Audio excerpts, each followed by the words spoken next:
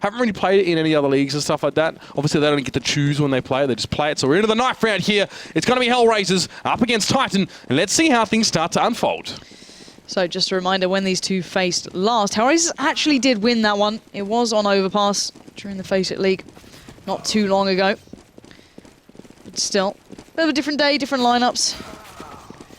So you can't really read too much into that, and it looks fairly close in the knife round so far. We're not seeing anyone break ahead. It does seem as though it's down to the 1v1, and Existence will win it out. So Titan will get to choose side. I can imagine it'll be a CT-sided start for them, and let's see how they kind of build off the back of it. I'm curious to see where they actually put Yoons here. Oh, sure, I'm going to call him Yu, as he is tagged up as Yu at the moment, and see how he plays into this. If Titan play a very similar role to how they've been playing, if they switch it up because of the stand-in, kind of interested to see how that pans out. But still, looking at Hellraisers, I did see that Tech 9 being purchased, and that's Kuch who's going to be running that one. So let's see where he takes that toward. Well, it'll be interesting to see how they work around the lack of Smiths as well when it comes down to who's going to be picking up the AWP. We've seen Scream do it. We know Shox is very capable of playing that role here, so Titan don't need to think about it now for at least the moment, but it will be an issue later on here. But for the most part, Hellraisers look like they're angling in towards A here to start things off. Just one smoke there. Sticko has that one in. Like, that one gets thrown instantly. Yeah, but there's a relative stack. 3 players for Titan, and all of Hellraisers going out. Kucha trying to be the kind of clean-up player. RPK gets overwhelmed, but will they expect Existence? Waiting out, he fluffs the shot. He finally picks up Angel, but that bomb is going down. He quickly tries to repeat. The bomb plant gets cancelled out, and Schneider picks up the double swiftly, and Hellraisers overtake the site. Oscar going straight in there. Schneider combining with him nicely, and Scream is forced back out of the way. The bomb is planted, and he's up against 4 players, and it's going to be a very swift end for Scream. Good work there from Oscar, actually. He sort of strolled onto the side, picked up 2 very early kills, and that definitely opened things up now as Titan was sort of trying to rotate towards that site. But there we go, Hellraisers with a pistol here straight away, going into rifles for 3 players. To see how much utility that will afford them still. Schneider only is going to have a grenade here. They have enough at least. Yeah, and I want to see where that molly gets put towards the end in the hands of Angel, if it's something they've got planned here for maybe the after plant. And it looks like Titan are doing a bit of a stack down mid. 2 players pushing up, Scream being one of them, Shox being the other. Angel trying to go to town with that Mac 10, not going to find much out of it first. And Shox is getting close, but Scream even closer, going to find Schneider's head. And Scream looking for that boost up and over. A little bit risky there for Schneider to come forward so far, especially with Titan, a team that like to, what we've seen, like to shove up mid on Keish at least. And Scream now trying to get a little bit cheeky, but Kusha is going to be there in mid. They hadn't locked that one down completely. And here's Sticko now as well. Hellraisers are still a little bit rattled by those first exchanges, and they yet to sort of commit to any sort of site here. They might even try another boost, but Existence is going to be keeping his eyes on that one with the scout. I was about to say, it was a little bit dangerous then. Schneider did actually have the rifle, but it seems to be recovered by Hellraisers. Now Titan looking for more. Shox is going to find Oscar. That's already 2 players down. This is going to get a little more dangerous here, and they have recovered the rifle. Shox does get the AK. Kucha trying to remove it from his hands, but he's not willing out in this one. Shox going to find Angel, and Shox goes in on this one. That's 2 back-to-back, leaving just 1 man standing for Hellraisers. Very impressive by Shox there as well. Sticko's just been trying to harass Yu for the most part of that round over at A, and finally the stand-in will be able to jump out and get that kill here as well. He'll pick himself up a Galil. Shox, of course, retaining that AK here, so a very profitable round for Titan, and that's what we've seen from them recently as well. That second round sort of buy-up, getting aggressive, 5-7 straight down mid. I mean, it wasn't a bad idea from Angel to have that Molotov. You could shake someone out of sandbags or try and, clear some of those corners in mid, but Hellraisers seemed a little bit, I don't know, like they lacked direction in that round. Yeah, they kind of just got caught up in mid then, and if you're on the buy, you might as well be kind of powerful with it, try and make something out of it. And even, I throw my mind back to Chris J, always trying to watch the counter boost from the back of the truck. They're not going to find much this time, however. Boosted up, they have to be careful. We are seeing the Deagles come through, the Tech 9 and the armor investment as well. So a relatively well invested round, but you holding them back well by A. But Hellraiser's looking for this, and it looks like Titan have an idea why. Titan have 3 players towards A as well. Shox is Screamer there. There's Oscar, though, very quickly taking down Yu. It's going to be pushed on towards the side here. Scream, can he hold him off? He does take down Schneider. Good headshot with the Famous there. He's got Sticko pushing around the corner. There's another one. He can't find the third. And the fire goes down as well as Oscar also going on towards Existence here, and Titan now have to scrabble to get to this site. Yeah, this is going to be a tough retake here. These guys are relatively well set up, but RPK just barrels in towards the forklift truck, and RPK isn't done just yet. He's on his second, looking for his third. Timing wasn't against him, but Kucha just flicks over and denies RPK the 3K and clutches the round out for Hellraisers. And now we've seen the turn of both tides. The second round being picked up by Titan just off the back of Shox in mid. And now we're seeing Oscar with that Deagle work coming out, Kucha to close down rounds. this is how Raze is looking a little bit more switched on here. Yeah, economically, this is also kind of awkward, as you can see from the buys here for both teams. Titan look like, again, they're going for their sort of force. It looks pretty similar to what they did in that second round here. Existence will be having that scout. So smoke and a flash and a grenade there as well for them. As Shocked gets himself up in this corner here as well. Now, bear in mind, there is 2 Molotovs for Hellraisers, and Schneider has one in his hand. So Shock's going to be forced out of position there as well. He's just going to have to shift straight away. He should be gunned down. Sticko will pick him up. And it's always the hard task being against a team with so much more money than you just... all that utility can be invested to clearing these corners. As Angel trying to make some more bank there. Going to catch EnVyUs. And this mid-take going substantially better than last time. Existence and RPK, the last two standing here, going to be kind of cut out by smoke. And the bomb is looking towards A, and actually they're still watching this cross. Well, Existence trying to work here from Truck, and RPK takes down Schneider, but Kusha is too sharp with that quick double there as well. 2 for the round from him. I mean, we saw in the second round as well, Titan actually pushing up in mid, getting aggressive with those 5-7s. That was sort of rendered the push over the boost, and the Molotov to that corner would have rendered it useless anyway. But this time they go for a similar buy, but they sit well back on it, and Shock's really, instead of being aggressive, is caught in the corner with a Molotov and just taken out instantly. Yeah, and it has forced Titan to kind of double up on this sort of slightly shoddier buy. And RPK going out for the challenge here. As Shock's actually pushing forward once again towards mid. This worked out before, but not again. Surely not. Oh, Shock's just fluffs his lines, and Angel takes him down. A little bit of respite finally for Hellraisers. That is about the epitome of Brass Ball's play, I think, really now. Scream's just forced to look left, right, and center here. He's got men on his right and over towards the highway there as well. He's only got 16 health left, and it's just not going to be enough. A Sticker will easily be able to mow him down. And there's Angel as well, holding mid nicely. Existence, well, he ceases to exist, and it's just RPK here. He's got a P250, but he's keeping himself well and truly out of the action here as well. Titan went from one passive force, one slightly more aggressive force, and neither of them really working out here at all.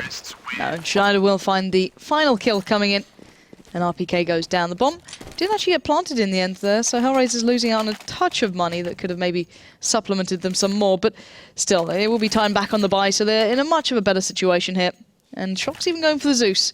Maybe feeling like he wants to push up mid again, try and find that. But let's find out if he wants to use that later into this one, as we are seeing the Galil being sticked out on here by Stalko. So maybe feeling confident in that, but let's see how Hellraisers now get into this one.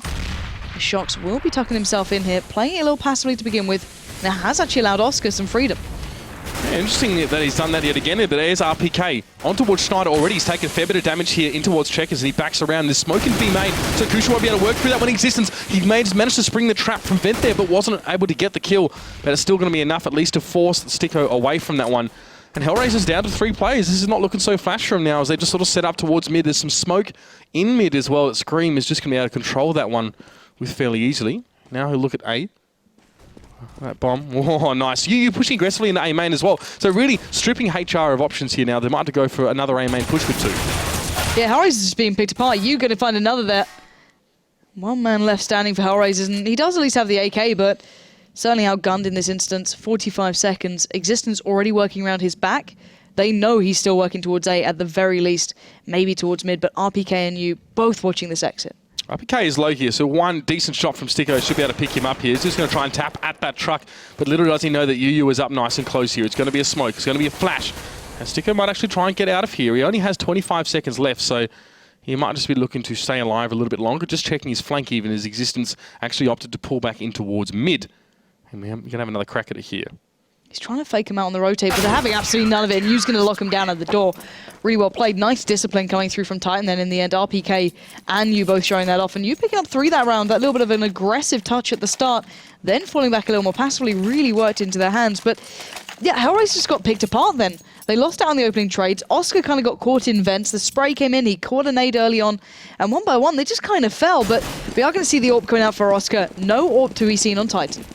No, still not going for that one. Here, I guess, with the absence of Smiths as well, and maybe the financial side of things. No, they can't really afford it either. So, fair play, I guess, now is EnVyUs again. Got to smoke A main. Will he think about pushing here? But he can see Angel firing in the corner. He can at least see the bullets coming across here. So, he'd be crazy to get too much more aggressive. But he's not in the corner. He's just on the edge of this smoke. Trying to use that back corner now. Angel will flash this one. EnVyUs forced up into that little hidey hole in the corner. I wonder if Angel's going to spray that again, because that's what he was trying to clear earlier. Make sure no one was doing that boost, but you still holding it out. He's going to get the chance towards Oscar. He's going to take it, but can't follow up. 1-for-1 trade comes through. Doesn't really allow Titan any more ground to be gained. And now you're seeing Titan respond accordingly. Going to get some players in towards this A site. Scream and Shock's trying to close down the net. And that bomb is actually on the way. Oh, Angel there, two very, very nice shots coming out from A main there, really opening things up here as Scream just trying to with futility, tap through that smoke there as well. Akusha coming through. There's Existence though responding. He jumps down from the platform, but Smoke still in his way. Going towards Angel, who's just been big this round. Very, very good play, but it's a 2v2 now. Existence is low, and there's really not really much in terms of nades from him. That was the last one being thrown the Molotov, and that's actually going to hurt Existence a bit, but still, it's able to draw Sticko out from quad, and that'll be Existence to get the kill. Oh, yeah. Angel. An RPK then put that down to clear the bomb site, allowing Existence to look around for more, but it is down to Angel, who's done brilliantly already with this round. 3 kills for him, but he's only got 16 seconds. Now RPK's got to know where he is, and Angel's going on that cross. RPK doesn't see it. RPK just holding the angle, waiting for the time. 8 seconds left. He's going for the default plan here. RPK, he's faked it. 4 seconds remaining. He's got no time. RPK, you know it. No, Angel in the last second finds a kill, and RPK caught with his pants down. Means that Hellraiser's building up on their T side. You're damned if you do, and you're damned if you don't in those situations sometimes as well. I mean, even Angel, the jump across just to make sure he could at least see what was going on there. Stellar round from that man. I mean, even just what he was managing to orchestrate from A main. I think EnVyUs was living on the edge a little bit there as well, kind of threw himself away. He did get a kill, mind you, but sitting on the edge of the smoke instead of sort of setting up and watching an angle. We spoke about discipline the round beforehand. It seems like he might have been getting a little bit too big for his boots there. So Angel going to clear vents with the molly first and foremostly. Let's look at RPK. Going to try and push up a little bit here. I don't think they've seen him cross out, but it looks like Kucha's trying to check this. RPK won't get the drop on them. Schneider stays alive, and Kucha does the real kind of hard work here. Is Titan really struggling to find any sort of kill, and Existence will at least catch out Kucha on B, but Scream's edged his way through on A, but he doesn't have the bomb, and already the T side noticed that. Yeah, the bomb being left back for Hellraisers as well, so they can just take their sweet time about this one. Unfortunate timing there, of course. I think it was from RPK. Unfortunately, he was looking towards Schneider instead of Kucha, who was just really trying to dig him out himself, but 1 kill for them in this round. You can see Oscar actually has picked up the AWP, although he did no damage with it on this occasion. And you have to wonder, Titan starting to fall behind the 8 ball a little bit, maybe feeling that lack of Smiths more than they'd like to admit. It's going to be a B plan here, albeit fairly slow one, as Hellraisers just make sure they checked all their corners before making their way in. You can even see the pre-fire being laid down by Schneider. Scream is well, pretty much just left to his own devices here. He might be playing some Sudoku on the wall or something. Don't look at me like that. You good? Noughts and crosses, maybe? You good? Tic-tac-toe. Tic-tac-toe. Yeah. With himself, so I don't really think it'd be that fun, to be honest, but it's something. He's trying to catch something on the way out, but I doubt he's going to get much. Considering how Hellraisers are barely leaving the B side at the moment. Angel's like looking around T-spawn. Scream's edging towards mid, and it might be Sticko to pick him up in the end. He's going to try and catch the rifle, but they're so cautious about this. Scream does get a tag, but not much more. Sticko will find it. And a relatively clean round from Hellraiser as well. Something they kind of needed. Kucha going down there, for the rest of them staying alive. So, looking at the board, a risky investment. Oh, well, risky enough. Existence going to go for the AWP purchase here, trying to buck the trend, but Titan seeming a little bit worse for wear. And this is something we've seen in a little bit of a common trend with Titan. SK were able to push them. We saw not too long ago on Cash. It looks somewhat similar now. There's a very weak map from them, actually, in that occasion. It's funny thing about Scream, you saw him there with a pistol at the end of the round. It's like he limits himself to 1 bullet per second. Any more than that, and he's spraying, and he doesn't want a bar of it. Unfortunately, wasn't able to connect there as well. Yeah, I mean, Titan, super uninspiring against SK here, but you can see now Hellraisers actually just going to circumvent mid for the most part. It's actually Sticko moving in towards long, and Angel in A main as well, who has just done really, really well at getting those picks on A and opening things up here for Hellraisers. But Scream has moved up into this little boost spot here as well. It might be able to yield him 1, maybe more kills if he can. It depends how Hellraisers want to put themselves out onto this one. Schneider was checking that one as well, trying to see the angle, but he wasn't able to really come up with too much at all. And there's Angel as well, trying to make some shots now. Scream doesn't want to go for the knee, or maybe he does. He does get a bit of damage on towards Schneider, but he's given away his position. And he needs to adjust. Nicely done, just ducking into that smoke there. And just seeing Squeaky close as well. He knows there's 2 players, at least by A here. Not sure if he's going to expect the 2 others waiting with that bomb, but he's going to be boosted up well. Going to get the spot towards Angel, but Angel takes his head off. Hellraisers again and again breaking in towards his site. Now they've got to know there's another player on the site. As Scream was boosted to that position, but it's going to be RPK making the most of it. You still there creating that crossfire, but it's just you standing. He goes round towards MPK, picks up the double. Perfect positioning again from this man, showing some real dominance, but ran out of bullets, closing down with that USPS. And for a stand-in, he is doing work. It's funny, actually, the last games that we've been seeing, the standards have really been outperforming their teammates, and well, EnVyUs is no exception at this very moment. It was Scream there, seeming a little bit unsettled on the A side, sort of back and forth, maybe just jumping the gun a little bit early there, maybe nerves, or maybe something else, but EnVyUs at least could be depended on by Titan here, and it's a very important round here. They'd hate to go 2-7 with Hellraisers at this point here, and they get one back. EnVyUs doing really, really nicely over on A. Now, buy-wise as well, Kusha's only got that Tech 9 and pretty much no utility. However, the rest of Hellraisers do have a fair few nades in their pockets. They've got those AKs as well, and Existence is persisting to use that AWP. See how it goes. Shock's going to be flashed a little closer forward. He's going to be met by Force by Angel, but he does win on the trade. Backs away, and this is the first time we've seen really Titan getting these opening kills. Normally, they've been losing out on them every now and then, but RPK waiting patiently gets decimated by Kucha, and Existence already receiving attack. Yeah, Existence not able to finish up the kill there, and he goes for another poke despite Hellraisers sort of flooding onto that site there. And there's Shiner as well, cleans up. EnVyUs Shock's aggressively just pushing himself out towards heaven there. I guess hoping that Hellraisers maybe weren't ready for that one here, but does get a flash on. Kusha will probably try and plant in the back corner. That's not bad by Shox, getting himself on the other edge, and he does manage to win that aim battle, a very, very important one, but he's got two players still to go through. Molotov there, don't think that was thrown by Shox at all, maybe a team one. Sticko went low, but Schneider will still be able to finish the job. Yeah, and this is a really nice T-side from Hellraisers. I still feel Cash is a more even map than most. It's not as CT biased as we're seeing a couple of the others becoming. Especially the likes of Inferno is becoming really CT biased in my eyes.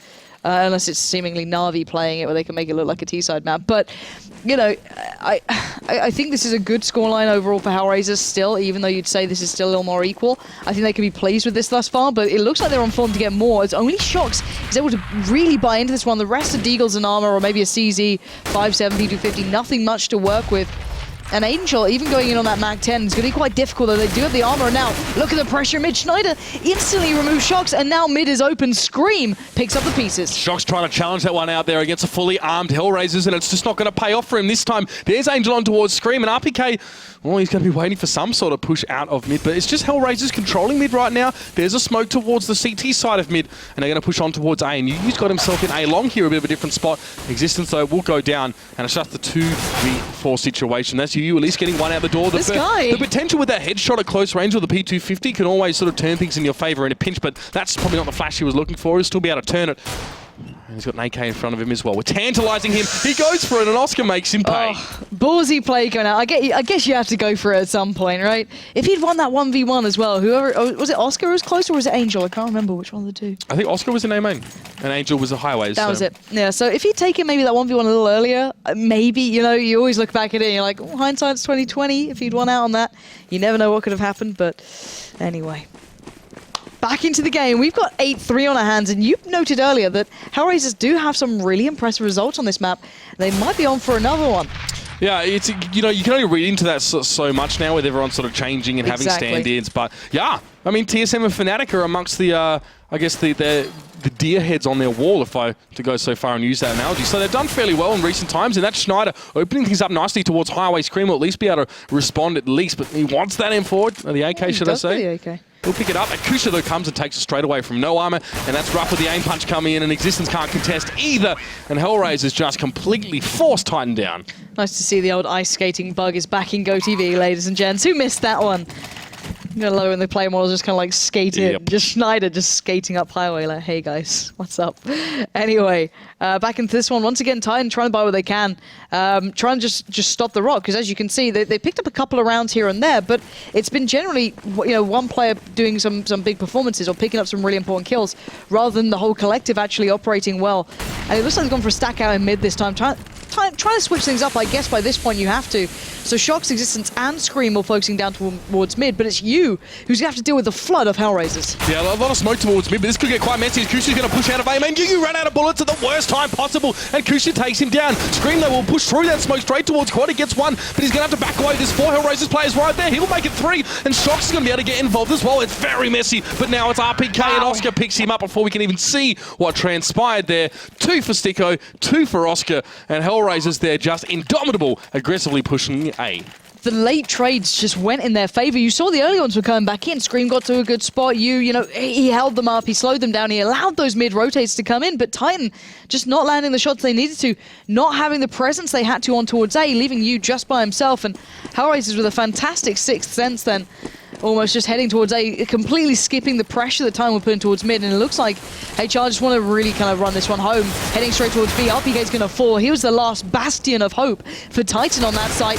Shock's not going to get the deagle straight up, but he does eventually find Schneider. But Hellraisers by this point have taken over the site. RPK is being punished for aggressively pushing the checkers as well and checking B main from there. There's always a Hellraisers player there as well, and he's been trying a few different things, getting around the corner behind the boxes, and none have really been working out as well. And it's disappointing to see that sort of same sort of, I guess, issue come up for him here. Titan need him to be really strong. As you said, that bastion of strength on the B side. Because, well, this is what happens otherwise. You're trying to get an AWP shot out. He does actually get tagged up for his trouble. It's going to be a flash behind him. And Angel's going hunting, and he will take him down. And this is Hellraisers looking very, very strong right now. Titan, I don't know, quite muted. And you know what? It's not really subdued, yeah. Yeah, it's not even EnVyUs as well. I mean, listen to the scoreboard as well. EnVyUs playing quite nicely. He's top fragging for them right now, if I'm not mistaken, but they're going in for the double AWP. Well, all right, Scream, you got some assists, but you know what I'm saying. Anyway, looking at this, they are going to go in for the double AWP. Try and maybe switch this up. Wait. Look at Hellraisers. Oh, what? At least it's not 5. At least it's not 5. Like, I'm getting used to these games with like 5 AWPs coming out to play, but I want to see if you can do this as well, because of course, Smiths does bring a certain real element with his AWP, but Schneider's going to be caught out with that molly there a little, so I don't think they're fully aware of what sort of damage they're doing. But you is certainly keeping up to par at the moment, tagging up one. That Psycho going down low.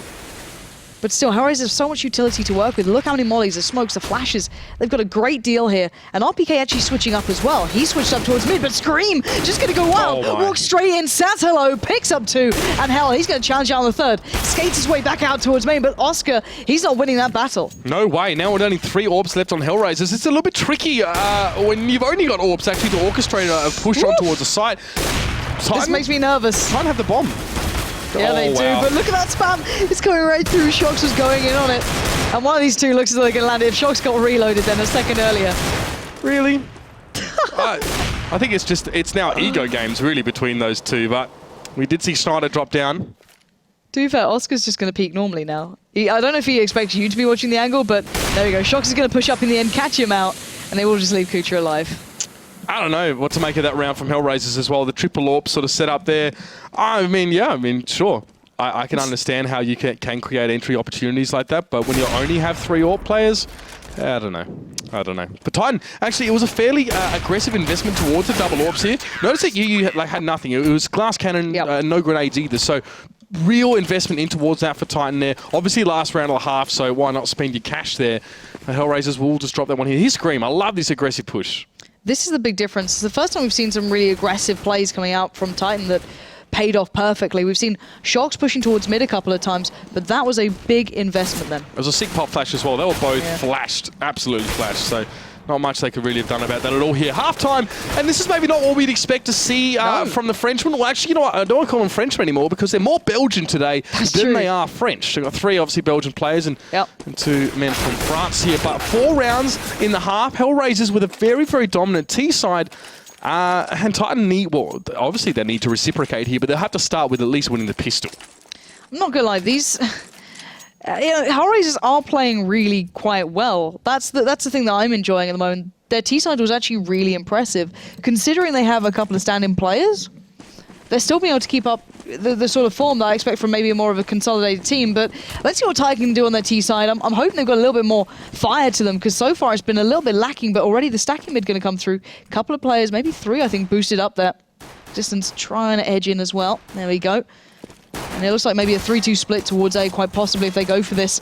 Something that Titan do quite regularly do. These are the choreographed plays I'm talking about, but 4 players here, so a 4-1 split. Yeah, and you can see Angel and Oscar reacted straight away to Schneider seeing the boost over the top. They're starting to hook around here as well. Schneider's doing well. He's picked up Existence, who, honestly, as much as I talked him up as having improved, been a quiet one for him, and RPK as well. Both of them been a little bit lackluster. But here's Oscar now going hunting for Shox, but Shox is not going to be caught that easily, not by anyone, and Angel also is going to step up to the plate and have a go. It's a 4v3. Schneider has a flash in the smoke, and so does Sticko. So there's nades here for Hellraisers to make something happen, but the bomb is down, and EnVyUs back in the corner. He has absolutely no backup. He has 41 points of health. Make that 0, as Kucha will get the execute, and that will be the defuse for Hellraisers. And that is really bad news for Titan. This is now turning into a bit of a disaster for them here. They really, really needed this round, but Hellraisers responded really, really well to seeing that push over mid. All Schneider had to do was look, sees 3 heads bob over the boost, and we saw Oscar, and I think it was maybe Angel, just flank straight through mid. Yeah, and if you guys are just tuning in and you're wondering who the standing is, it is EnVyUs. Currently tagged up as EnVyUs, so we're going to be calling him that just because it's on the scoreboard, but his name is EnVyUs. He's been kind of playing around that kind of tier 2 marker just so far, but he has actually got some decent results behind him. He's actually been having a fairly decent game as well.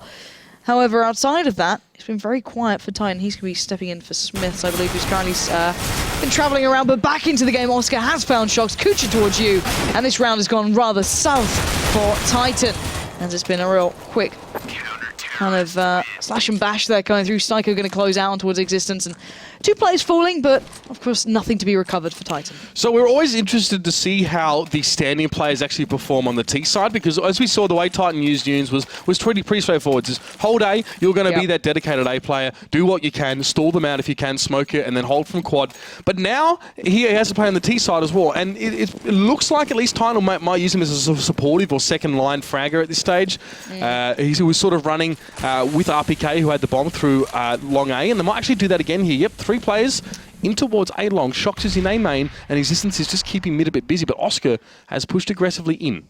Alright, let's see what they can do. Oscar's going to catch out Existence, but it's not the end of the world, but it will certainly force the hand of Titan, who are going to start pouring out, but they do overwhelm 1. Kucha does 4, but Schneider with the triple coming in. Shox finally stops him, but he's in a 1v3. I don't know if he can even get that gun without some trouble, as Oscar vigilantly looking out. 1 minute left. Bomb to hand. Shox has to fight the challenge here. He's got it. He's taken down Oscar. He gets another. Shox on the 3k. Molly comes in. He's got to be so careful. He catches Angel, but he can't get the shot. And Hellraisers get another one on the board. Well, a little bit of Shox magic definitely is handy to have for Titan, but if it's not enough to clutch around here and they're 2 away from losing it, that's really just not enough. It's just kind of the icing on a cake that hasn't even been made yet. It's just icing, actually. Just eat it straight out the tube, and really doesn't make you feel that good, especially afterwards as well. You're feeling a bit sick. But Titan now, of course, got a heck of a lot to make up here. They've at least been able to cobble together a bit of a buy. Shox only has the AK and armor here. It's probably all he really needs, to be honest. But Titan, we struggle to really make some inroads here. I expect to see... I was going to say I expect to see work towards A-Long again, and I guess they did that, but they just got absolutely smashed down. EnVyUs and Shox just hit the deck now, and Scream is trying to just do it out with Sticko. He's there, and damn, Hellraiser with some confidence coming forward here. Seems like they're more than happy to take these aim tools, and they're just beating Titan every time. 1-to-1, pound for pound, they're definitely looking the better team. Yeah, they really are, and... it's great to see Hellraisers looking confident enough to go aggressive and kind of picking up this pace, because on paper you'd never see this sort of scoreline coming through. You maybe guess at a close game. Hellraisers having some great results on this map, but Schneider having a blinder as well, really helping them out. But outside of that, it's been everyone playing well for Hellraisers. So now looking at what Titan have coming into this round, it's not a great deal. Now, they can work with it, but it looks like an all-in play towards A. Hellraisers already pushing back. They don't want to take this fight too up close and personal. We saw what Shox can do with that Tech 9, but still. They left A open for the retake here as well. It's just Kucha holding from truck. They actually put 2 players in mid to try and, I don't know, maybe take Titan by surprise, but Existence actually has turned this one around. He's taken down 2 as well. Angel and Schneider go down. Bomb is down at A. 3 players are there. Scream is actually in A main here, ready to receive Sticko, and 1 bullet's all he really needs, but he's not connecting at this stage. Oh, that headshot ratio was just decreasing bit by bit. Yeah, just Shox and EnVyUs left alive, so they could do something here. They're in good angles, and actually, EnVyUs going to take the fight towards Psycho. This is down to a 2v2. Look at this. Shox waited patiently. He's going to get it. It's down to just Kucha, and this is looking more and more likely for Titan. And even against the odds, they've managed to scrape around together. And sure, you will go in for the kind of buy time and just throw himself into the fire, as there we go. Titan finally get around on the board.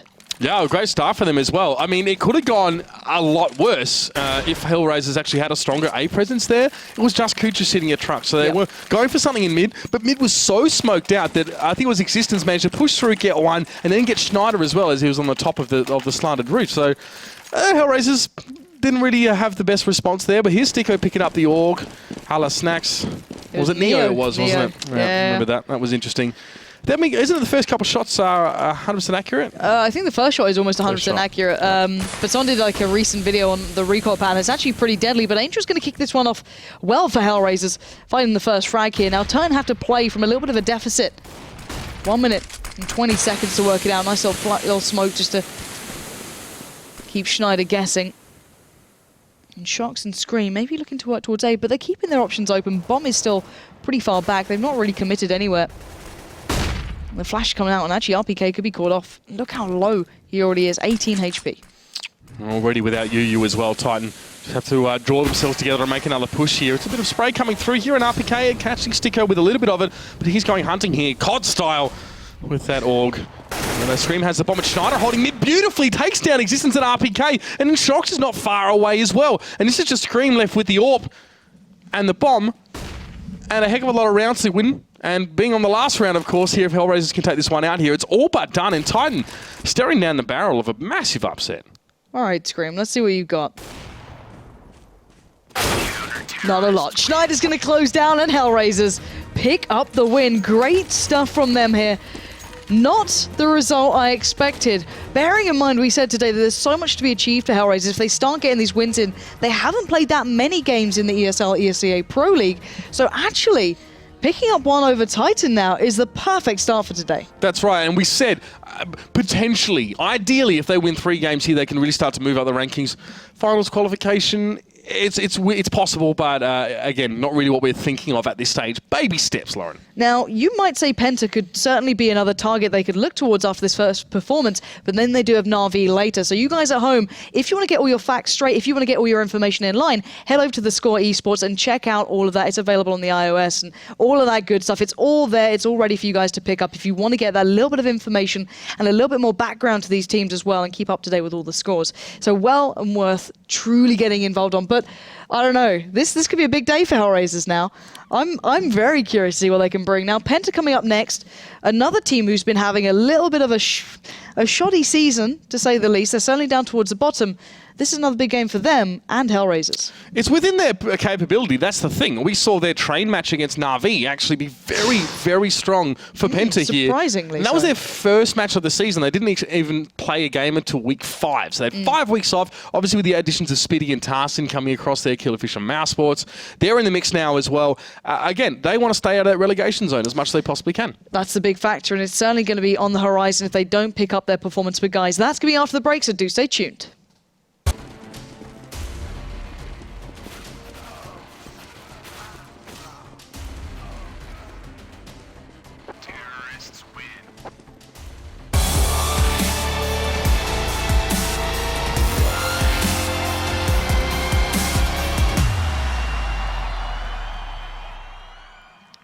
So welcome back to the ESL ESEA Pro League. We are getting ourselves ready for Game 2. And as you just saw, Hellraisers picked up the knife against Penta. Yeah, fairly straightforward affair here. Dust 2 is going to be the map between these two teams as well. Now, Hellraisers have had an interesting sort of record on this one. They've actually alternating wins and losses for literally alternating win-loss, win-loss, win-loss, win-loss for the last month or so. What was their last one? Do you remember?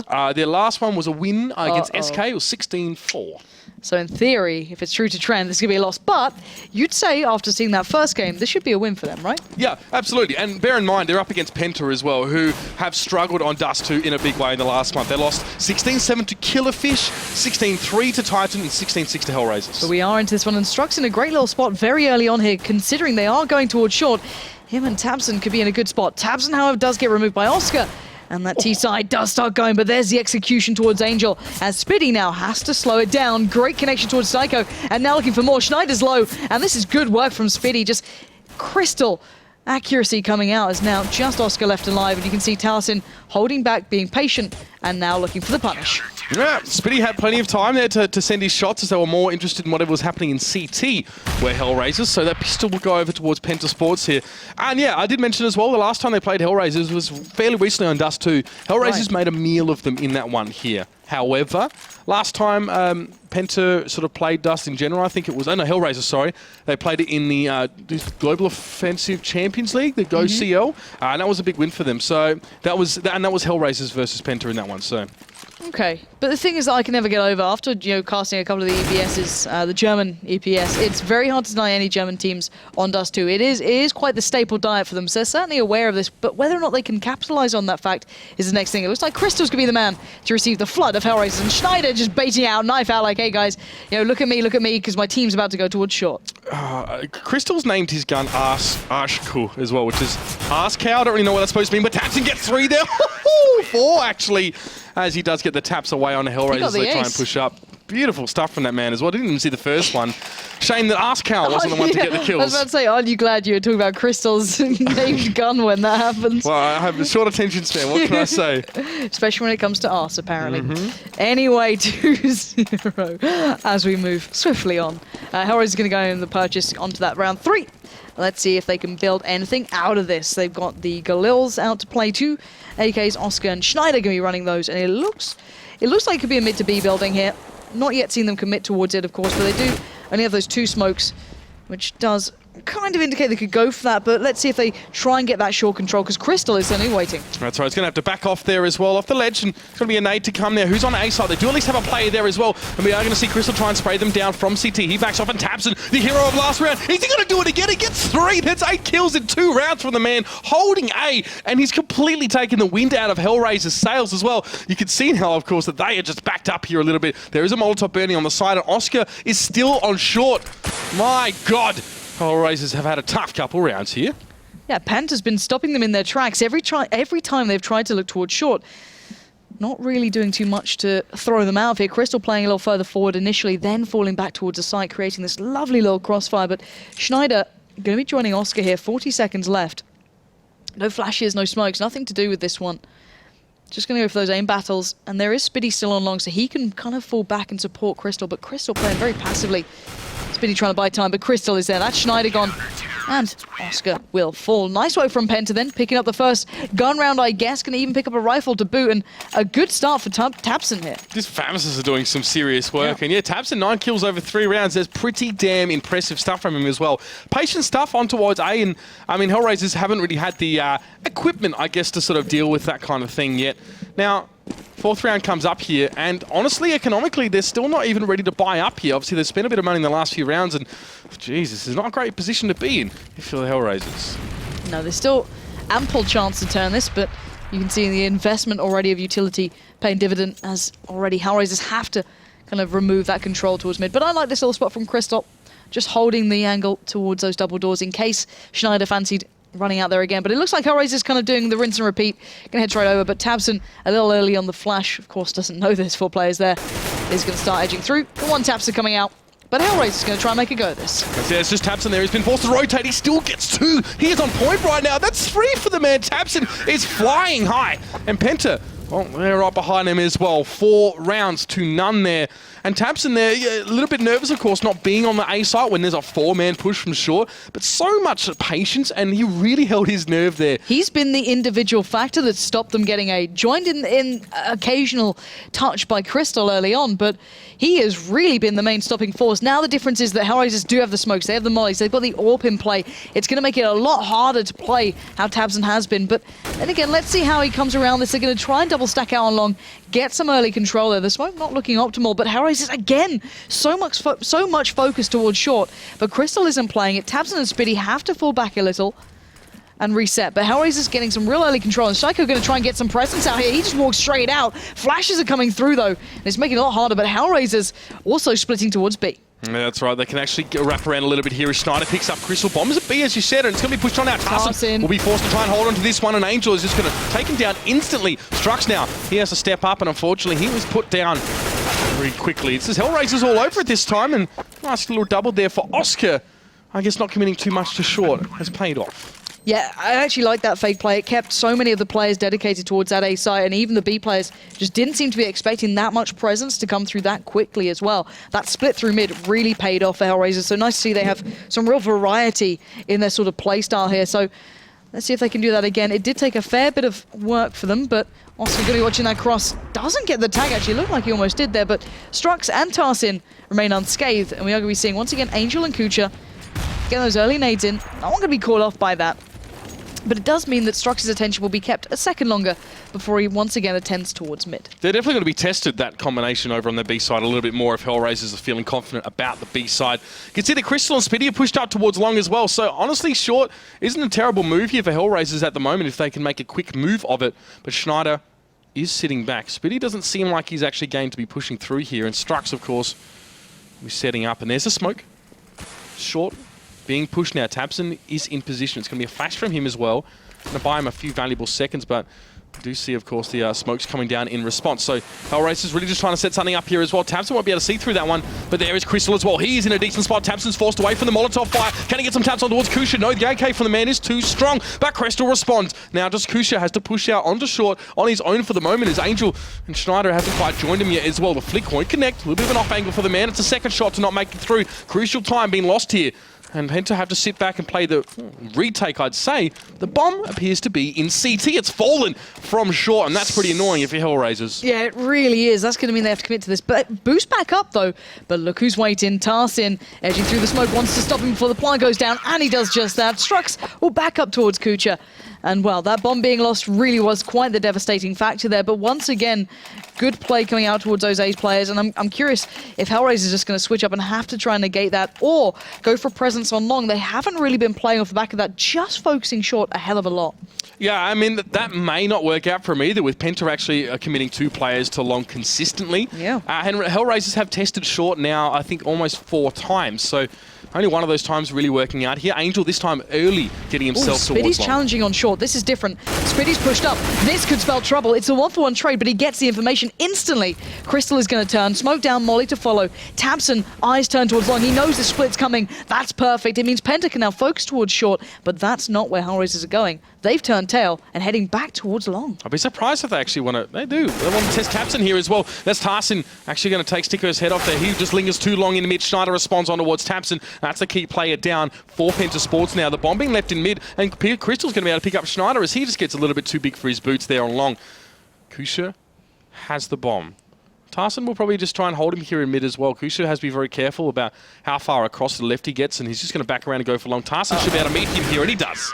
Yeah, PENTA, this is really nice. They're reading what Hellraisers are bringing almost perfectly.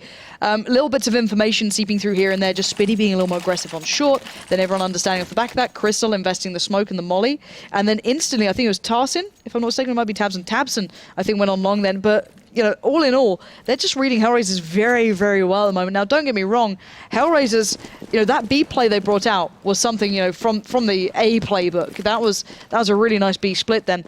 And it looks like they're going to go back towards maybe just kind of rushing out mid, but Tabson is ready and waiting. He knows what's up. Oh, he just turns away. But at least he's got that information as well, importantly enough. I did say Tarsin and Strux could be tested here, but it might be Tabson actually the first one to be contested now as mid is filled up with Hellraisers players, and Tabson was actually going to whittle them down to just 4 as Angel Falks is going to be the Glock train trying to come through here through mid, and Tabson and Crystal, they will oblige, they will mow them down. And the harvest is complete, 7-1 there as well. I mean, Hellraisers seem to, even on buy rounds actually, stack a lot in their early positioning. Remember when we saw, I think it was Spitty challenging on short on his own against, I think 4 players pushing in towards him. There was all Hellraisers players there. So they're sticking together a lot early on. They're not splitting out too much here. But yet it's still not working for them. It's a little bit of a different approach, a change of tact as it were here as Crystal's getting aggressive towards mid, albeit slightly. Okay, so Crystal, a little aggressive, but has time to back away. That molly will actually go down. And Angel, you need to realize what's up here. He's kind of a little lost in that smoke. That's a really nice position, molly. And a little bit of a denying smoke towards short. Going to buy a little more time for Tabson to back away. But look at the presence towards mid now coming from PENTA. Crystal and Strux both focusing on this. Maybe trying to once again read into what Hellraisers are doing here. But it looks like once again they are mobilizing.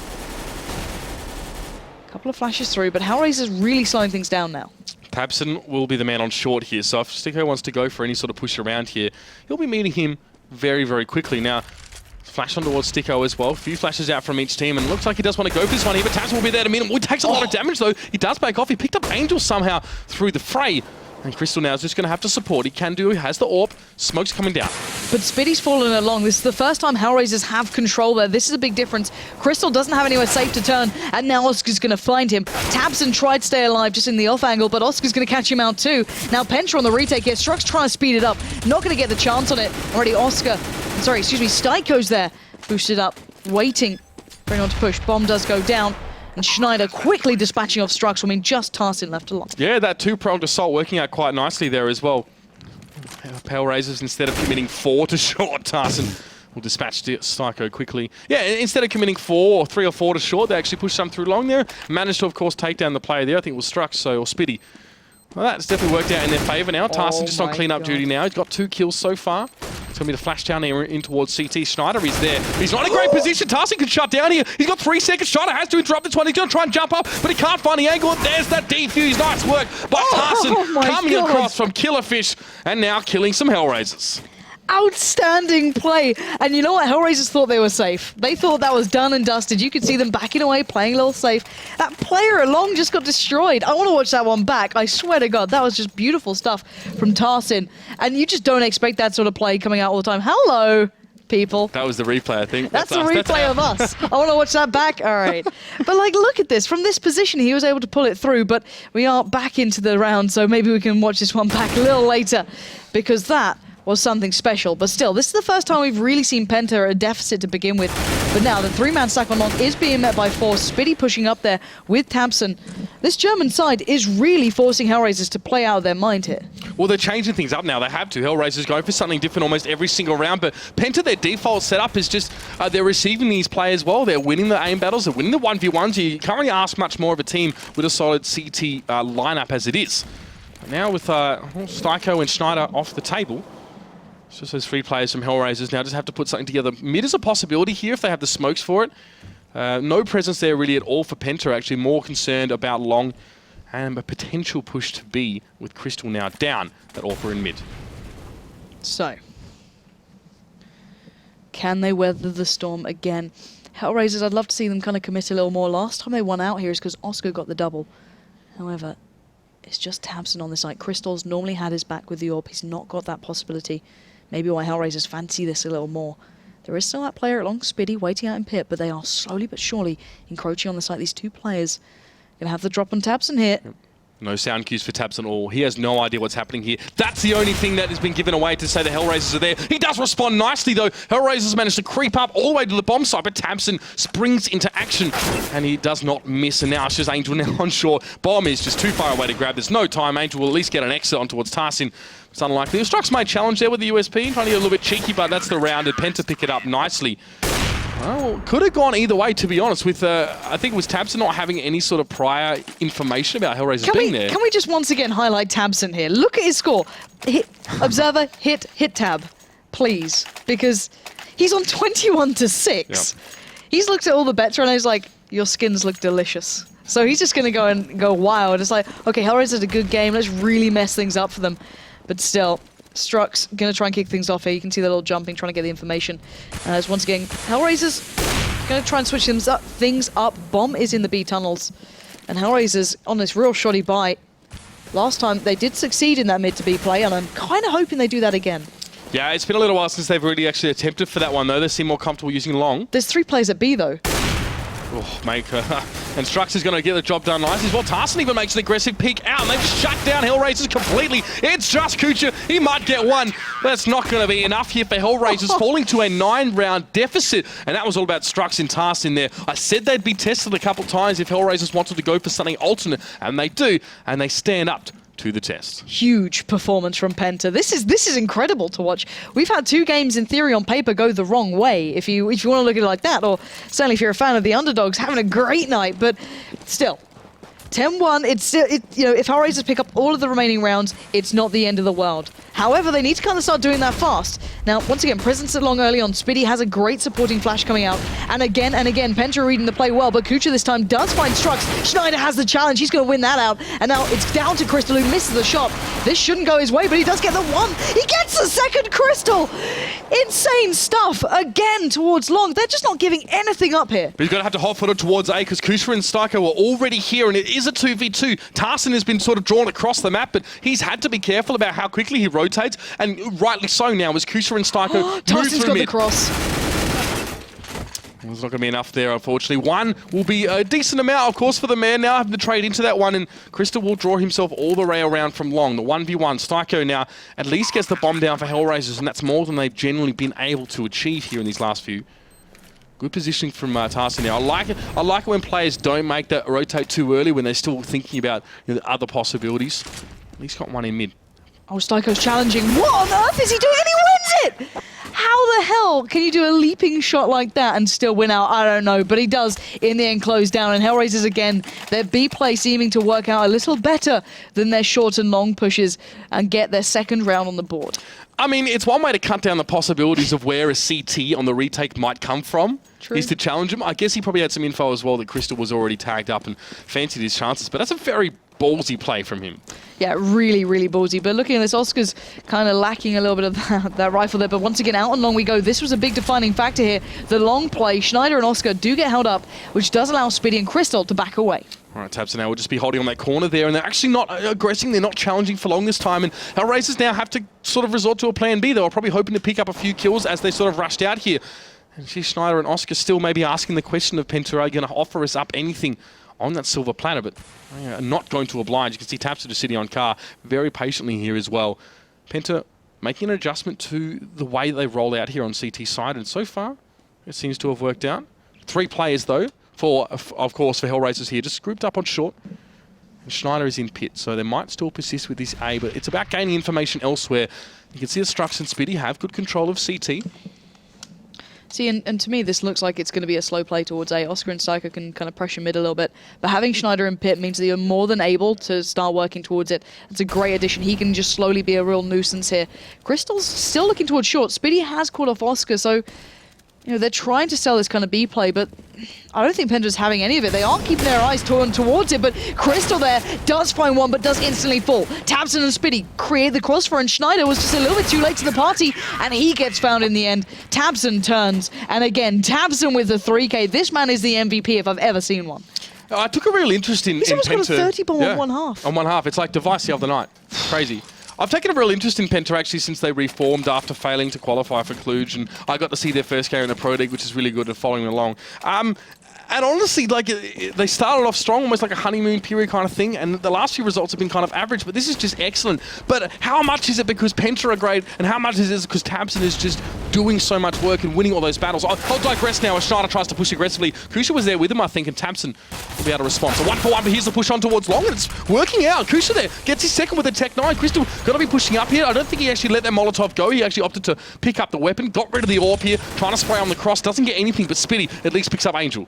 Yeah, and it's Spiddy doing work from long. He's going to catch out too in the end, really weaken what Hellraisers have to work with. Molly towards side is going to force Oscar out of position. He has to make the move, and that's right into the eyes, or at least it was of Tarsin. Oscar, that P250 is looking a little more dangerous as we speak, and he tagged up Crystal, but not quite enough to take him down. And again, PENTA keep Hellraisers at bay. Yeah, I mean, I sort of cut myself off there as the action started happening, but there is some serious potential here as well. The issue is, like, you have guys like Crystal as well, who have given me literally some of the biggest plays that I've ever seen. Some ridiculous, just stupid stuff. Not always in top level matches either. No, Crystal has such a high skill ceiling. I love him on the AWP. He's a really big player to watch. But it's the consistency with which that is sort of that play is sort of applied here. He's had a fine game as well. Don't get me wrong. In fact, all of PENTA have as well. I have more faith in this lineup than any I reckon I've seen from PENTA in quite some time.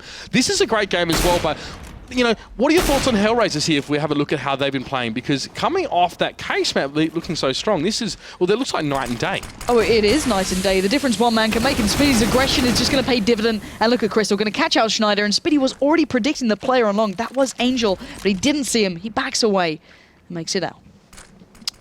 Crystal now in CT. Smoke is up there as well. So that might even have been Hellraisers almost trying to fake some sort of mid to B, or at least force PENTA, maybe even to force them to push long and try some sort of flank, because they're sitting back with Angel there as well. He was playing a bit of a pivot with that scout. Oscar has an AWP, by the way, as well, so not exactly the ideal sort of setup here. There's no more smokes left as well for Hellraisers, so they just got to do it the old-fashioned way, and Crystal's going to meet Oscar as he tries to push out into mid, and that avenue of approach has definitely been denied for Hellraisers. And even Crystal playing from kind of CT, kind of coming back towards A ramp, he's been doing just as well. He can get overwhelmed here, which is the only problem. He is still running that AWP, so it's fairly easy to, and Kucha's going to find Tabson, which removes the man on the side, but somehow Crystal snuck through. He catches out Kucha, and it's going to be an easy setup for Spiddy to close it down, and PENTA Penta giving us a massive performance. 13-2 half here on Dust 2.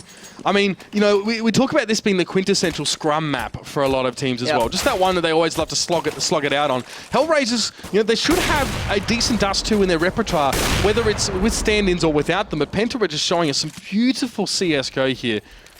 I personally would just love to see this more frequently. It's probably I make no secret of the fact that I enjoy watching German CS a hell of a lot. But, you know, I'd like to see this a bit more often here. This is a good start for them. And this is them stunting Hellraisers' possible sort of charge up the ladder. And this actually might put Hellraisers in potentially compromising situations as the season starts to wind up and they're still sitting towards the bottom of that ladder. All right. So, this is... Hellraisers can't afford to lose this pistol round flat out. It's as simple as that. Sure, they can maybe turn the following one, but... No. This has to start now. If Penta pick this up, and I feel it's going to Glock train it somewhere, just... I worry for them in this one, and this was meant to be their chance of getting a really clean game, and you'd say, you know, against Titan or Na'Vi, they were the tough ones, but now Penta showing us what they got. It's a big play towards B. 4 players there, they're going to make for the challenge, and Tarsin's going to find Schneider. How the hell did he get that? I'm not sure. Hellraisers now just have to hold on. Smoke is out in front. It was a very quick response from Hellraisers, actually. They boosted 2 players up, but they both dropped down, or at least one of them has as well. Now Styko is forced to just try and keep tabs on what's happening in tunnels, but he's going to gain no information by glancing in that way. It might be a longer flank for him. He shouldn't get too far away. He's just checking for the back player, potential push towards A, because Hellraisers have had to split themselves quite thinly over the map. But Penta, could them take them time here as well. They're happy to let Hellraisers think whatever the heck they want. All right, let's see what we can do. Spitty's already waiting. As Tabson finds Angel. I don't know how they're finding these kills. They hadn't even made the pusher, and Tabson finds another. What on earth is going on here? Hellraisers have just crumbled. Yeah, this is a very, very interesting pistol round here. Tabson is continuing to just give us such good plays here. Bomb goes down. Styko is in CT here. He will at least get Strux as a consolation, but he's got to push up. Crystal, Tabson will both be there to meet him, and that will be that. And that should really, honestly, be the game if Penta can just hold on here. I mean, I have had minimal doubts watching this game about their anti-eco ability, especially against Hellraisers in this situation. I mean, Angel with 2 kills in 16 rounds as well. That's really telling sign from him, who in the last map was instrumental. I really don't know what to make of this. This has just been one of those games where it's so hard to kind of play into in a way. It's Penta just individually playing well. Hellraiser's not having an individual stand out, and Schneider's been that man quite consistently, but now they have to deal with a threat. Oscar shows a little bit of magic there on towards long, but here come the rifles, and here comes Tabson. Tabson will get one there. Styko's been drawn over towards A to assist, and Schneider's on the flank here as well. So Tarsin, cleverly enough, he's actually watching that long house. He's almost expecting Schneider to push through. Styko's being pressured heavily as well on that A side, and Penta are good right now. They've got good cover. Tarsin is astutely watching behind him, and he just takes down Schneider so easily. Penta now opening things up so beautifully, and this is the same we saw last round. They got 2 early kills, and they just sat on it. They just let Hellraisers think whatever they wanted to, and then they're happy to mix it up, throw something into the pot here. Styko will be watching mid. He's only got 7 health here as well, so he really just wants to gain some information and maybe skip off to B side if he does see Penta come across the face of him. There we go. So does see that. He's not sure where they're going though, and that's the issue. And Penta are happy to keep sort of trying to put some disillusion and uncertainty towards Hellraisers. Yeah, I don't know how much this is going to change now though. Crystal's going to find Kuja, and it's just Angel and Styko left alive, but I assume they're both watching this cross. With 4 players, there's a gap in the smoke, so maybe that scout could get the tag there.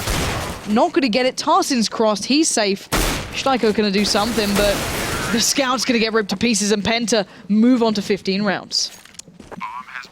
Well, hard to doubt them at this stage as well. You saw Hellraisers go for a 2-player sort of 5-7 aggressive push on long, hoping to get 1. It doesn't really work, obviously, into that sort of stack setup. They had to sort of turn tower run very, very quickly. One of them got caught. They tried to sort of cut them off with a flank, but Schneider was unfortunately gunned down very, very easily as well. So this is Hellraisers now with pretty much nothing. They've got the scout. They've got a few grenades as well. Styko, great opening here on towards Spitty. Yeah, that's a little different. That's a switch up here. But look at this again. Penta just straight out on B. On A. Schneider tried to play out of B. Tarsin just meets him at the door way too low, and Kuja's gonna have to back up here. He looks like if Penta keep kind of, let's say, pressing the issue down long, they're gonna have a good game at this. But Oscar's creeping up behind. Tarsin constantly lurking as well in the middle of the map, so he can create opportunities for Penta if he does actually find those shots. But here's Oscar as well. Oh my god, Strux just gets taken down as well. The second shot towards Crystal. He didn't even see the bullet coming before his head was taken off with it there, and Kusha is getting involved as well. These deagles are working out very, very nicely for Hellraisers right now, and Tapson is on just 13 health. He has to back away from that nade, and Oscar actually was damaged up by the one sent in response here. 5 health for him. Angel's still healthy. 2 of them have AKs as well, so plenty to work with here. Tapson's just going to go for something. He's got 2 players, super low percentage situation to come out on top in, especially with that low health, and that's going to be Hellraisers to get their 3rd round of the match, and if I'm not mistaken, it's their 1st of this half. Yeah, it is. Okay, so how far can this go now? This is the thing. How far can they take this? So, good work there from Oscar with the double. Did make a big difference, and Steico obviously kicking things off in mid. That second, he should not have been able to get. You gotta love a good off-angle flick with the deagle, don't you? Oh, yeah. But still, here we go. Hellraisers now have the money, they have the guns, and it's Penta who's on the back foot. So this shouldn't be as quickly over now. This should be Hellraisers starting to build back into this game, but Penta are still on match point. That's the dangerous part here, but only Tarsin running with that armor, flashed through mid, and really didn't really work out very well. Oh, Schneider. Wow, not one of those hitting.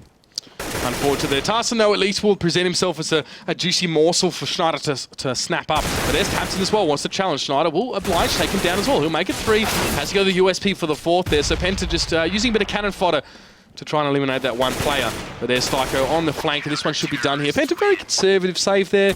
It's pretty obvious to them how far ahead they are here, and we'd hate to see another NIP situation, of course, from the other night, but it was less of a deficit, I guess, for Hellraisers than it was for Titan. Yeah, so at least Hellraisers and Schneider do... God help me. Yeah, you were so close. It was the other way around, you know what I mean. So Schneider and Angel did go down, so at least Penta did pick up a little something there as Crystal. Watching that cross, you can see the difference it can make. He's going to catch out Angel, somehow predicting that play, and the aggressiveness through his lower B tunnels might not pay off here. Already, Penta slowing down, hitting the brakes, and waiting quite far back. Strux, though, encroaching towards Kucha. That's right. Kucha's actually going to show his back to him as he pushes through mid. This could be costly. He takes a bit of health, and the push on from Strux. He's going to net him that one now, and that was a costly mistake for Kucha now, as Schneider's forced to hold on towards mid, and he will at least inflict some damage towards Strux here. But Penta have 3 players. They can flood on towards Schneider here at the B side. It's going to be a pop flash for the man as he pushes in towards those tunnels. He doesn't even get the 1 kill. He at least puts Tarsin low, but it's not going to be enough here. Penta pulling themselves off the B side here, back in towards tunnels. Oscar was just tapping through the smoke here. They might just try to wrap with Tarsin through mid and just make sure that they can secure every possibility here. Oscar's actually pushing tunnels aggressively. Tarsin will actually be there to meet him as well, but he wasn't able to get the shot, and that makes it the 1v2 now, especially with Oscar getting his 2nd, rushing through those tunnels, and Crystal might challenge here as well. Obviously 2 angles, and there's Oscar through the smoke, actually it was. What? Yeah, it was through the smoke with the M4. Jesus, Oscar. What a round. What a round to get the 3K on. Hellraisers living to fight another day now. Diffuse did come out in the end from Steico, so Penta not being able to close it down, maybe getting a little complacent, but still, it's certainly not over yet. Hellraisers need to play the perfect game in this. You can see Oscar really bringing that big performance through for his side, literally dragging them kicking and screaming. But still, Penta going for a little bit of a, not the biggest of force-ups, but they do have the armor there. Highly reminiscent to work with as well. Highly reminiscent of their earlier force-up as well, really. Nothing too fancy here. There's no need to sort of try and extend yourself for anything too big. Schneider, though, his push-up mid will actually yield some results. So Hellraisers know exactly the financial situation here for Penta, and they're going to exploit it as much as they possibly can, and hopefully not lose anyone. And Oscar will get that last kill to save Schneider. So Hellraisers now making this a little bit more of a respectable total for them. Got to keep their money flowing as well. But Penta, I mean, on the precipice here, they just need one more. Crystal might even fancy himself an AWP in this case, and plenty of utility here for Penta as well. Molotovs for all and sundry. Crystal has a little bit to spend as well. Won't go and helmet here. Might even just save that 950. Go glass cannon. Crystal cannon. Crystal cannon it is. All right, let's see what you got. And we are seeing Penta once again kind of taking himself throughout the map. Oscar, though, getting aggressive here. Such a dangerous time to be playing like this, but takes quite the nerve to go for this sort of play, and he might just have the shot there. Down towards those low B tunnels he does, and again, making the big difference off the back of those big plays. Yeah, good stuff from Oscar there as well. Not getting too aggressive on short, just looking for the one in tunnel. And well, we knew that Tarsin as well loved to lurk around tunnel a lot for Penta and get those kills a couple rounds ago as well. He did the same thing. And here's Spitty yet to really gain entrance to long. Oscar's actually rotated sort of all the way through there from short. So that's really hot-footed it over there. And he's going to be able to pick up Spitty as well. The man is everywhere at the moment. And Penta are giving him enough time to rotate through. He's definitely getting to where the important crossroads and angles are of this map. Tapson sitting back on long, almost hoping that Oscar would actually push for it, or someone would. Penta at this stage hoping to be given an opportunity as well, but Hellraisers seem unlikely to make a mistake. Crystal expects Kusha to be here, or someone. He might even throw the smoke to draw this out. Interesting smoke. They're not really sure. It doesn't cover a lot of that B ramp, to be honest. Slow and steady wins the race. So Crystal does get Angel. I think he was up in that window. Now we have 25 seconds left. And so where are you going to take this one? Strux is trying to bait out towards shore a little bit here. The bomb is going over towards B, though. This is a fake out. Oscar keeping eyes on that. Schneider's going to put down the molly just to buy time, but Penta, I can imagine, might just go through this. They've only got 10 seconds here. They need to make a move and make it fast. And 8 seconds now. They're running out of time to make it to that bomb site. Crystal's going to find Kucha, but time is against them. They can't get the bomb plant anymore, and Schneider puts them out of their misery. And got to say, Hellraiser is starting to look a little more dangerous. Yeah, I mean, a few rounds in the bag for them. Can't really be complaining. It's 5 in a row for them. Penta obviously soon to be receiving a little bit of that extra cash, of course, for losing those rounds here. But they would have liked to have had this one wrapped up already. Hellraisers have done well. It was almost a 16-2, you know, and that would have been just not a good result. You look at that on paper and think, that's a fair dinkum slapping. But this time might be a little bit of a different case here as we get our lovely little HLTV lag that we often get. But taking stock here as well, Kusha looks like he wants to push towards long for a pick, but he's going to have a lot of Penta players descending on his position in a matter of moments. Yeah, Kucha could be overwhelmed pretty easily here. The smoke on the side will at least give him some room to back away unless he fully commits to this, which could be an issue as the smoke actually dissipates. That's quite interesting how that works here. It doesn't just stop completely. Some like game aspects still persist there. There we go. All right, we're back underway. Kucha kind of going again. Schneider's going to find 2, though, as it's just down to Tarsin and Strux. And there we go. With the smoke still in place, of course, the GoTV kind of bugging out there. It means the Hellraisers will take it to 8-15. But how long can this last, Mitch? Who knows? Oh. I think the astute few of us probably know exactly what GoTV lag means. Really? Yeah. I don't know. Anyway, so Oscar and Kusha, the double AWP set up here for Hellraisers. Kusha didn't really yield too many results in that last round here, but still, it does give them a lot more control over this map here as Crystal fancied something down towards mid. But interestingly enough here, it's Oscar that's gone towards B, taps on the challenger Schneider on long, and this is going to force Kusha back again. Not the first time he's actually been forced to abort that position. Looking in towards Longhouse. Great early pick here for Hellraisers as well. Schneider, of course, a player who's been giving them some issues as well, along with Oscar in recent rounds. And Penta have managed to establish at least a small foothold on long. But this is Oscar here as well, trying to work through mid. He was at B earlier, and he's rotated his way across. Tarsin's still in tunnels. Still doing that lurker sort of role there, hoping to open something up. And Crystal actually looping back around to join him. They're going for B. They took down Schneider earlier, I guess. Why not give it a try? But then again, Schneider was playing towards A, but then I guess they're trying to work out, okay, well, where's the weaker site then? Where can we exploit this? Penta wasn't challenged in mid by an AWPer, so they figured that it would have been Oscar splitting, of course, with Kusha over A and B. So at least they knew that there was one less sort of to deal with here if they worked towards B, especially with that first pick on towards Schneider. So only Oscar and Kusha left now, just 2 men with 2 AWPs. And make it 1 now as Oscar tries to work out from that little window. And after getting Tapson, it is going to be Penta to take that one away. And it looked like it was going to be a heck of a lot more convincing than it ended up being. But nonetheless, Penta definitely stopping Hellraisers in their tracks after an excellent first game. I've got to say, Tapson, you know, that guy, did he drop a 30 on one side? I'm not sure. Might have been like 28. Not quite. I've just been below. But absolutely massive play from him. Penta, you know, as you said on paper, these guys shouldn't have been able to be as prolific. Hellraisers had a decent track record in Dust 2, a little bit up and down, but overall picked up some good wins. We saw them looking good in their first game. How the hell did they manage to lose out so badly in the second? I just don't know. Well, I mean, I'm no expert, but Angel getting 2 or 3 frags for the entire map is probably not a good sign. Help. Yeah. No, not going to help. But bear in mind, their night's not over. They've still got one more opponent on the chopping board, which is Na'Vi. And I guess I don't even want to think about like how things line up anymore, because in theory this game should have been theirs, and the one prior probably should have been a tougher challenge. But still, Hellraisers have got another chance at this tonight to maybe get a 2-1, look to keep themselves positive here. But still, for Penta, that was massive and a huge performance from Tabs, and he can be proud with that one. But guys, once again, if you want to get a little bit more of information about the matches coming up today, do head over to the Score Esports to find out everything we have available about these matches, and even catch up on the other ones as well, just past. Yeah, and do check out, of course, for the articles that come out every week. The hot match of the week is always something that you should sort of look towards as well. There's a good little write-up as well, gives you guys a bit of an insight as well, especially if you're quite invested in the result, are very interested to see how that one goes. I always give it a read before we jump into that one as well. So yeah, if it's Mitch approved, it's us approved, and you guys should check it out anyway. So anyway, before we get into the next one, let's give Hellraisers a little bit of a break, because I think they might need to have a little bit of a sit back after that game. So guys, we're going to go to a short break, but when we're back, it's going to be Hellraisers up against and Edward as well. Actually, I want to kind of give a little bit of light to him. He's been starting to find a little more form in the last couple of games, just here and there, just these kind of big moments coming through. But still, we are live into the knife, and this is quite an important one. It is. It's all about the CT side start, and more importantly, how many rounds they can get on that T side. It is generally the tougher one. Good pistol to start with will all set them in good stride, but it looks like it's going to be Hellraisers that come out on top. So expect to see them starting over on the CT. Already made that switch. Here we go. Right, pistol round of the way. Let's see what they pick up here. Will it be the standard Navi train? They normally go in towards B site. Now we saw with this. The molly. Yes, exactly the same style of play. Now the problem is, I think it was against DSM.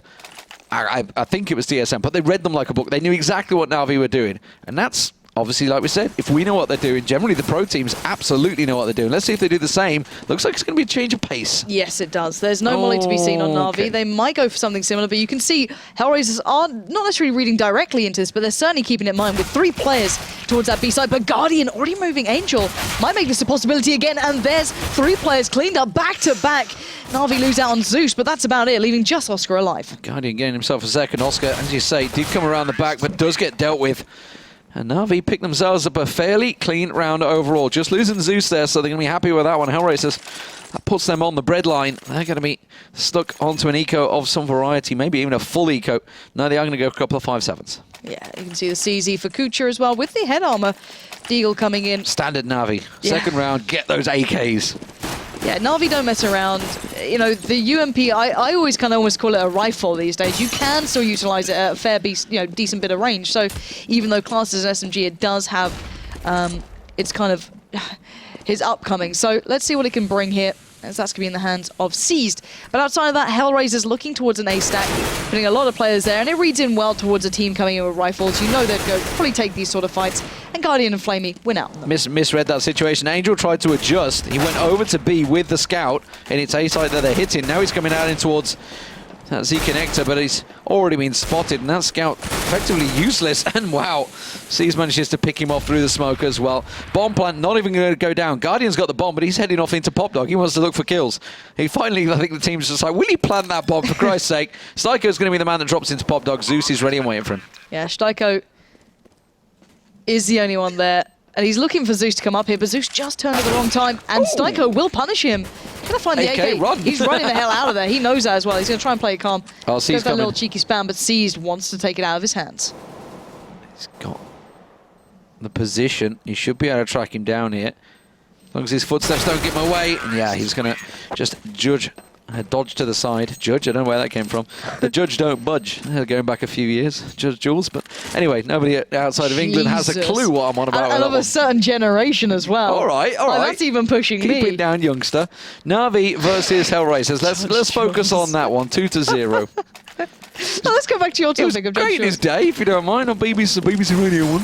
Hey, I've got a lot of time for Judge Jules, but, you know, that's of yesteryear. But let's go back to today's sort of games and see if they're going to be setting up that early smoke and flash. Going to allow Edward the chance to move out, and Guardian actually going to already pistol whip down Angel. So Hellraisers falling apart. This is the cleanest eco I've seen in a long time. Schneider's going on a full wrap around here, but Seized is ready and waiting for him. Yeah, we'll cut him down.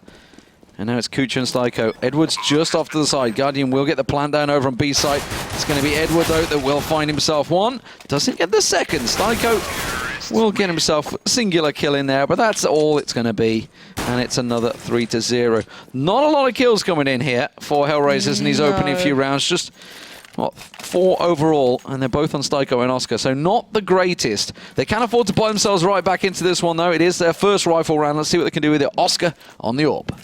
Yeah, the glass cannon, and bear in mind, Guardian does have his AWP as well. So this is a bit of a test between the two. I'm curious if they actually go for the head-to-head challenge. I can imagine maybe Oscar not feeling that, but he is actually on the CT side. Going to be holding out towards A main, looking for that push in, but already the rest of Na'Vi not really fancying that. Seized has the bomb, so not committed really anywhere, but you are seeing that push towards B. Angel on the receiving end. They're going fast in there. Angel trying to look away, but already been caught out, and Guardian takes down Schneider the second he shows himself through connector. And this is bought time to Flamey. He's creeping in. He's going to find Oscar if he's not careful. Oscar's going to pass on by straight in front of him. And there goes that glass cannon, or Flamey's going to collect that one if they need it. Just Styko and Kucha. Kucha all the way back. Zeus is going to be creeping around on him, but Kucha will find him. Flamey's managed to get the last man. They know that he's stuck in CT spawn. They're just going to collapse on his position. And again, just one man lost for Na'Vi overall. Make it 2. As Kucha does find himself another. Flame is going to challenge, gets himself a 3rd. Nicely done, Kucha. Make him pay. There's more kills than they've got so far, almost in the entire game. Fortunately for him, though, it's Na'Vi. They're going to take it 4-0. Yeah, and Guardian going to retain the AWP. Edward going to keep his rifle, and they can certainly rebuy. Look at that money on Seized and Flamey already. A lot of money built up, and on the other side of things, Hellraiser's not really in the position to buy here. They can get the deagles, the nades, maybe a CZ if they fancy it. But it's not going to pay out much, as we're seeing Na'Vi just punish them time and time again. Last time they knew they were up against a bit of a more, a slightly poorer side of Hellraisers. They did go for that play towards A, but we are seeing a slight difference here. Edward splitting over towards B, going to head down pop though, and they're looking for the challenges. Yeah, they've gone fast out, Na'Vi style, as you would expect. No respect. You have to force it out of Na'Vi, and at the moment they are just pushing on towards these deagles. Now, can Oscar try and make them pay for it? No, they can't. Styko and Angel getting picked off, picked to pieces. And now Guardian has just as many kills as the entire Hellraisers team. Yeah, and Na'Vi looking unflinching in that one. As you said, looking very dominant. Now, this is a big buyout from Hellraisers. This is one they can actually afford a bit of utility. Oscar actually can get armor with that AWP. He can start to support himself a little more, but still, that hasn't been the issue. They've just never had the chance to actually get these kills. The execution from Na'Vi has been pretty flawless.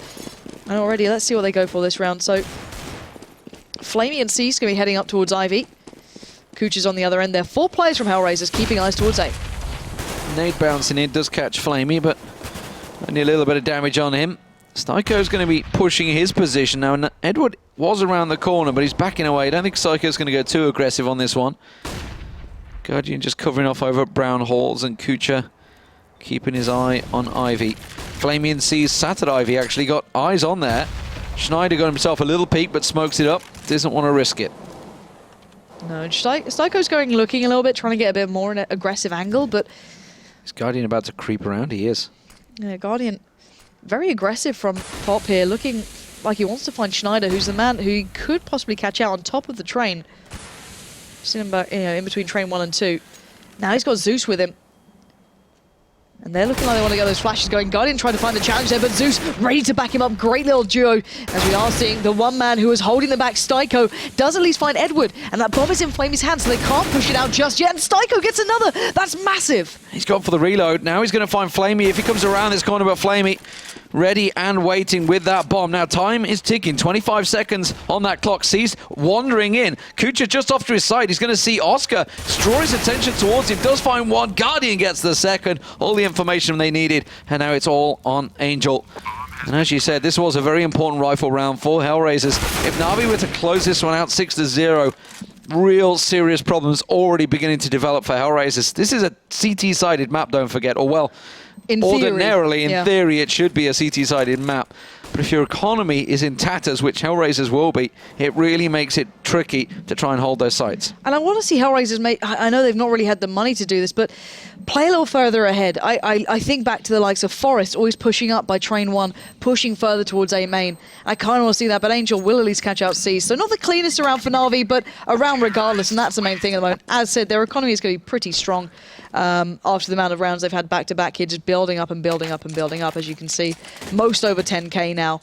Edward just below, but not by much. But For Hellraisers, this is a worrying sign. They've not really been able to stop what Na'Vi's been doing. The only time that they've been challenging is towards the late part of the round, with maybe the retakes, maybe the couple of challenges there. And when Oscar went down on the site, it was just all over and done with. But let's see what they can bring. Again, it's all about when does Hellraiser switch something up? Do they go for a little bit of a faster play? This is what I want to see. Schneider being a little more aggressive. I'm hoping this might pay off here. Oscar's looking to push through the smoke as well. But Schneider already shut down, has removed one of those aggressive parts. But Oscar perfectly waiting.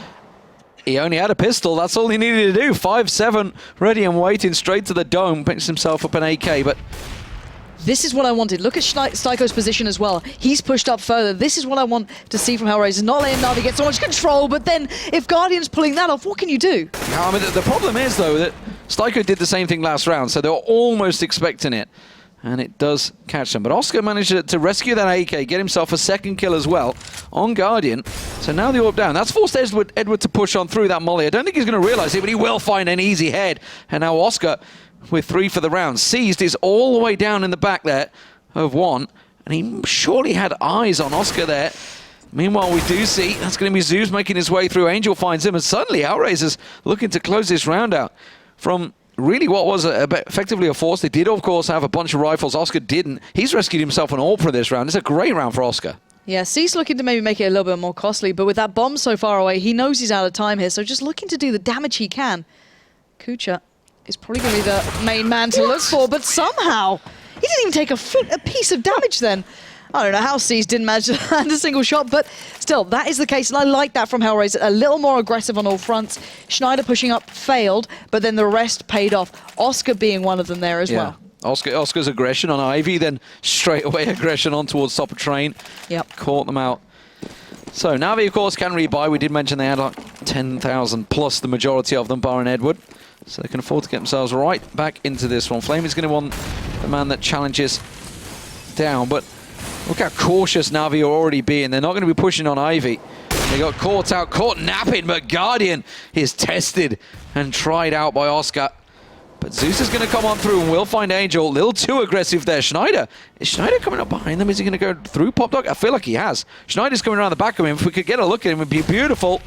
And there he is. It's going to be an easy 2 for him. Kind of whiffed it a little bit there. Should have had both, but Zeus does get a little lucky. All right, so Zeus probably needs to fall back here. I'm not sure how they want to play this. They've got options, but there's still Kucha holding down by Ivy. C's is looking for that challenge, but do they really want to take on Oscar at the moment?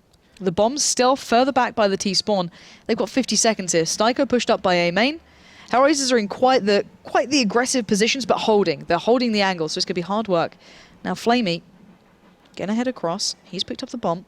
Styko's position there. He heard Flamey run and pick up the bomb and back away, which has put Styko in a great position, but unfortunately Flamey's going to find him. Again, Flamey reading Styko like a book. It's time and time again. Yeah, rinse and repeat. They've got to understand that maybe Kucha's still here. Oscar was on B. They can put together the information, but C's finally pushing up from Ivy is going to just close in on Hellraisers. With 20 seconds left, though, Na'Vi need to find this final kill towards Oscar. He is turreting it on the bomb, and Zeus makes light work of him there and picks up his 3rd. So Na'Vi, again, their T side is relentless. 3 kills for Zeus, and just think, Schneider was right up behind him. Could have been a very big difference for that round, no doubt about it. But Hellraisers, unfortunately, back on some sort of a mishmash. Oscar has got himself an AWP. The rest of the team are not quite on the same wavelength. There's going to be a scout for Schneider, CZ for both Angel and Kucha, and a Mag 7 for Styko. How is this mishmash of a buy going to work out for them? Styko actually going aggressive. I think Styko's looking to come straight up here. But he's going to eat a grenade, though, if he does. Angel is right amongst 3 players as well. He's got Guardian right in front of him. Angel's actually going to choose to back away here as Edward toying with Pop. He's not feeling that, though. And once again, it's going to come down to Angel and Oscar. Oscar already predicting this B presence. He's going to head through. He's the player down the end there. You can see possibly challenging out. Guardian's going to set up the flash. Going to look to kind of negate Angel's position, but he's going to be the man to receive it all. Here comes the rest of the T side. Oscar meets 1, takes him down, but Angel falls, and that means that B is open. And I think that's just put a real big question for Na'Vi. They're thinking, how have they got an AWP? How is this possible? It doesn't matter because Guardian pins him on the wall, and that will be bomb planted. Kucha's the man that's trying to creep in while the rest of the team try and get around the back. It's Schneider once again, but Edward gets himself another. It's a triple for him in the round, and 8-1 now for Na'Vi. Great T-side building here. And Edward just seeing that buy then, he's like, guys, they can't afford anything. Yep. He just looked down the floor, saw the scout, the Mag 7, he's like, 2K max, maybe. And these guys know the game inside out, let's be honest. Na'Vi are your thinking man's team. If you like a team that's tactically based, that don't buy into the cheesier plays, this is it. And already 8-1 up, showing some real prowess on their T side that not many others can replicate. I've got to say that. And it doesn't necessarily matter about the opponent either. They're able to keep this sort of form against most. But now Hellraisers are near on the cleanest of ecos. This is the P250 there with Angel. And it's going to be the bulldozer just kind of coming through, which is Na'Vi. Yeah, you see how fast both Guardian and Zeus went down Pop Dog there. No cares were given. They just flew down them stairs. Oh, Seas has actually team killed Guardian. Don't think he's been too pleased about that. Hopefully somebody rescues that orb from his body. There we go. Just about seized at the end, trying to find it. 9-1 though for Na'Vi. Bank still pretty huge for everyone on the Na'Vi team, and Hellraisers just about cobbling together some rifles, but near nothing on the utility-wise. Look at that, just smoke, a couple of flashes. That is it. And if maybe Na'Vi are keeping up with this, they're going to know they can't afford the full utility. So if they bait out these smokes, they play a little slower, that we know Na'Vi like to do. It's going to be a hard round, but Guardian says, screw that, I want to go aggressive. And nice little boost there towards Ivy. Yeah. Let's see if Oscar can pull it off. He gets a tag. Nothing more. Guardian waits it out. Now, if any nades came through, they'd be in trouble. But luckily, Hellraisers cannot afford a single one. Shots are rattling through. Look at this. Kucher and Schneider managed to find themselves two. Flamey and Zeus, who were trying to push on through there. Now they've gone on through. They do manage to deal with it. And it's Edward once again that's leading that charge. Styko just around the corner. We're watching Guardian right now, but it's Edward that's making his way through in towards Courtyard. Styko sat on site. We'll just keep on following him, no worries. Styko is covering off. Edward with two already in this round. Can make it three, and he will. Now Styko continues to track on through. Edward, can he get another? No, because Angel cuts him down. Now it's a one-on-one. But Seas doesn't know where Styko is, and Styko's got a great little bit of an intuition there. Certainly going to understand where Seas was playing. Does close down. Hellraisers finally get another one on the board. But that was a long time in the making. And I don't know how they pulled it off at Ivy. It seems as though they kind of got the kills through being flashed more than anything. It was not necessarily lucky, but it wasn't what I expected. And here you can see Kucher and Schneider getting these kills. It was just like, how did they pull those off? Losing out on Flamey and Zeus so early on and getting nothing back is going to be devastating for them. But with the money built up, they can buy this round and the following if required. So, looking at Hellraisers, they've got to cobble it together once again. Yeah, it's still far from clean rounds, and that's the problem. He may even pick the round up. Look, Angel and Schneider, they've gone so aggressive at Brown Horse here. Schneider's going to get caught out, though, but they're just running straight into his Mag 7. He gets a double. Does he realize that Angel's there? Angel gets another. Can't quite close it out, though. Doesn't get Guardian down. Styko coming in support, but Edward now going to get pushed on the other side. He gets taken down by Kucha, and Hellraisers have just picked apart Nevi's attack. Nevi. New name, Nevi. But no, I can imagine Schneider is counting his lucky stars, but Guardian not going to go down without a fight, but it should be a pickup for Kucha here. There it is. But yeah, Schneider, even though he was flashed then, I think he picked up two in the end. Just kind of going at it while he could, and bearing in mind, of course, the Observer mod, or at least the Observer, the spec client, sees a lighter flashed version. You can imagine he was completely white then, so just kind of putting together and hoping that, you know, just left-clicking was going to work. But he's having a very quiet game for him, after being quite prolific previously for this side. Sitting down very much at the bottom of the scoreboard. But then again, this is Na'Vi, this is Train. This is something that they can play very well on their T side. But let's see what they can do this round. Na'Vi, are they going to slow it down? No, Guardian's going to get a quick pick early on. But they're not pushing Brown Horse so aggressively because Hellraisers have been taking control of that one. But look at Schneider. Oscar's going to get the peek and finds Flamey's head. And now Schneider up close. Seized is actually looking to push on this one as well. Not sure if he's expecting Schneider to be just around lurking with Oscar playing the AWP role. Na'Vi have their work cut out now as they go down to two members. It's going to be Guardian and Edward. They have been the money makers for the team. Both got 14 kills apiece at the top of the board for Na'Vi. But Angel's holding this. Guardian's going to have to be ready for the shot and just clear it and hope for the best because Angel is waiting so patiently for them to come over. Can we look at Angel? Like where the action is? There we go. There we go. He's going to get the shot on one. Doesn't get it. Follows up toward Edward. And now just Guardian live. And he spotted him out. Yeah, and that nade's going to come around the back of him. They try and step themselves up. And that will be... Guardian gets one. Can't quite get the second. If he's going to get the no-scope, not going to happen. Angel will take him down.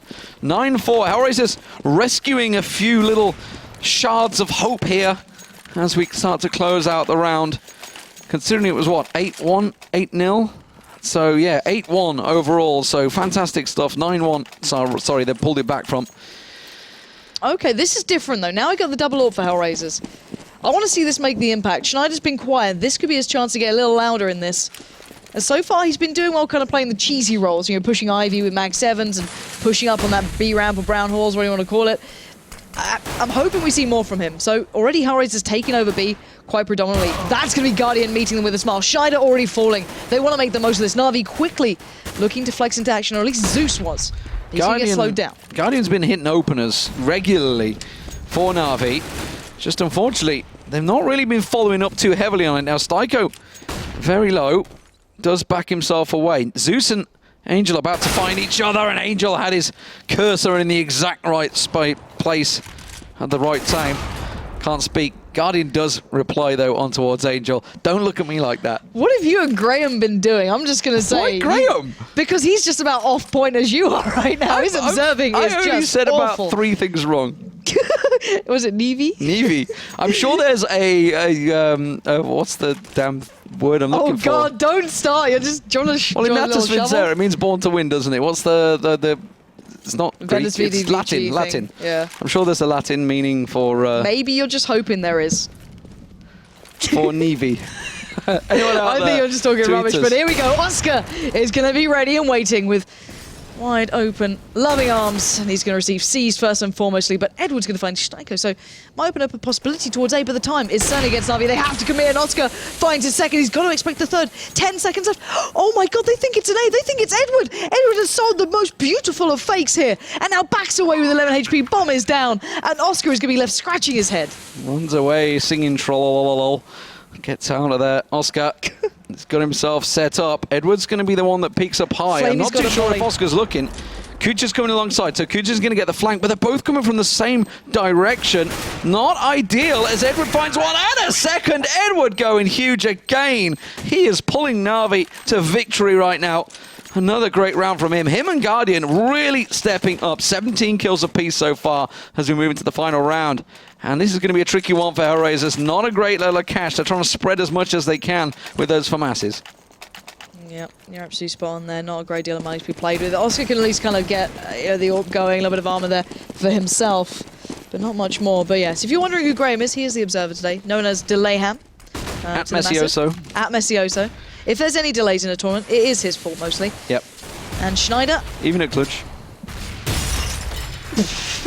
And Schneider will be waiting up to see if any of Na'Vi go there, but Oscar bringing out the sexy CS, going to just bounce in towards Zeus, knock him back, and he might have a good idea. The rest of Na'Vi are going to make a play from the back of this. Schneider around the back of them. Once again, he did this before. This time, can he make it count? Gets himself one, steps away, and has to force them to challenge. And now they're in a real tricky situation. Surely Schneider told them where they all are. Kucha hasn't moved, though. He's sticking on A site. Doesn't matter. Gets himself another. Comes around with a USP. Can he close out Seized? Just a couple more bullets left. And no, Seized will get him down. And they managed to clear out the entire site. That's a position that Hellraisers should have won, but Na'Vi somehow come out on top. Good God. Do you want to step away for a sec? I need to just take a breather. All right, so as we saw, Fnatic lost. Schneider, I didn't know the CS team was playing tonight. Schneider tried so hard, he got so far, but in the end it doesn't seem to have mattered as Na'Vi do get the bomb down, and Kucha left in a 1v2. Oh, you want to go to BlizzCon? Maybe. That's where they're playing. I don't know, I haven't sold out for that Overwatch money yet, so probably not. Yet. Hey, Blizzard. It's going to happen soon. Probably not. Just a couple of days away, ladies and gentlemen. Edward's going to get taken down by Kucha. No, he's not. Because why challenge Edward when he's playing such a great game? 19 kills for him as we turn around. And it's 11-4 for Na'Vi. And as we move into the CT side, they could close this one out strong. Yeah, they really could. But the thing is, this is what I want to point out. When Edward plays well, he is a real pleasure to watch. And this is the thing with Na'Vi, again, have such a massive skill ceiling that they could reach. Guardian has been, you know, I guess you could argue one of the top AWPers thus far. You know, your JWs, your Kenyas. That's the thing. He may not be the most flashy AWPer. He may not be the aggressive AWPing we see from your JWs, your Kennys, or anyone along those lines, or even Oscar a little bit today, at least, in this map. But he has got such consistency to his play But then you look at Flamey, he's that kind of, he can be that real hot player, I hate saying it, but you know, he can be that player who can go off on a real hot streak, pick up so many kills for his side and be really explosive. Living up to his name. Yeah, exactly. Then you know, I look at Edward and he's such a classic player, and I used to love watching him. He used to be my favorite player back in the day, you know, being completely a biased caster, but it's always nice to see him playing well. Even if it's here, there, and everywhere, it's like when you see those glimpses of the old Neo. It's these kind of like little throwback moments, like, and it's wonderful to watch. And I'm hoping we see more of that if he finds a little bit of, you know, real happiness within this team and finds some comfort here. But anyway, my fangirlism aside, let's start working on this. It's the beautiful beard, isn't it? That's what gets you going. It's quite impressive. It is an impressive beard. It's quite impressive. But anyway, in towards the game. Here we go. Full set of armor for Hellraisers this time around. Now I'm going to try that Glock train. Where is it going to go? Looks like Ivy's going to be the setup, which is where Zeus is awaiting. Angel's the solo man for Hellraisers. Na'Vi stack themselves out. Zeus, not too sure what he's about to get coming around this corner. Can he stop them? Well, we're going to find out very soon. No, I think is the answer. That nade's going to work, though. Oh, no. Not so much damage. Run. Zeus trying to get a little cheeky pop flash. Just gets overwhelmed in time. Sees turns attention, but it looks like Na'Vi are being overwhelmed here. Hellraisers, that Glock train has not come off the rails just yet. Guardian's got one round the back. Flamey manages to cut off another, so now it's down to a 3-on-3, and they know the exact position. Oscar around Electric, trying to find angles onto Flamey, but he will get the better of him. And now it's Kucha and Styko. If Na'Vi win this pistol round, Hellraisers are going to sorely be looking in this game and thinking it can't be redeemed from here. Kucha, he's the man that's got to try and create a problem here because Styko's only down to 19 health. Kucha's on 26, but Edward has him so perfectly, precisionally placed. And one bullet was all it required. Sexy CS. Anyway, Styko, last man standing. He's going to have to pull off something close to a miracle. He's down to the last 2 clips. As Edward waiting so patiently. Is the knife going to come out? Nope. Just closes it down. Edward's like, no, I don't screw around here. I just want to get the kills. So this is the style that Na'Vi would have wanted. And if you're a Hellraisers fan and you got a little bit of hope after, you know, maybe the first game, you're like, oh, it was just a little bit of a blip against Penta. They can get close to Na'Vi. No. No, not right now. All right. The thing is, like, this is the problem. When you have a lineup that's not necessarily all together, you know, Mo's not here at the moment, Schneider's still stepping in. It's very hard to kind of get these very well constructive plays. You can't do this just standard executes, and Na'Vi are so well drilled at this. You just can't end up doing it. But here we go, Flamey. He's going to be on the receiver. That nade! Look at this. He's just shredded them down to nothing. He's going to just destroy Oscar, go back for seconds, make it thirds. He gets Schneider, he gets Kucha, and he's going to go for this one. Why not? He's going to get the tag. He's going to get it. Oh, Guardian just steals it out of the end. You scumbag. The nade comes in. He's just like, seriously? He was literally trained on his head with the pistol. Yeah. Son of a bitch. There we go. 13-4. Rude words. Oh, it's not rude. It's perfectly fine. Na'Vi absolutely in control here. Guardian gets himself the AWP. In comparison to what Mitch has been saying. I know, right? That's much better. I don't know how we've still got him talking about shooting down at the groin area and stuff like that. We're not going to bring this up. He's got so many problems, so many issues going in dry and stuff. And stuff. Yeah, you really saved it. Getting straight around the corner there. Flamey again, just once more. He was like, all right, Guardian saw it last time. Maybe he won't steal it from me this time. But still, Guardian now dead. He has the perfect opportunity to get the rest of Hellraisers. But it is going to be Kucha who's about to get the chance to take down Seast. Oh, totally whiffed it. Couldn't have whiffed it harder if he tried. That's like watching me play that one right there. Catches a glimpse of the shoulder. Sprays everywhere, completely missed. But now it's Styko and Oscar against Flamey and Seized. And the bomb is with Seized, I'm pretty sure. I assume that's at the top of Pop Dog. I don't think it's at the bottom. Yeah, it is. Styko's got to go up the top of there. Seized, just waiting to hear any footsteps. Flamey's going to be in perfect position. As soon as Styko comes up here, Flamey is in place. They've got a really nice crossfire here, to be fair. They've set it up well. They just need to land the shots now, simple as that. Easy turn flash for Flamey. But that's not easy. Styko plays whack-a-mole and, well, the mole wins. And there we go. Oscar closes down Seized, and that was just filthy from Hellraisers. Really nicely played. Now, they did keep hold of FAMASs in that round, so they will be able to buy up mostly. I say that mostly because Guardian's got nothing. Just 1,500 to his name, so Somebody, okay, Flamey passed in the AWP. I was going to say, where did that AWP just come from? Who did that? And it's Flamey. Flamey sacrificed himself. This has been the big change, but more importantly, there's a second AWP just appeared, and Seized has been gifted that. All right, why not? Go for it, Navi. And it pays off. Guardian's going to find Styko, and now B will be tested while we say this. You can see Oscar trying to make the most of it out towards A, but still, Na'Vi backing away, but Flamey moving up, Guardian doing what Guardian does, and he started with nothing. Flamey made the sacrifice, and it seemed to have paid off. So where are they going to go with this one? Angel's going to recover that bomb. Is Guardian going to catch him as he comes around the corner?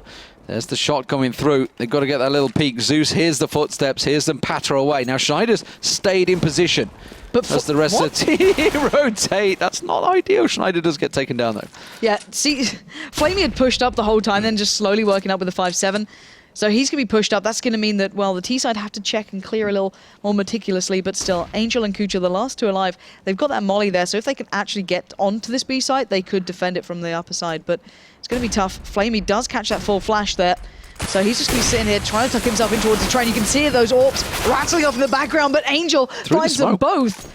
And now Guardian and Edward, oh my word, Angel, that's a triple. It's all in Edward's hands. This has suddenly gone from nothing to everything. Edward, it's all in your hands. Oh, and Angel goes huge for his team. We've spoken to him before about these sort of big plays when he makes them. It's like, well, if the team's not listening to me, I'm going to have to do it myself. And that's pretty much what he's had to do.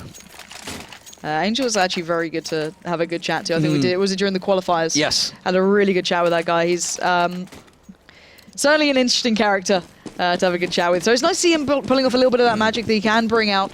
And he does play well for Hellraisers in the big game. Sadly, it doesn't always translate into a team win. But it has forced Na'Vi into a bit of a worse predicament. They are just down to those pistols, just the P250s. Oh, Seized hears them. Good luck, Seized. Surprise! No, didn't work. They were ready for him. There was no party to be had. All followed. And the nade comes rattling down and takes down Zeus. Just Flamey and Guardian remaining. This will be their third round loss, I believe. Yes, it will be. So it should be okay for the next round. Angel just around the side there. Spots out Guardian. Forces him away. Guardian gets tagged down to 1 health. And decides, is he going to rush for it? Nope. He's just going to try and hold on. Oh, Kucha's around the corner. Nearly took Kucha down to 7 health there. Look at the HP. Look 2 at on them all, Schneider. yeah. Oscar 21, Kucha 7. It's very low, but it's a clean round from Hellraisers. That's a good sign for their T-side. They need to build that economy up for a little bit of buffer because they certainly don't have the rounds to play with. And this is the question now. Does Na'Vi go in for a little bit more of a force, or do they kind of wait it out? They are going to go and keep above kind of like 2k here. Go on the Deagles, a little bit of armor, a nade and a smoke. Nothing major, but looking to maybe disrupt Hellraisers, building up that bank as firmly as possible. And Oscar going to go for the challenge straight up. Misses the shot, but goes back for more. Oh, Oscar has this one lined up. That's Guardian picked off, finds himself a second. Zeus going down on top of Train. Can't quite make it a third, almost. As he tries to get an angle. It's Edward that's actually just off to the side here, not quite able to find the angle on his head. We're expecting the flank. Does manage to get a glimpse, but Flamey pushes on through, gets himself 1 and 2, and that's the bomb down. And now he has himself an AK, and that's a problem. Seized, if he can get himself around there, he's got Kucha tracking him down, but he's got a long way to rotate as Flamey makes it 3. Styko this time won't have the chance to do the whack-a-mole pop-up, and it's down to a 2v2. If Seized can recover a rifle, this could get so much more dangerous, but still, the bomb is loose. Kucha has the chance, takes it, Seized, falls. But now the positions are known. Flamey knows where they are, but he has to pull off the ace in this. He has only the rifle, he has no utility, nothing else. And it looks like Hellraisers are going to try and use this time to the best of their ability, going the long way round, heading to B. Flamey watching the more, let's say, predictable angles, but they can clear so much here. They've got the mollies, but Flamey looking for the challenge. Oscar's about to peek this. They're going head-to-head. He didn't see the feet then on the cross. And they did. They saw him. Oh, I believe they saw him pass. Yeah, Kucha's already got the angle covered. As soon as he comes around there. That was just unlucky. I mean, that's literally a game of inches right there. Yeah, just that split-second timing. But Flamey, great little play from him there. Almost rescuing something from nothing. But, of course, Na'Vi can afford to buy themselves into this next round. And it will be another double-up setup for them. Not been that successful yet. Seized not making too much use of it. But Guardian's still playing great. Flamey at the top of the board, though, after that triple. All right, big round coming in. Both teams relatively well brought up here. Oscar Looking for that challenge as well. Guardian's going to spam it out. Not going to find too much early on. But look at this. Flamey now has everything to work with. Before he's been doing damage with just that 5-7. Now you can find a little bit more. But Guardian's getting pressured from both sides here. Oh, gets tagged up. So he realizes there are people in Ivy. Oscar's been cleared out though. Seized finds him. So that's the AWP down for Hellraisers. And now the angle's position changes. Na'Vi are switching Seized over towards B, while Kucha manages to find an aggressive Zeus there, pushing up towards the T-spawn. Styko does take Guardian down, and that's Ivy wide open. Timing again. Guardian just switching out of that, but remember, Na'Vi have 2 players still on this B side, just Edward towards A, so if Hellraiser's actually committed here, this could be a mistake, and Flamey will comfortably find Angel, but I'm wondering if Edward's going to be prepared for Hellraisers adapting around to this A site. They know Styko was pushing up Ivy. Edward's going to have to be that turret, just holding them back. Almost got a glimpse. He does now. He adjusts for the shot perfectly. Styko falls and does predict more. He's got the information. He's going to call to his teammates. Guys, get over here. I need help now. Schneider takes him down, but it's a race. 28 seconds. Kucha finds Flamey, and Na'Vi are falling like flies. It's all down to Seized. Kucha used to be the AWP, remember, before Mu got involved. Reliving some of that glory for a brief moment. Schneider just around the side. Caesar's going to have to quick scope this. He hears him and he finds him. And now 7 health is all that Kucha has. That nade in his hand will find him. That's going to go straight towards him. Picks him off. And that is going to be the defuse for Na'Vi. And well, they managed to hold it out perfectly. And it will be 14-8 to Na'Vi. My word, Na'Vi sees just that nade just flying through perfectly. That has got to be so annoying to see just coming at you, just literally just staring you down. It's like, I can't run from this. I've tried as much as I could. But still, 14-8 here. Hellraisers were on a bit of a tear. Now, the money's going to be a little bit short for Na'Vi, so I'm curious to see what they go for. You can see a couple of drops coming through, so they should be fine in this. Yeah, Zeus is going to get dropped out, so he's going to be okay going forward. But yeah, big play across all the board. Even just Flamey being able to put out the fires, I didn't even mean to say that, put out the threat on B by taking down Angel and then allowing Edward to buy that time and play off the back. But still, into this round we go. Oscar back with the AWP, looking to hop straight out towards A. This is confident play. He's going straight up on towards that train. Now Zeus is just up close. If he were to look to the side, that's where they're going to back away. He will hear the footsteps. He will hear the retreats. But Angel's managed to get himself into electric, but Edward finds him the second he comes through, and Zeus is just thinking, this is easy. They're running straight into my crosshairs. He gets a triple with ease, and Oscar's the last man standing. Yeah, Oscar's just got everything to do now. He's got 4 players in front of him, basically. Or at least 3, should I say. Zeus, Edward, and Guardian are just around that corner. Flamey has been ever vigilant on that B side of things. It's very disciplined. He held the angle for a long time. We're just doing, you know, new things here. Just pausing mid-round. It's fine. GoTV is awesome. Still, it's in between a rock and a hard place here. I think Flamey might just catch a glimpse if Oscar tries to make a move. And Oscar knows that. He probably want to try and keep all this up, but with 30 seconds left, they're already closing in. Edward just waiting down below. Oscar really has nowhere to run, nor anywhere to hide. Yeah, it's down to Zeus. Zeus is the one that's making the tracks here, but he's going to go straight towards Flamey. Flamey not going to find him, but now they know where he is. And quickly Edward makes the ground up and gets into position. Do they need a second AWP? Yeah, why not? Give it to Seized, and we'll see what he can do with it. 15-8, Na'Vi in a comfortable position. The work was really done on the T side. And now they're pretty even on actually 4-4 so far in this second half, but it was all about that first half 11-4 performance. And I really like the aggressive push up here from Zeus, just taking the position down by main and waiting out so well. Edward got the information, spotting them out by the electric box, but look at this buy coming through from the T side. It's kind of here, there, and everywhere. Schneider, who's been almost silent, I feel, in comparison to what we saw before from him. Oscar been doing wonderfully, but not well enough. But then again, you know, Styko's there, Angel's there. They're still looking to pull something off, and it's seeming to be this big B hit where Flamey and Seized will be waiting. Great spread of kills as well for Na'Vi. 20 plus for 3 members. All stepping up, and Seized ready and waiting with the AWP this time. Not had too much success this place, but this time it does find it, and that nade's going to bounce straight into them. It finds Kucha, gets himself a 3rd. Can he make it 4 as he tries to look towards Styko in the smoke? Lingering around there, the rest of his team come in, and you can hear the shots just booming out as Guardian and Flamey find the rest. And Na'Vi close it out 16-8. Comfortable performance overall for Na'Vi. No doubt about it. Strong performance on the T side, more impressively. Yeah, the important factor, as you mentioned, was their T side to me. It was so good. Now, the CT side was a little bit here and there every now and then. It took a little bit of work for them to build up to. But still, Flamey's ability to play on that B site alone was impressive. He can solo that, and then when C's gets the double AWP, he came across to support. Really nice composition overall. But I think that kind of closes things out, at least in that game. I think we can just say that really for Hellraisers, they got close today a couple of times. They picked up the one win against Titan, a shocking loss against Penta, and then a close-ish game against Na'Vi. But overall, you know, that puts Na'Vi 12-5. That's a very good start. I say start, we're almost complete. That's 17 matches played. They've only got 5 more to go. That almost puts them in towards the finals. And I remember they didn't make it to last season's finals. True. It does mean it looks like Virtus Pro not going to be there. NIP most likely are not going to be there. Yeah. At the moment, EnVyUs are the ones that are likely to steal that spot. Time possibly. And Dignitas also up there, but Dignitas got problems of their own. Yeah, this is quite a tough one, but still, the night is not over yet. Mouse Sports against Na'Vi will be coming up next, if I'm not mistaken. And that's going to be going down on Mirage, so another good one there. Na'Vi can start really cementing themselves within that top 3, start breaking ahead of the rest of the pack. But of course, you guys at home, if you want to get some extra information, head over to the Score Esports. Check that out. Obviously, the app is available all down below. I'm not selling out that much to tell you anymore, but you can do it. You got eyes. I'm not getting extra money. Pay me. But still, yeah, there's a lot of information coming and a lot of games coming up as well. So you can maybe get a little bit of backbone to that. But still, first time I'm going to see Mouse for a little bit of time. So looking forward to seeing how they're playing, what they've been doing. You know, we saw them at the very peak of their performance when Godby just came in, where they started to get those really big results.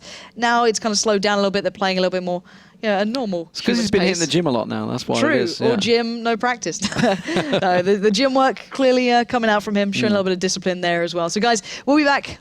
How lucky. We are live into the knife. Hip hip hooray, Nico has joined us. You too can get some of the beautiful Slasher news stories. We are on the knife round, so I thought I'd bring Slasher into it. You see what I did?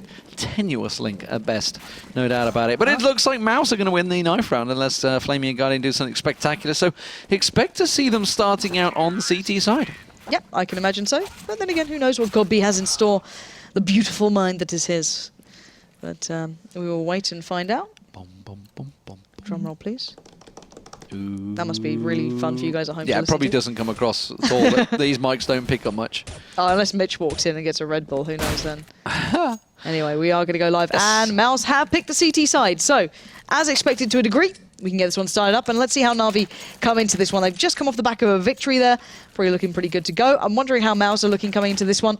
They're going to go for a heavy utility-focused CT side here. Only Nico and Dennis going with the armor there. Godby, Nex, and Chris J all opting for something a little different. And 2 Tech 9s for Na'Vi. Huh. So let's see if it works out for them. And it's going to be Zeus and C's heading over to underpass. Godby's going to be the man on short. Dennis and Nico holding the angles unconnected. They're actually pushing up. Dennis is going aggressive here. He's going to challenge out towards Edward, who's holding the angle, doesn't quite get the tag down. Takes a lot of damage as well. Edward, who just had a fantastic game, unable to land his shots there. And Dennis is going for the repeat and does manage to find a kill. While that was all happening, Seized also got picked off by Dennis. Next, sorry. And that was over on B side. I don't know what's going on tonight. All right, let's find out how this keeps going, though, because Mouse are now trying to close the net, which has been the consistent issue for them. But already Flamey going to find Chris J and starting to dominate by jungle, but they have to get these players out of mid. Zeus has the bomb. Dennis is on his heels. And if Dennis can pick up this frag, that'll be massive, as there is some Mouse tentative to commit here. They've completely given up A site. They've gone totally passive on this one. Because they can stop the bomb. Yeah. That's the point. Dennis now has the bomb, and that means Na'Vi. They passed each other. Oh my god. And somehow Flamey does fall to Nico's hand. But the point is there that Zeus was the big player who had that bomb in hand, and Dennis finding him has made all the difference. Guardian all alone, gets himself one. Now he's got Nico around the side. Nico doesn't need to go too aggressive on this one. Now the position has been found and Nico will push it. Got Tech 9 in hand that he'd rescued. And Masswalls do take themselves, honestly, a very easy pistol round. Yeah, and it was kind of tipped over the line by the aggression in mid. Really, really cool stuff seeing them going for that. And of course, the little bit of a play through underpass as well, making sure that no one can split up there either. But let's look at this buy they go for now, as Na'Vi going in for the armor and Deagles. Quite deadly, to say the very least. Certainly paid off in this one, making it harder work to challenge in that window. It looks like Chris J has got the scouts, so going to go for that one. Let's see if he manages to land the shots. It's Guardian Edward. They're going to peek. He gets a tag down on Edward. Heavy hit. And he finished it off. Flamey with the Deagle tries to challenge out. And actually puts a lot of tags onto Nico. Chris J takes a second peek, but gets a lot of damage. And now Flamey has found himself one, and a second goes down. And now that's an M4 if they can get in place. Chris J is going to make the rotate straight towards Zeus. Guardian going to peek around the corner, catches a glimpse of Godby and finds him. And Na'Vi are picking Mouse apart. Yeah, Guardian going to go for more. Next is going to probably find this kill, or at least you'd assume so. But I like this from Na'Vi. Just jiggle peeking with those Deagles. It works out so well. They've recovered 2 of the guns. Chris J will at least deny Zeus keeping hold of that. The gun that he had to hand. But still, this should be a bomb plant, and I doubt the Mouse can do much. Flamey to close it down with a 3 in the end. Guardian to pick up 2. Really big stuff from Na'Vi to turn on its head. And I said before, and I'll say it again, those Deagles are deadly on this map. You can challenge window, you can get the tags back and forth, you can fire it out long range. And it worked out wonderfully. And that was Nico with an M4. That was like a fully invested round coming out from Mouse Sports there. And it's just gifted Na'Vi a great T-side round. And more importantly, straight away got them onto the AKs. No mess in here, so it's going to be Edward that will challenge out in mid. Guardian's going to be with him. Zeus just sitting back, throwing out a couple of fakes over towards A. It looks like it's going to be a B hit this time around. They're going straight up short. It's down to the likes of Godby and Dennis here. Dennis is making a quick dash for it. Godby falls though, and now Dennis has to retract back. Seized is even ahead of him. And look at this, Dennis is around the back, but what damage can he do with this P250? I think Siege realizes it. The fact that there's nobody there, he's thinking he must have passed me by. There must be someone covering the back, and he does watch the angle. And now Guardian's going to be the man to watch as Nico tries to squeak on through, but he's going to be an easy kill for Guardian. Zeus as well is in a great spot to catch the last 2 on the way out.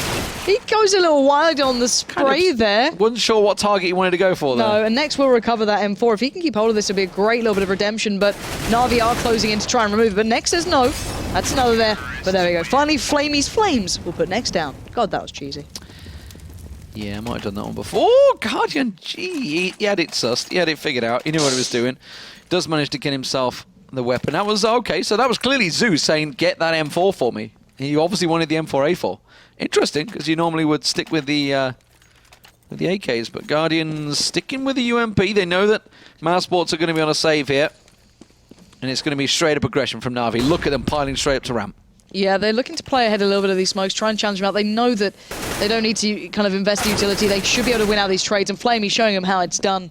Going to pick up 2 as Chris J will fall on the cross. Flamey 4. Just racking them up. The bodies are going to start dropping as now Next is the last man alive, and hell, Flamey might want some more. Well, they're going to find his position. Flame is the one that's actually covering the angle if Next were to challenge this. That would close him out, the ace. He's going looking. He's going to go into jungle. He's going to find him. Doesn't manage to get the tag though on Next. Next is going to retreat and he's going to go straight toward Edwards. Clutches. And it will be an easy round for Na'Vi. Aggressive stuff, as you would expect when they know Mouse Sports is on the eco. Edwards just... okay, he did want to upgrade to the rifle at least. But still, the one thing I'm looking forward to is, as you noted then, Na'Vi's aggression. They do this towards mid a lot, and it's getting Edward up in the window. I'm hoping we see their play they do with including that. Though it's a little bit of a mid and A split that comes into place. I'm a massive fan of that. So if they get that mid control going on early, kind of off the back of Flamey doing the smoke here towards short at least, it will force Chris J into a secondary position. They like to molly out here, and you can see it just really makes it hard work for anyone to get the peak towards mid. It gives them control, but still... Godby on short, going to try and stop that. But I want to see Na'Vi go back to this play because I think it's absolutely beautiful because they actually are doing the split towards A here. Chris J and Godby to hold it back towards mid. Chris J does win that one out. Just to get one down, Edwards there as well. Doesn't quite take him out, but he manages to clutch him down to 9 health. And Nico will find Guardian and a second onto Zeus, but he's dealt with by Flamey, who's still got that bomb in action. Now Dennis is the man that's on site. He's getting a tag down and the kill on Flamey. And now just a couple of health left for Edward, who will get picked off easily. And Mouse finally hold onto the round with the rifles. Yeah, Dennis holding the off angle coming in from ramp. It's a hard one to peek. You kind of have to commit towards it, which means by then you'd assume the crossfire from a CT player or players should kick into effect. I think actually Steel, did a whole video on kind of holding off angles using that as one of the examples. So if you don't know what I'm talking about, check it out. But still, back into this. 2-3 is the scoreline. Mouse Sports then making it count when it mattered. Edward a little slow through mid there. Chris J certainly held him up sometime. And Chris J again going back in for this one. No AWP to be seen just yet. Rifle to hand as Edward looking for that aggression and looking to get some control here. But let's see what they've got waiting. Looking to try and push short here. Chris J finally forced away. That might buy them the time. The smoke wasn't still clear there. Seen him. Oh my god, he's getting around the side. Clean shot on Guardian, but Flamey does manage to get the respawn. But that's the bomb now completely loose in mid. Zeus is all the way over in apartment, Seized all the way over on B site. And he's going to retreat away from that one. But Nico has that bomb covered with Chris J. Yeah, they shouldn't lose this. I can't imagine Zeus can even really make it out of the apartments, and Seized is so far out of this. They know that God Be Down means that maybe Short is a little unkept, but Seized is going to have to work for this, checking out mid as he goes. It is Chris J keeping occasional tabs on this. Next, still dedicated to that B site, means that Seized can pick up this bomb though. And yeah, I don't think he's been spotted out either. So he's going to keep on creeping forward. Zeus isn't really helping him at the moment. Zeus is sitting back. It's all on Seized, and he's going to go straight to Nico. Nico should finish that one off, and now 30 seconds remain on the clock. Zeus is going to sit this one out and just stay in apartments. He's having a chill. He's got his shadow daggers ready to go. In the wall. He's just, you know, he's just chilling. I wonder if is he actually disconnected, or is he just listening? He's sitting listening. I mean, you'd think he'd be sat with an AK in hand if he was sitting listening, but no. Who knows? He's having a great time there. What? Where does that water come from? Counter-terrorists win. What? Oh. I'm going to look in apartments. Is there water Oh. anywhere? Is there like a fountain outside? Or no? It's out the back. There's nothing out the back there. Where did that water splash come from? Zeus has gone for a swim. That's probably why. Like, he's not on the server right now. I'm looking around. He definitely dropped, yeah. To try and find any... There's definitely no water in apartments. There is like a teapot. There's a teapot. Maybe that's what happened. That's it. It was boiling. The teapot. He was making Get to a the coffee. teapot, Graham. Left. On the edge by the seats. In between. Yes! Teapot. That must have been what it was. There you go. So Zeus has obviously gone to make a coffee. He's going to be rejoining the server in just a moment. 3-3 though, all square. And Mouse Sports got themselves quite comfortably on the last two rounds. Losing just, what, one man each round? Two men in round 5, one man in round 6. Money-wise, not the best for Na'Vi. Are we going to get some Tech 9s passed out from Flame? He's got 6.7k. Yeah, you'd assume he'll drop something out. He might as well. Just to even out the economy. Oh no. I swear it was Mouse that I was casting with Alex when we had like the 40-minute downtime where we just thought it was like a mixtape being made of the weapon switch. It's pretty good. I'm just playing the game now, like flying around the map, trying to not hit the edges. It's actually a pretty good game. It's quite difficult. I would not recommend it. Graham's just got lazy. He's just looking at He's doing the slow rotate. Look at this. Oh, it's majestic. Oh. Find like a really cinematic angle. Arty, right no, at the not bottom. the ass. Great. That's great. Graham. Cinematic, third person. Get me a nice angle, Graham. Come on, get to work. No. Go free cam. There we go. Yeah. Now fly around a bit. Get a nice little angle. Graham's the Observer, by the way, at Messioso on Twitter. Delayham, known by all. Feel free to abuse him. We do. We do constantly. That's how you know you're treating them right. Mm. It's the happy face. It's the tiny nice tear. tear. You couldn't even dry the tear. Draw the tear. Dry your tears. Oh, look at this. He's a Fnatic fanboy. Oh. Biased observing. Biased referee. Nice hair, Graham. I like that. That's why he always delays TSM when they're on stage. Dupree's gonna have a whale of a time with that. But still, just went out. Chilling out. Wait, do the goggles actually display what's... No. No. It shows what's like through No, their it's head. just it's a cheating reflection. It's not a reflection, the actual reflection. I believe it's a fake reflection. No. Is there palm trees behind them? Turn around. Is there a palm tree? There is there. That is, so it would be a gate and palm trees. No, it's not. It's not the actual reflection. I'm not having it. I'm looking. Like, we're looking in the eyes of the CT players. Yeah, I know. Graham's Like, doing the same. Graham's doing the same. trying to- Okay, now spin around. See, you'd be seeing you'd see 3 players in front of him. You don't see that. You're not very good at this, Graham. It kind of... Stop moving, CTs! Excitement. See, it kind of works. Kinda. Kinda? No, Kinda. it's Oh. cheaty graphics. Shut up. It kind of works. It's the same place. Wait, do the sunglasses on the T players work? No. No, there's no reflection on the T side. God damn it, T's. If you've just joined us, ladies and gentlemen, the excitement is palpable as we wait for Zeus to rejoin the server. It is 3-3. It's the 4th game of the night. We've got 6 games overall. Following this one will be Penta versus Fnatic and Mouse versus EnVyUs.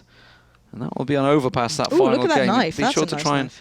keep your eye on that one, that's for sure. Where's the fade? What's your favourite knife right now? Ooh, I want to get a Because I know Doppler. you got a lot of knives. I want to get a Doppler. A I don't have Doppler? a Doppler. I have a bayonet fade. I've got my karambit fade. I've got like other kind of more lesser knives, but they're my prime ones. Did you unlock said knives, or were they gifts to No, stream? I unboxed 2 of them now. Oh. So my karambit fade is Out of mine. how much? Oh, do you mean how much I've spent? Like Unboxing? Lots? I think it's up to like $3,000. Oh, good lord. I guess. Dollars or euros? Dollars. It's dollars. Dollar I think, bills. Actually, I don't know if it is. Might be euros. Actually, to be fair, it's about the same. So it didn't really matter. Yeah, I think it's around that. Euros pretty awful. But to be fair, I spent about 2,000 before I actually unboxed a knife, and I was so salty. I was gonna find Lord Gaven. And I've never unboxed one yet, so. Yeah, but you've unboxed like 5. I've not. That doesn't count. I've spent a good couple of $100 on it. Not having But that. I'm not one of the ones that are like falling foul of, oh my god, there's new boxes, I'm going to go buy lots of them and I'm going to unlock them all. No, I don't. I resist because I really don't care what weapon I have in the game, honestly. Like how it looks. That's because you don't have a knife. Says an ex-League of Legends player that Exactly. probably spent a lot of money on skins in the past. I don't like I think bringing that's up what that it was. dirty game. I think I got burnt in skins on that. Yeah, but for CS spending skins money. are nice. Apart from the one I'm looking at. The way I always looked at it, the way I always justified it was because I used to play World of Warcraft and EverQuest and every God, you really are every coming out other with some shameful statements every here. other MMO out there. Everybody in the world used to play World of Warcraft at one point. Every other MMO out there. We don't and talk about basically it. because it was like a £10 subscription, €10 subscription, or whatever it was, you kind of justify it with like, I'd normally pay this much a month for an MMO, therefore I'm playing this game and I can afford to do these. Just a couple of keys. That's all it's going to be. No, my inventory's not bad. It's okay. It's not bad, no. It's, Like, I can it's sell considerably pretty close. better than a lot of people have. Yeah, I've still got like my HAL that I paid for when it was still kind of cheap, and then Valve, were like, "Hey, look, Lauren, I'm gonna help you out here. We're gonna make the standard M4 a little bit better." And I'm like, "Oh, thank you, Valve." So now I can sell it for more, but I don't want to because it's my HAL. It's how it is. I'm like every time What's I the buy other something. one you got recently? What was The Hyper Beast? The Hyper Beast, that was it. Yeah. But no, it's like every time I do this, I'm like, oh, I can make profit, and then I never do because I just want to keep hold of my skins because I like my inventory looking It's pretty. not got Dragon Lore yet, have you? No. No. I'm waiting for Lewis to give me one. He's not. He's like, I'm gonna give away my inventory. I'm like, just. I'm going to give away my inventory. Oh, he's having an emo moment Yeah, again. he's having a little. He has his little emo moments. He's having a bit of a moment. Psy Syndicate, ladies and gentlemen. Yep. He's another PSI. streamer out there.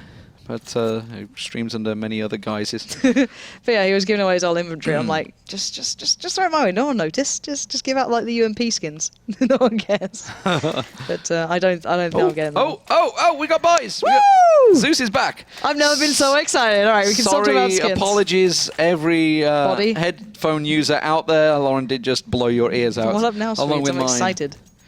All right, okay, Starix is playing. Zeus is not rejoined. Well, that sucks.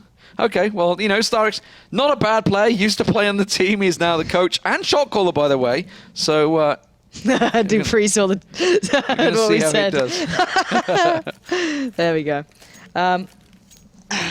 See, everyone knows Delayham. He is a legend. Delayham. In shorts. Well, it was TSM when they were on stage in Cologne that had like an hour and a half or whatever it was. Anyway, pause. let's get back into this. It's 3-3 right now. We can stop talking nonsense. We were just waiting for the pause to come undone. But Na'Vi, let's take a look at what they've got here. 2 Tech 9s, 3 rifles, trying to supplement that with the utility coming in. But Nico's having none of it. He's just going to hold firm and wait it out. And it looks like now it's looking quite quickly towards this B side. Yeah, it's going to be 2 Excuse me, coming short. Na'Vi. Looks like Edward and Flamey want to go straight through short. Sees is going under past it. Give a little peek around there. Smokes out. Buys time for the rotate. While the bomb with Starix and Guardian is trying to creep its way into B at the moment. Seas does find Nico. That's going to clear out Connector. And that buys time for Flamey and Edward to go the rotate straight to short. See how this one goes. Next is going to be waiting patiently. He does connect onto Guardian at least, but going to drop out the molly. But will he expect the follow? The bomb is there in the hands of Starix. Not going to go for it. Seized. It's Flamey that's making the challenges. And, well, it's Flamey winning them out. They've got up short uncontested here. And considering this was a bit of a kind of thrown together purchase, it's worked out well. Dennis and Chris J on the retake. Not gone well there for Dennis. He's been dinked down, chunked up. And look at this Chris J trying to catch out Seas, but I doubt it's going to work. Dennis holding the angle in the kitchen. Not going to push on this one. Seized has actually got himself deep. So he's kind of in a weird spot. See, he was between Seized and Starix in kitchen. Yeah. He had no escape there. And they did close out the round. So, successful round for Na'Vi. Clearly the pause, as always, whatever malfunction it may be, works out great for Na'Vi. Maybe they just need that little bit of time to reset and get things ready. Who knows? Because they like to play slow anyway, so maybe it just really suits their kind of style, you know? Just taking a chill. Just take have a little cup of 5-minute tea, break. you know? Get that kettle boiling. That's the one. All right, we're back underway, though, properly here. And looking at Mouseboards, they don't have a great deal to work with, so we're going to see the Mag 7 for God B. He has been playing short thus far, but I can imagine he'll switch that up for this round. Chris J going to pick up his mental. Now he has the AWP. Starix waiting patiently, though. Might have to check very cautiously for this. Yeah, Godby peaked originally. He's not going to go a second time, though, but with that Mag 7, it could do a lot of damage and catch Starix off guard. The rest of Na'Vi are setting up. Guardian backing away. Looks like it is going to be an A hit. The smokes are being lined up. The re-smoke goes down on apartments. Edward's going to be moving into position, so big A smoke hit coming out here. And Nico, Nico's rotated over towards B site. That's going to leave just Godby and Dennis on A. This could be deadly now. Let's see if Na'Vi can get that proper play down. The smokes are lined up. You can see them. They've got to sense something, surely.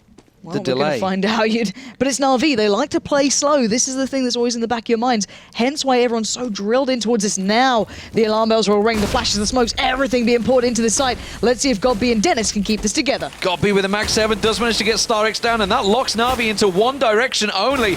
And they're just going to be in a shooting gallery here. They have to come out on top. They have to push. Flamey with the aggression manages to get himself one down, but it's answered quickly as Nico and Godby find the targets. Chris J hunting, looking for Guardian. Caesar's made a long rotate to get into Palace, and that's going to give him the angle he needs as Guardian tries to challenge out Nico. Nico's so low, but Caesar's got himself into sight now as he pushes on in. They've only got 10 seconds here. They actually have to commit pretty damn soon, and Mouseboards are just spraying into it. 8 seconds left. Guardian has the bomb. He doesn't have time for this. He's tried to plant for short. Chris J buying time, staying alive, and denies Na'Vi the follow-up round. This is back and forth.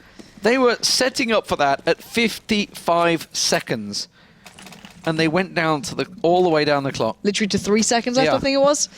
Basically just ran out of time. To the point that obviously Guardian was flustered there. He was like, oh no, no. Well, he had to make the move, I guess. Of course, yeah. I think seeing those two players in CT, his only option was short, or planting for short, should I say, and then Chris J just played it really smart, just waiting it out. So looking at this, last time Na'Vi went on these kind of shoddy buys, they did actually pick up the round, but then again, can they keep doing that? Can that Deagle keep coming into place? That's going to be Guardian running with that one, and Mouseboards pushing a little closer. Dennis is going aggressive. This is dangerous. He might get caught out. Guardian could just pop around that corner. There's no backup for Dennis at the moment. Nico's back to the connector, so Dennis is all alone here. This Deagle is going to work. It didn't work onto Guardian, and now it's going to rescue himself a rifle. Now, can they get some kills from it? They do, and now Godby has to try and stop them getting into sight. Caesar's doing a total distraction job over on B side, and Godby's all alone here on A. And Guardian just playing for time. They're trying to keep him busy. Flamey actually came back to back him up, but now it's cost a little bit of time. Here we go. Chris J comes in with a peek, denies Flamey the plant. That is the bomb loose. Now Guardian and Seized a mile away, and look at that HP. Risky plant there when they didn't have any idea what was coming from CT. They had to realize that it was coming from CT side. Now Nexus got himself tucked in jungle. Guardian just with 14 health, Seized with 4. Tricky position with 40 seconds on the clock. Guardian's collected the bomb. Is he going to try and bring it over to B side? I think he might, because Caesar's just said, hey, it's clear, but yeah, now Seized is in trouble. He's going to try and creep through. He might find Nex. He might manage to get him down, but he did only have a Tech 9 in hand, so a spin and kill for Nex. Yeah, I almost kind of question that, because Flamey came back to make the challenge towards jungle then. Guardian was holding the cross, kind of keeping them busy, letting Flamey cross with the bomb, but then, you know, as Flamey came back for the challenge, it allowed Chris J the time to come up and make the challenge from CT. It was like, kind of a little bit back and forward there, not too sure. Anyway, new round, and Na'Vi going to be suffering the losses there. Yeah, I mean, obviously the big part is it was kind of like a partial, so they didn't have smoke to cut out CT spawn, so that was why. But it is just P250s across the board, mainly for Na'Vi here. They're going to be trying a 4-man pile out of Palace. Here they come. It is the train straight out, but they're going straight into Nico. Is just popping up and down, gets himself 4 in the round. Next steals the last. That was just, it was just like the Glock train. Just the most they could have hoped for them was a plant. Didn't happen. And to be fair, Mouse went very aggressive through mid, so kind of looking like Mouse want to start taking the reins a little bit here, but let's kind of take stock of what we've seen so far and where the scoreline's currently at.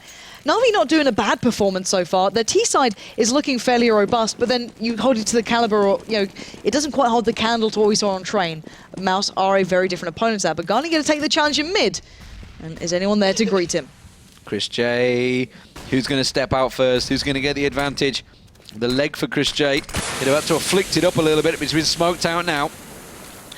And that's bought time. Now Gobby's on short, Nico and Connector. Now Starix has managed to push his way through. He's brute forced his way in here, and he has caught Nico trying to guess at there's angle. He's managed to creep through. Starix completely whited out there by Nico. And they do manage to come out on top. Now that's given a complex problem to Navi. Guardian and Edward at the top of mid. But Flamey and Seized have forced to rotate now. They're going through underpass. They're really just not finding any picks here, Na'Vi. Guardian's not having the easiest times with Chris J because he's so willing to back away if that mid window gets smoked out. You see Nico kind of pushing a little closer to it, waiting for Edward to push through. And I wonder if they're going to do this. I wonder if they're going to try and stack window, which is something they go to. And Chris J seems slightly aware of this. He's still lurking so close. Guardian takes the legs from underneath him and says, no, you're not going to get control of mid that easy. Now let's see where they take us. Nico is still in window. God B is still kind of by short, pushing a little back towards B. And Nex is still there. Dennis, however, is on his own. But Flamey's taking the bomb towards A site. Guardian was getting a peek. He's going to have a second peek as well. He's looking towards bench now, Guardian. Trying to see if he can get anything there. Nico holding that angle. Edward is actually coming his way, and they are going to start challenging each other. Dennis does manage to find one, and that's now Flamey pushing it towards A site. That's going to be Dennis cleared out, and now A site is in control. And now Edward should be able to cut them down as they try and push through. And next, the last man standing should be Navi's round, unless Nex does anything spectacular here. He's just going to hold the angle. Nex going to go in for it. Does at least find Edward, but he's not going to get much more from this. That bomb's probably planted very nicely for either Guardian or Flamey, and he knows that he's going to try and keep hold of this rifle, which he should be able to do at this sort of distance. But let's kind of, once again, recap a little bit of that round and kind of how it went down. The one thing that kind of surprised me is the fact that they didn't check for Dennis in that spot. Now, of course, we have hindsight, and we have, X-ray and all that stuff, but excuse me, Dennis has been playing that off angle quite a lot, and it's really worked out for him, especially on the plays towards A.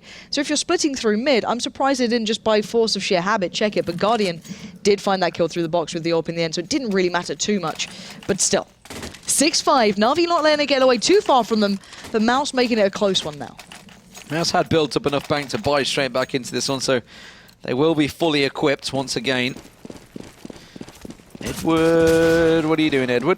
He's AFK. There we go. Decided to buy a couple of AKs in there now. So it's going to be a slow one from Na'Vi. I think that's what he's like. He's like, don't worry, guys. We play slow anyway. There's no rush. I don't need to buy just straight away. We can let the round start for a little while. Oh, the flashes are not great from Mouse Sports today. Chris J just got fully blinded then by Dennis. They're challenging. And they know it. There was 2 flashes then. He saw, we didn't see one fail, but Guardian assumed maybe one failed. And he saw the second come in. You could hear it so clearly.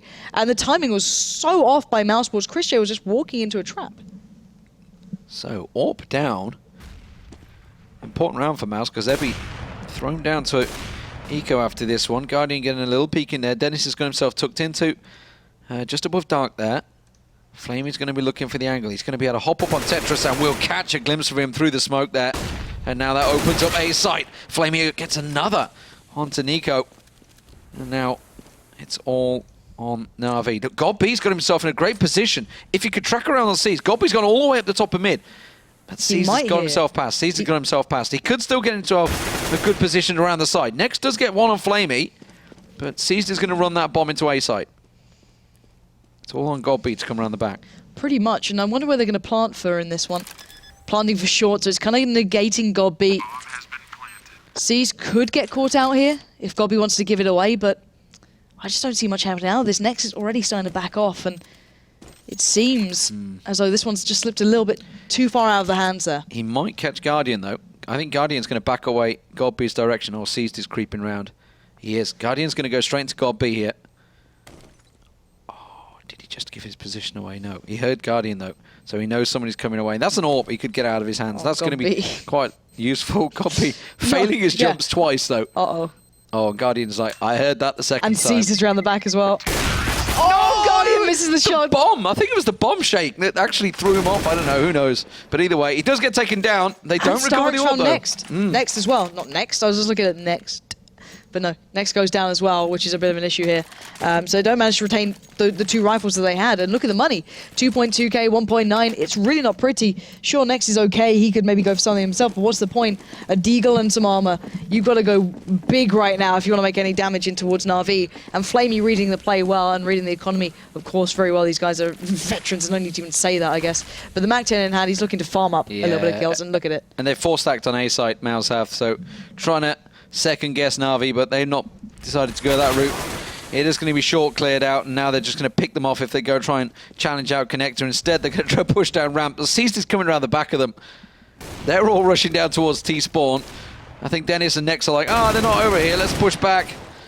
Seized gets himself one, will get the second, and it's simply picking up cash for Na'Vi. Nico and Chris J, the last two alive, not really in the position to do much, and Edward with the taps towards Chris J, and the long-range Mac 10 not going to work out. Nico just says, nope.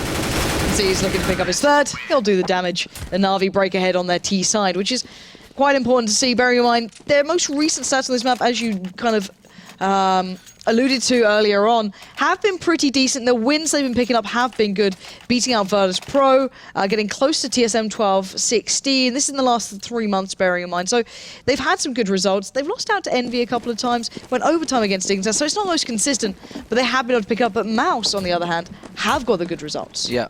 They're doing all right on here, and at the moment, though, it's not the greatest of CT sides. They're going to have to put something together on the T side, that's for sure. Flamey just bounces it in there. That's a nice little bounce there. Off the railing. Yeah. It's nice. I like that one. Yeah, I actually, I was looking at it last time I was casting. Yeah. I was like, ooh! Yeah, he's not. That's well, I nice. mean, the other one's always such a risky one. That the jump it's a very risky nade. So the long range Yep. speed nade. So it's always a risky one. Oh, Flamey through the smoke. Dennis should have had the drop on that, but maybe not paying full attention. Flamey gets the 1-for-1 trade out there.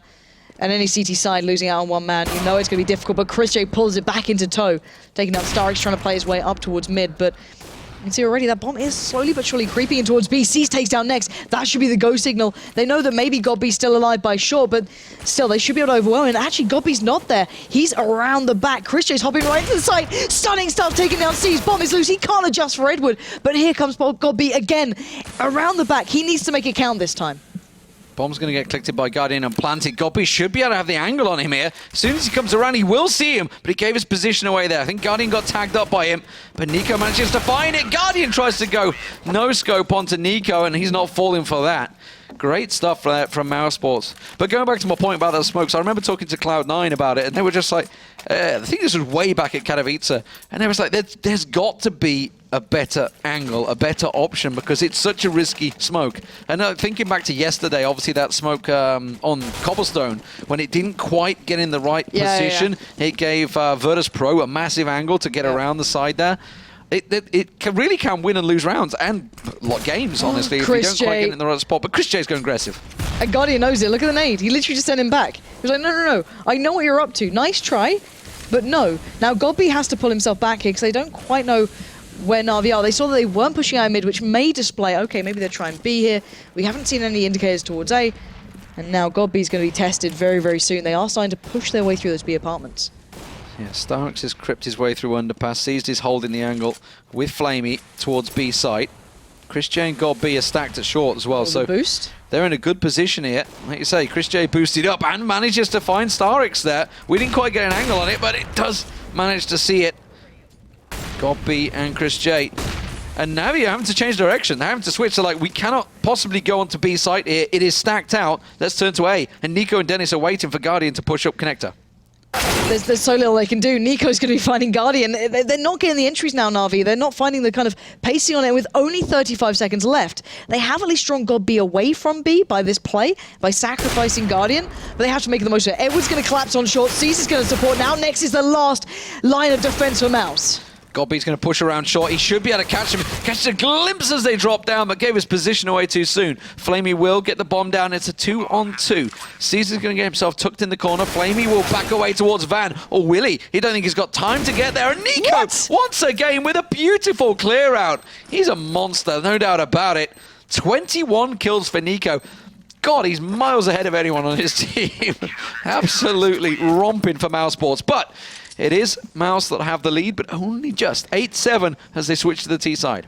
And how many of those kills basically equated to them picking up the round? That's the more imperative part in my mind, is the fact that they weren't just, you know, mid-round kills here and there, you know, or like exit kills. They were retake kills on the B side that normally you just don't see people being able to achieve. It's such a hard side to retake on, especially when the bomb's down, they've got a relative setup. But still, I digress, as we are on the halftime, and it will be Na'Vi's turn on the CT side. Zeus is rejoined. All right, okay, we'll see how he does. He's going to be getting in there. Starix didn't have too bad a showing when he came in, but I think they need to switch around because Zeus has joined the coach role. There we go. Now he's had to switch around. There we go. So he's going to be getting back in. So whatever the problem was has been resolved. So second half about to go underway. Pistol round going to be quite vital, I feel, here. Na'Vi, can they get their economy going? They are, as we mentioned, in a great position in the league right now. 12 wins, 5 losses. Mousesports down the bottom, 3 wins, 7 losses. So not great for them. They could do with a win here, no doubt about it. But Na'Vi looking to try and set up and really amalgamate their qualification. Big word. For the finals. I know, right? I'm sorry. I say that word. I was struggling. And now you found that word. I was struggling earlier. Amalgamate. Oh, because I didn't know that word at all. I don't think you learned that word. I looked at the dictionary. The quickly. dictionary. The dictionary quickly between rounds. That was it. That's how I did it. I'm proud of you. You could look to maybe a thesaurus, anything like that. Thesaurus, sorry. You could maybe check that one out. But yeah, just waiting for this one to get back underway. I can imagine Na'Vi just kind of discussing things through as they have been rejoined. And is this a new edition of the halftime thing, Matt? That looks new. That looks in the top right corner. That looks nice, doesn't it? Just in case we weren't sure. Because Mitch sometimes gets confused and starts casting these rounds. I've had to tell him to... on these? Well, they're still warming up. Away he goes. It's like, whoa, whoa, whoa, whoa, whoa. Bless him. He gets real excited. That's why you got to leave him in shackles. When he's, I agree. Yeah, you just got to calm him down. Yeah. I mean, he's back on in a minute, so, you know, he'll be building himself back up now. He'll be hyped. He'll be like out back, starting to do a couple of press-ups, get himself going, running, jogging on the spot, ready and waiting to go. But we'll keep him contained for another half. Here we go. Pistol round underway. Na'Vi versus Mousesports. Who will come out on top? It was a good T-side from Na'Vi, picking themselves up 7 rounds, but can Mousesports better it as they pile into B? Yeah, it's going to be Flamey and C's on the receiving end. Flashes do work on both of them. And again, this is great stuff. C's is completely blind, but Flamey comes out of it well. And now C's needs to support. They've got backup on way. Na'Vi piling in towards B. They're not letting this one drop. Flamey picking up 2 there. Zeus with 1. And this is just leaving Mousesports in dire straits. Got B last man standing. Somehow, Na'Vi keep Flamey and Guardian alive on 1 HP each. God B tracked him the whole way around the middle of B. It's like, he's running there, he's running around there. Just tracking him. Couldn't keep the aim on him. And Flamey gets himself 3 beautiful little USP kills there. To be fair, the flash that came through caught both of them off. Yeah. So the more impressive part is that Na'Vi actually recovered well and then took them all down. Even though taking so much damage, they keep everything clean. So now let's see what Mousesports go to here. I always like the fact, or at least the kind of style that Mousesports bring, of how they take control of mid. The smoke's a kind of cut-off connector. But Guardian, he knows something's up here. He's already going walkabout to mid. There's 3 players waiting. And actually, GotB takes him down. Yeah, a couple of Deagles, don't forget, for Mouse, how important they were. Na'Vi picked up that second round. Last time around, Mouse are going to try and hope to do the same, but it doesn't look like it's going to work that way, as Cease just cuts them down, and Edward will close it out with a double. So, 9-8 Na'Vi. Quick round for them in the end, down to Mousesports going aggressive. But that will give Na'Vi, you would assume, another round on their belt here, because it looks like Mouse are going to go some sort of full save. Just a couple of flavoured pistols. Pistols. Are you good? I'm worried. I'm just a little off-kilter tonight. I don't know why. Oh, just have another sip of the Red Bull. Sponsored, I'm just clearing up Mitch's mess, actually. That's what I was doing. That'll take a while. He makes a bit of a mess. Anyway, Mel's just going for that challenging mid. You can see them out there with the P250s. And Nico with the Deagle. Nip, nip, nip. Let's not bring up my stuttering. It's just mean. I've got a speech impediment. I chose a very poor career with this. But yeah, Flamey, C's, Guardian all looking for these challenges. They're holding the angle, but they're looking for it. So now Flamey pushing out a little further. Going to find one. Just saw the Tracer fire coming out from GotB. Gets absolutely wrecked. But still, he's only going to recover the SMG there, the MP9. So yeah, GotB's going to try and sneak in and get the bomb plant down. I think he's going to. That is great. Money. That is great for Mousesports. Literally something from nothing there. That's literally all GotB could do. So They do get themselves something for nothing, just trying to clean up the guns, get everything they can. Thinking back to Na'Vi, and obviously with Clutch coming up now for the major, just in, what, a couple of days' time now. Yeah, it's not far honestly. Na'Vi were really unlucky with the last major. They obviously came up against Fnatic, probably tested Fnatic the most out of anyone, I think, throughout the whole of the tournament as well. Really put up a great performance. I hope to see them doing better here. Actually, tell a lie, Virtus Pro did really tested Fnatic. Yeah, Virtus Pro in the didn't semis. go down without a fight. Yeah. The last map was a little bit... Oh, that Inferno when they got to 14 rounds and couldn't close it out. Alrighty though, we are going to see Mouse on the full buy now, so a lot of utility, a lot, you know, everything they'd want. So if there's any time to do it, it's got to be now. Let's see how this one goes down. Gobby already with the molly, going to drop out to connect it to deny the peak and any mid control to the CT side. Flash over the top, and now goes for the challenge. Oh, Guardian, that was a blind shot! he might have seen something, or maybe just he read that timing so perfectly. And I wouldn't put it past Guardian. I'd have loved to see it. It was his second shot. I think he was just doing literally shots through the smoke. It's like, I've got the angle. I'll just keep firing and see if I hit anything. And oh man, that was unlucky for Mouse. But either way, that's the way the cookie crumbles. And this double AWP setup is in position. Seized trying to do the same as well, but this time he's actually trying to jump. Seriously, jumping no scope AWPs. Why not? He's got a safety at least of the smoke, kind of. Well, if it worked, well, I think Dennis would be a little aggrieved by that one. But the bomb touch is at ramp. And now it's Guardian and Edward that are holding the angles here. Nexus is going to try and creep his way in. He finds Nico, manages to get the kill, and that's both down. That Molly's going to keep Zeus out of it, and suddenly they have control of A side. Next, just stepping out here, taking these challenges is absolutely beautiful, but that bomb is in a predicament. The mid-fight is the most important factor right now. Dennis actually doesn't win it out either, and Seized and Flamey pick up the kills on the cross. That could have gone either way then. Those challenges were so important. Straight up 1v1 duels. Could have gone either way, no doubt about it.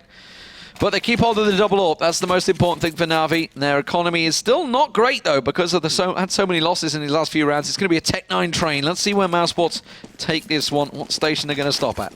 Yeah, Molly there, coming up for Chris J. Got B with the smoke. It looks like it's going to be a B if it goes this way, but they always do adapt. They can go through under Pascu, the kind of Virtus Pro style on their pistols, but doesn't seem like it. It looks like they want to get this B site going. In towards Flamey, who has himself a molly, nade, smoke, flash, everything set up for him. Here we go. There's the nade going straight in. It does catch on towards Dennis, and next the smoke will follow. The molly goes down as well. And now they're going to keep on pushing through this. So Flamey's just going to get picked off. Didn't manage to get himself a kill, but Guardian does. And now the rest of the team are collapsing in and around. Through the smoke. Dangerous stuff there from Seized as he tries to collapse on there. Godby will get the bomb down, and Mouse have 3 on site. This could get dangerous, but that nade removes the AWP. That was in the hands of Dennis, but Godby gets one back. It's a 2v2. Edward's going to come from short. Guardian from kitchen. Now Godby has it covered out from bench there. Now Chris J's trying to give the Overwatch angle, but it's not a great angle for him, but he will catch a glimpse of Edward's head, and now it's just all on Guardian. He's pushing in with P250 in hand. He can't find Godby, and now he's going to have to switch out to the AWP, but Godby's going to push his position, and Mouse with the Tech-9 train take over B site and pick themselves up some rifles on the way out. Wow, just pushing Na'Vi all the hell out, and Na'Vi taking those fights after fights and just not being able to do the Nico. Nico last time was just barrel in there on the retakes on their CT side, do the Nico. But not having any of that. That was really nice from Mouse, considering what they had to work with was absolutely minimal. Now they're back on this really beautiful buy-up, and we're going to see Guardian again taking this towards mid, and God-B, let's see how you do. Are you going to rinse and repeat? I goddamn hope not for your sake. Yeah, because Guardian is... It's done it again! Guardian! Totally blind! I can just imagine Twitch chat right now. I think VAC will be spammed all across the world as Edward also picks off Nico. And Mouse once again down to 3 players. And this was a similar situation last round. They shouldn't have won out that round. Oh, Flamey being challenged out by Chris J here, just tucking himself in. Oh, and almost caught with a nade in hand. Now he drops down. Chris J will still come out on top in that duel. Flamey, oh my god, he's going to be kicking himself for that one. Now Guardian and Chris J in a straight up AWP duel on site. And Chris J finds Guardian. Zeus the last man standing. This has been beautiful from Chris J, and he's even expecting Zeus. He gets it. That's 4 for him. Oh. Wow. Even with Guardian picking up kills with absolutely no right to do so, Chris J shows him that they can still do just as much back. And now look at Na'Vi's economy in tatters. Flat broke. They can't do a great deal here. And Mousesports with the Tech-9 train into what's now a pretty damn healthy economy, because Chris J's yet to spend any money on a weapon. He's collected that AWP 2 rounds ago and made great use of it. No don't forget, again, that round started All off off the bat. 2 members down for Mouse, and they still came out on top yet again. Twice, Na'Vi lose 5 on 3s. Edward, though, goes aggressive and manages to find himself a weapon in Palace with Zeus. But mid-control is in the hands of Mouse, and they're pushing short on B. Yeah, they're just going to take it all the way there. They've got the smokes down, but look at the tags! Nexon got B gone down solo. Edward's just going to tap through, and he does find God B. But now we are onto the B side itself. One man still lurks, staying alive. That's Flamey. He's removed the threat from the B apartments. It's down to 2. It's a 3-on-2, but Na'Vi can't recover these rifles. Look how low Nex is as well. Zeus is going to get around the back of him, and that's going to be an easy kill, and it's all on Chris J once again. He's already got 2 in the round. Tech 9 in hand. Could try and find Zeus here. He knows he's got 1 to the left, 1 to the right. It's Edward. They're trying to do the split attack, and it's actually drawing his bullets down. He hasn't got a great deal left. God. He finds 1, finds the second. Chris J goes huge again, and 4 kills. A second round running. Mousesports draw the game. Oh my word, Chris J. You have just gone beast mode. That's 8 kills in 2 rounds. Simple math it may be, but that was not simple. Mousesports are going to be Na'Vi are going to be kicking themselves for letting that one slip. Wow. They were so close to having that as well. They had nothing. And they pulled it back from the very brink, but still, 11-11. We knew this was going to be a good game. I didn't expect it to be this good. But, wow. Absolutely perfect. Anyway, trying to recover from that. It looks like Mouse are going to go for the standard A play, or kind of more standard than what we're expecting from them or previously seen. But Edward's going to peek, I think. Let's see how this goes. No. Smoke's going to go up by a little more time. Let's see if Mouse are disciplined. That's that cheeky spot that Edward's trying to hold there. Just get the little angle onto ramp. I think he's going to check it. Gets a little peek around the corner. Doesn't see anyone. Now, Chris J's backed away from Palace. They were double stacked there because, remember, they did just lose someone in Palace a moment ago. They got rushed out with the pistols. But now they're setting up for the smokes. Chris J, smoke goes out. And they're going to make the move on towards A site. Godby gets himself up through connector, and that's going to cause problems. Edward's going to get a good flash out there. Doesn't really manage to find anyone, though. And Dennis will clear him out. Now A site in control. It's all on Flamey and seized. Na'Vi just falling to pieces. Yeah. I don't know what's happened. Suddenly, Mousesports have just kicked it up a gear. They've gone, all right, Chris J, you just go a little wild, all right? Nico can just play like a beast on CT side. And Flame is going to get the exit here short towards Chris J, recover a rifle, but Godby's there instantly to say, you're not going to get away with that. As C's now, last man standing, he should be able to keep hold of this. But Na'Vi, what's happened? I can't, you know what I mean? It's just like Mouse are just hitting shots now. Yeah. And the biggest problem is, with Mirage, any CT side, if your economy is constantly in tatters, it's really hard to build any momentum, any flow going. And Mousesports have really kicked it up a gear here. Like you say, that's, what, 4 or 5 rounds running now. And Na'Vi, after buying heavily into that one, haven't really got a great deal again. So we're looking at possibly a 13-11 here, unless something happens. Now here is the traditional Na'Vi pause. Perfect time to do it as well, 12-11. They're not going to have a great deal in this one, unless they are probably going to pick up a couple of CZs maybe, and 5-7s, but that's about it. They really have had problems. They haven't been able to deal with Mouse. Like, it's just been those crazy B pushes that have worked so well for Mouse. And obviously this time it was an A hit, but it's the B hits that really caused the problems. Yeah, and before, Flamey was being prolific at like slowing them down, not letting them in, and then you'd have players instantly back him up, Guardian would come straight over. They countered Flamey with about 5 flashes. That's how they managed to get So you him need to cleared have out of 5 position. flashes, and then you're good. And it then worked, you just have though. to kill him. It worked. Once he was down, nobody else seemed to be able to retake the site, like Nico was for Mousesports. Yeah, exactly. There has been no Nico on those retakes. And I'm just trying to look back at Mousesports' game. So recently they played Hellraisers, got a 16-14 victory over them. This is on Mirage, of course. That was not too long ago. Then Titans, 16-8. 16-8 Penta, 16-11 Dig. And then just prior to that, they did lose out to Hellraisers once. But this has been a very good streak for Mouse recently. They've been, I say specifically to this map. Outside of that, I wouldn't say it's so hot. They've had, a severe amount of losses in a row, excluding Mirage, basically. It's been loss after loss for them, losing out to NIP, Dig, TSM, CSGO Lounge, E-Frag. Not to call them lesser teams, but they've certainly had some really tough results. So seeing them come out this strong is going to really build them back up. I can imagine, momentum-wise, kind of team chemistry-wise, when you're on these big loss streaks, you are demotivated in the game. You are kind of second-guessing yourself. So them to start winning up, or at least picking up rounds like this, is a great display. However, They're not at the finishing line yet. They're en route for it. 12-11 is great. And they've had, what, a good couple of rounds back-to-back now.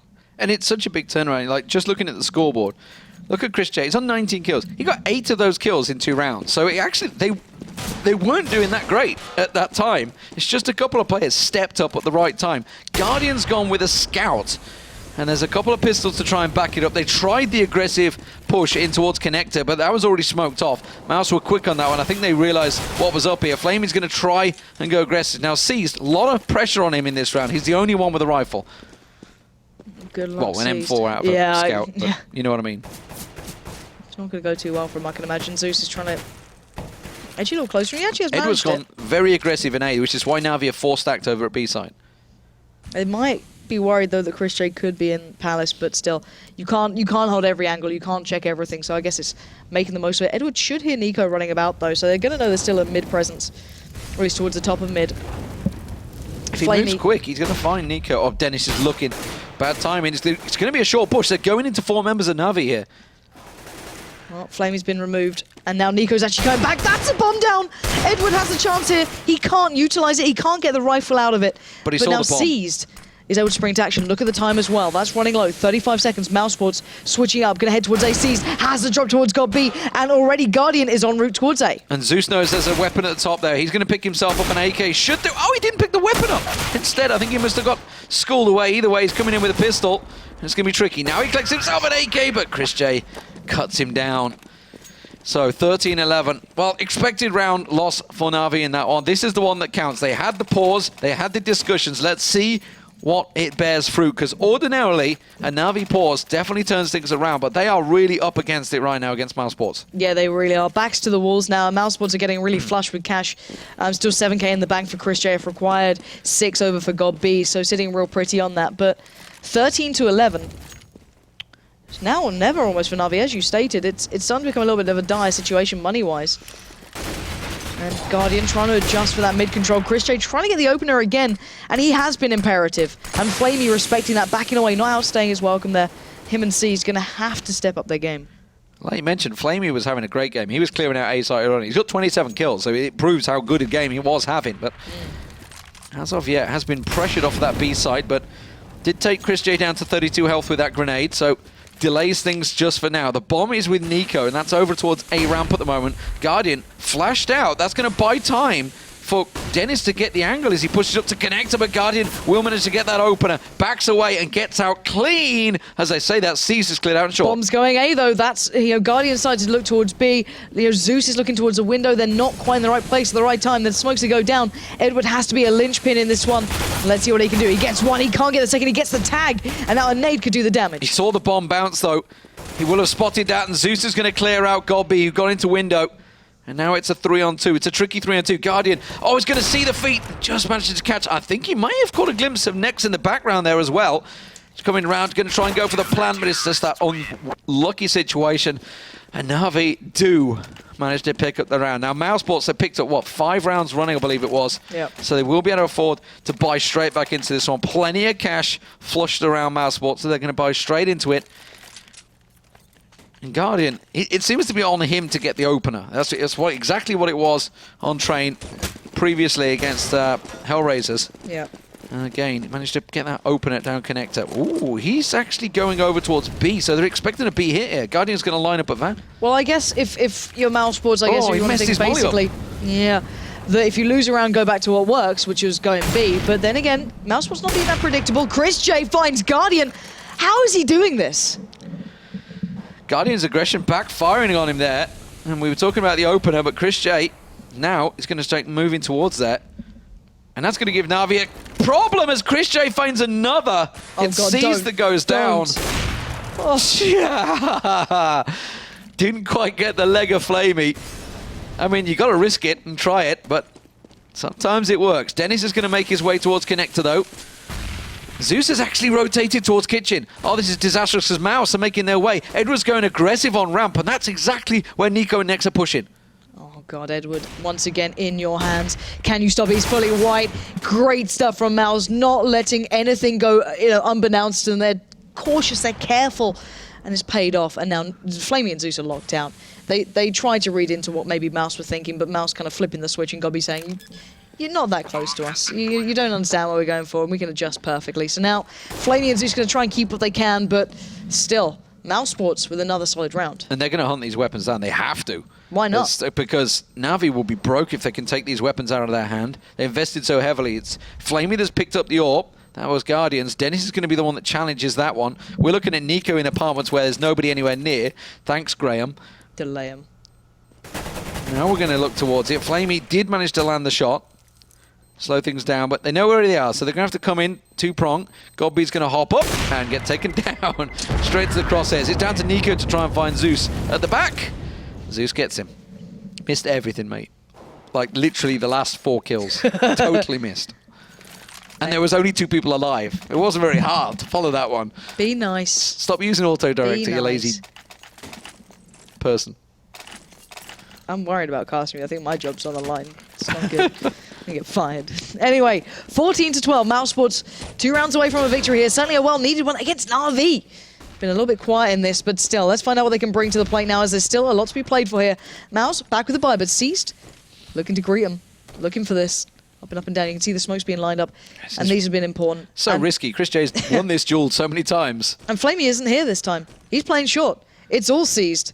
Oh, and it's all coming his way, yeah. Look at the smokes all being lined up. You can see them all posed with that X-ray. But is it going to be fake? Huge. Is this going to be a total fake? Smoke's going down. Manages to get one on next, but I don't think he can get any more from that one. He's going to pop flash himself out. No, not quite going to get away from it. But Flamey, it buys him time. He gets 1, he gets 2. Can he get the 3rd? No, but Guardian will. And now it's Dennis, the last man standing, who gets picked apart. And Na'Vi hang on for another round. Mouse Sports, they're going to be kicking themselves on that one, because it was all about their opening scout shot. Yeah, it was. You know, Mouse was so close to getting that, but Flamey's retraction was brilliant as well. This is what started things off. He waits for the flash to dissipate, pops up just as he comes out of it, just catching a glimpse of next, and that's all he needed. He doesn't get much more from that, but the pop flash he put out allowed Flamey the time to come back around, and this has forced Mouse onto this Tech-9 buy. Last time, they went B. It looks like Na'Vi are expecting this to some degree, but I like this adaptation. Flamey actually switching things up here with Seized. Flamey going to be playing more towards short, Seized more focused towards those apartments. Now they lost to this Tech-9 train that Mouse pulled out last time. Very much a different style. I think it's going to be a short to B, looking like the way they're setting up, the way that Godby's over there as well. So Flamey could be crucial. Guardian's rotated. He's left Zeus into window now. And we can see Nico and Nex. They're just buying the time. Waiting for that clock to tick. Seized is going to get challenged out. Not going to panic, though. He's holding the angle. It's a risky angle to hold, but he manages to get 1. Can't get the spray down on the 2nd, though. And now Chris J has got himself an opener in B. They've pushed in short already. 4 of them all piling in. Yeah, and Zeus is fully white. He should get caught out here. Flamey's not much better either, but Flamey lands a shot. This is going better slightly for Na'Vi, but still, this is sloppy. Christian and Dennis not going to let this slip. It's down to Guardian and Edward. The nade doesn't quite find him. 1 health. 1 health for Chris J is all he's got. Guardian and Edward pushing out of kitchen. Chris has to hide. Dennis at bench. They've got to cover the angles off. There's the smoke. They've got 2 flashes as well, Edward. They could make use of them, but Chris J finds 1. And now it's all on Edward. He has to find 1. Doesn't get the 2nd. Dennis lands it. Gets himself to match point. Mouse Sports really taking Na'Vi to the limit. Chris J playing out of his mind again and again when he shouldn't be able to get these kills. He was on 1 HP with a Tech-9. You just shouldn't be able to be allowed that time to breathe. You should not have that opportunity. But still, let's see what Na'Vi can scrape together here. They have to do exactly what was just done to them, back to their opponents. They've got the Scout, they've got the M4, they've got, you know, a Famous, a Deagle, a 5-7. It's not looking likely, but maybe there's a touch of a possibility here. God knows how they're going to pull this one out, though. Especially if Chris J starts hitting these sort of shots that he's been finding consistently throughout this game. But still, a slow round from Mouse Sports. They want to see what they're up against. Is there aggression in mid? And Na'Vi trying to switch up the pace here. Seized last time, delivered with the Scout. Taking down next. He's going back for more. Getting a little peek there. Dennis is about to show himself. He's going straight to seize his crosshair. See, saw that. I think Dennis may have caught a glimpse as well, though. Yeah, Chris J's on the rotate. Bringing in the heavy hitter. They need to try and take down Seized. I don't think they... I don't know. I mean, it's the slightest pixel. Obviously, we can see it from Seized because he's bearing down the barrel I think they did. Oh, but he managed to land the head. Okay, that's the opener they needed. Flamey's backing him up. Flamey needs a weapon. He's got himself the 5-7 in hand. But the damage may well have just been done there. Certainly a great start for them. Chris J is going to switch things up. He's going through underpass, and Gobby's going to join him. But Zeus is going to get the angling window. Yeah, and Guardian and Edward haven't moved a muscle. They're still well set up here. You're going to see the smoke coming in. Eventually. So that gets put down. That's going to cut off. Jungle at least. Allow them a chance here, but Guardian's got the lineup. Chris J finds Zeus though. It's not over yet. Chris J coming into it. Next finds Guardian. Edward waited so patiently, but there's still one by ramp. Next is still there. Edward hit a shot, will you, man? Next finally goes down, but that was a real meal. But still, Na'Vi stay alive. Painted the wall with bullets. Finally manages to find the shot he needed. And they live to breathe another round. Mousesports kicking themselves after that one because 2 members of Na'Vi were on pistols in that round and the scout and FAMAS. But Seized finding that opening headshot onto Dennis. Stopped the attack on B site. Forced them to make that switch over to A. And now it's Mousesports that are in danger of going to overtime. Just the single AK for Chris J. Everybody else on Tech-9s, and Seized is going looking for kills up mid. Let's see if he can get any of them. Dennis is waiting ever so patiently. But I'm so sure that Cease will check this. There we go. Dennis actually giving away the game. The pop flash might allow him out. Gave him the angle just to peek just before on. As you said, Chris J, the man with the rifle. Gonna have to be the big heavy hitter that he should have been from last round. And look at this Na'Vi really stacking up. They're considering B so readily because Mouse love hitting this site. 33 kills for Flamey. A lot of that work was done in the opening round, but he's certainly been making up for it over on B site as well. Mousesports. Stagnant positioning right now. Trying to run the clock down, trying to force Flamey and Co to use all their utility. And they have. They've not got a great deal. Everything's been thrown out over on B site. But it's A site was where they're going. Na'Vi know just right about now. Look at Seized, he's tracking him. Just turned. This is smart, and Seized is round the back. He gets one, he gets 2. Chris J got to be full. Dennis will get the kill, but that is the gun out of the game. That's Nico and Next being the main party. Now Edward waits. Guardian finds Nico. It's down to just Dennis, and Dennis will fall. Ladies and gents, we are going overtime. Na'Vi, remember how they should be playing this game. They suddenly find their form. Incredible stuff overall, really. You've got to look towards Na'Vi. Now, that's, I think it's 8-7.5. Yeah, both halves, 8-7. So both very good T-side. It took Na'Vi a long time to get going there. Mousesports were in danger of running away with it. They went, I think it was like 5 or 6 rounds running on the T-side. Na'Vi just didn't seem to have an answer for them. They finally do step up, though. Bit of brilliance coming out of Chris J. Certainly spurred Mousesports on, no doubt about that one. But now we are into overtime. Can Mousesports go the extra mile, or have Na'Vi managed to escape the jaws of defeat? I think they may just have. I think Mousesports are going to be kicking themselves with that loss. Effectively, a loss. Yeah. If they lose this, they're going to be so mad at this because they were so close. I'm thinking back to NIP the other day as well. Oh, don't even bring that up. They were at 14-6, was it? I think it was, and they managed to go to overtime and lose. It was Titan, wasn't it? That was devastating to watch. But still, waiting on the overtime. We can just kind of chill out. We can talk about skins again if you want, but no, we're just going to wait on Na'Vi. Starrick's currently with us. Maybe they're like, we did kind of a little bit better maybe with Starrick's earlier on. Maybe we need to keep him here. Maybe not. No, is it Zeus that's gone again? Yeah, I think Zeus is having issues. Yeah, and they're not going to want to go. They're not going to want to go without him because they just managed to pull it back with him. Yeah. What do you guys at home think? Do feel free to get in contact. How can they do that, Lee? Well, they could use Twitter. Oh. That's a very good social media platform. Quite the avenue, I hear. Use at They Call Me Pansy, or at Follow D-Man, or at ESL at ESEA Pro League. Wow.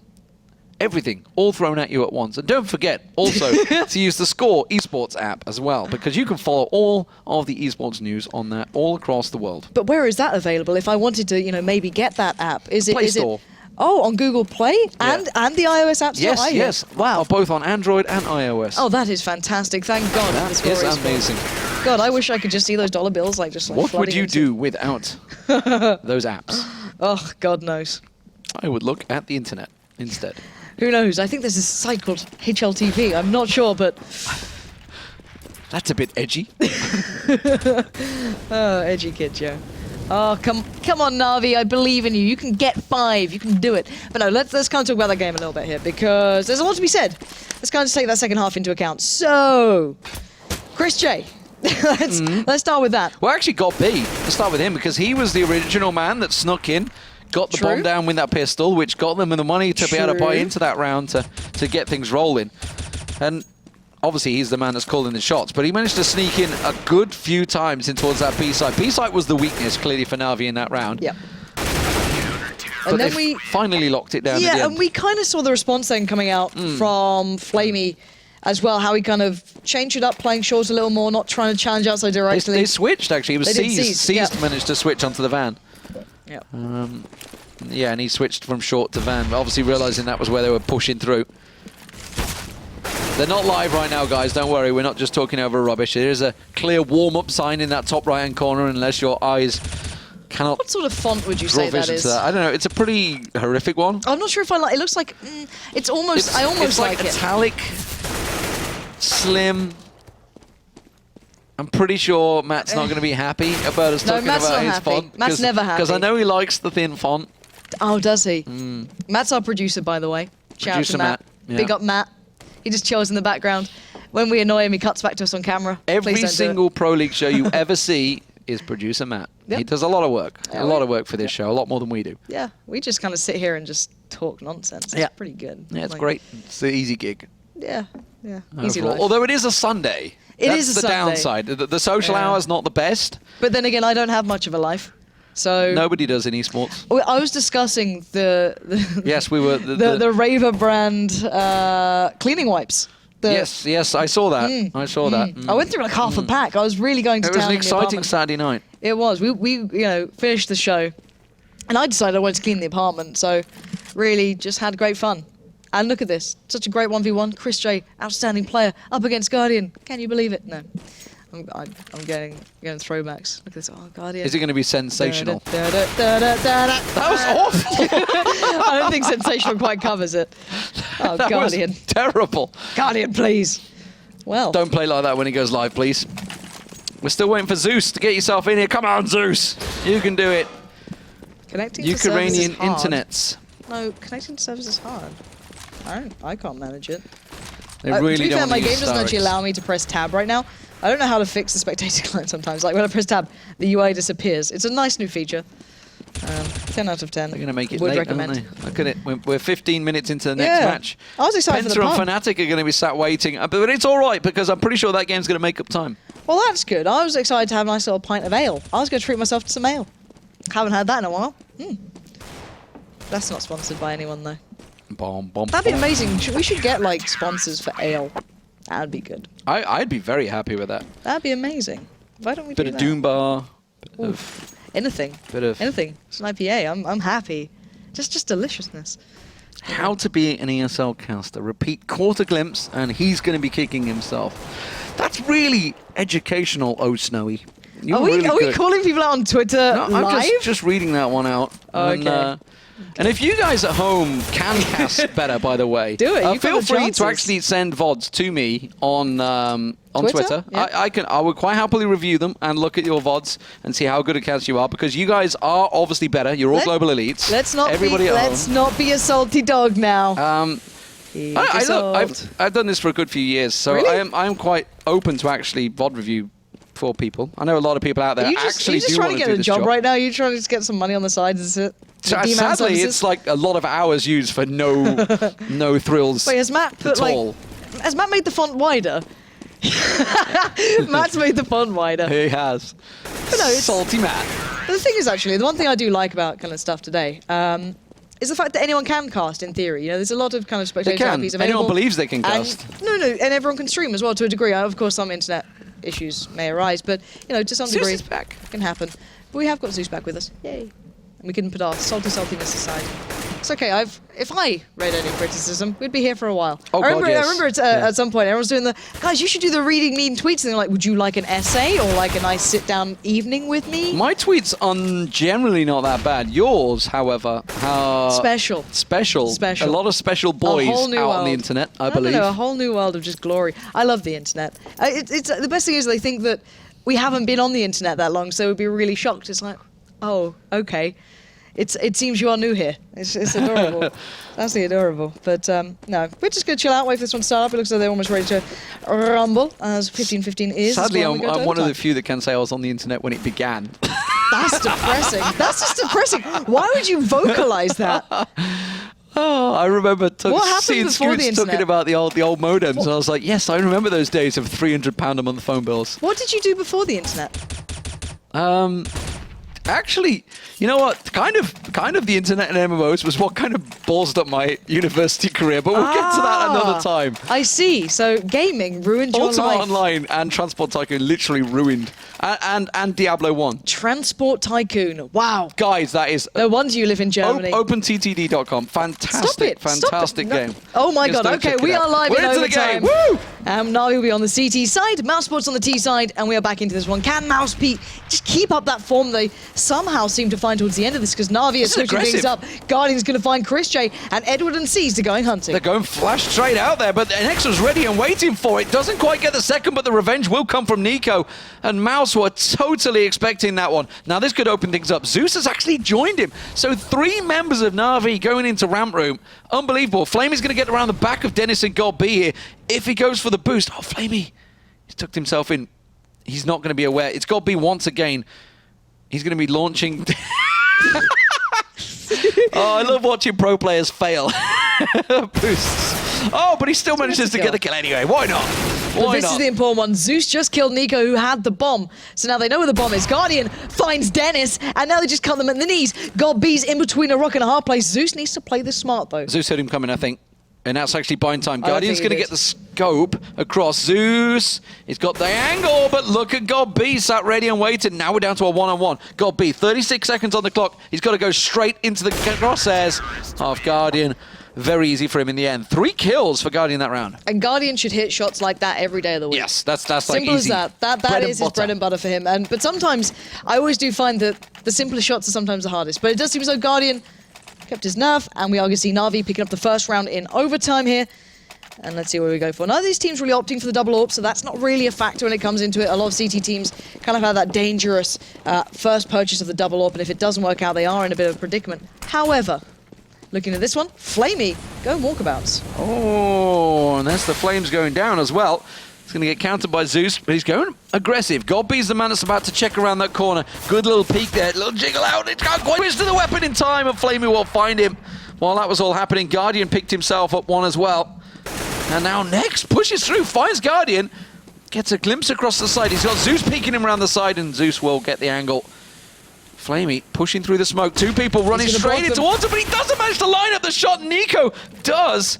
And now it's a 3-on-2. And these are the 2 players who clutched for Mouse, and Chris J is doing it again. Zeus goes down. He knows Cease is here, but he can't get the shot off. It's down to a 2v1. Nico made a run for it.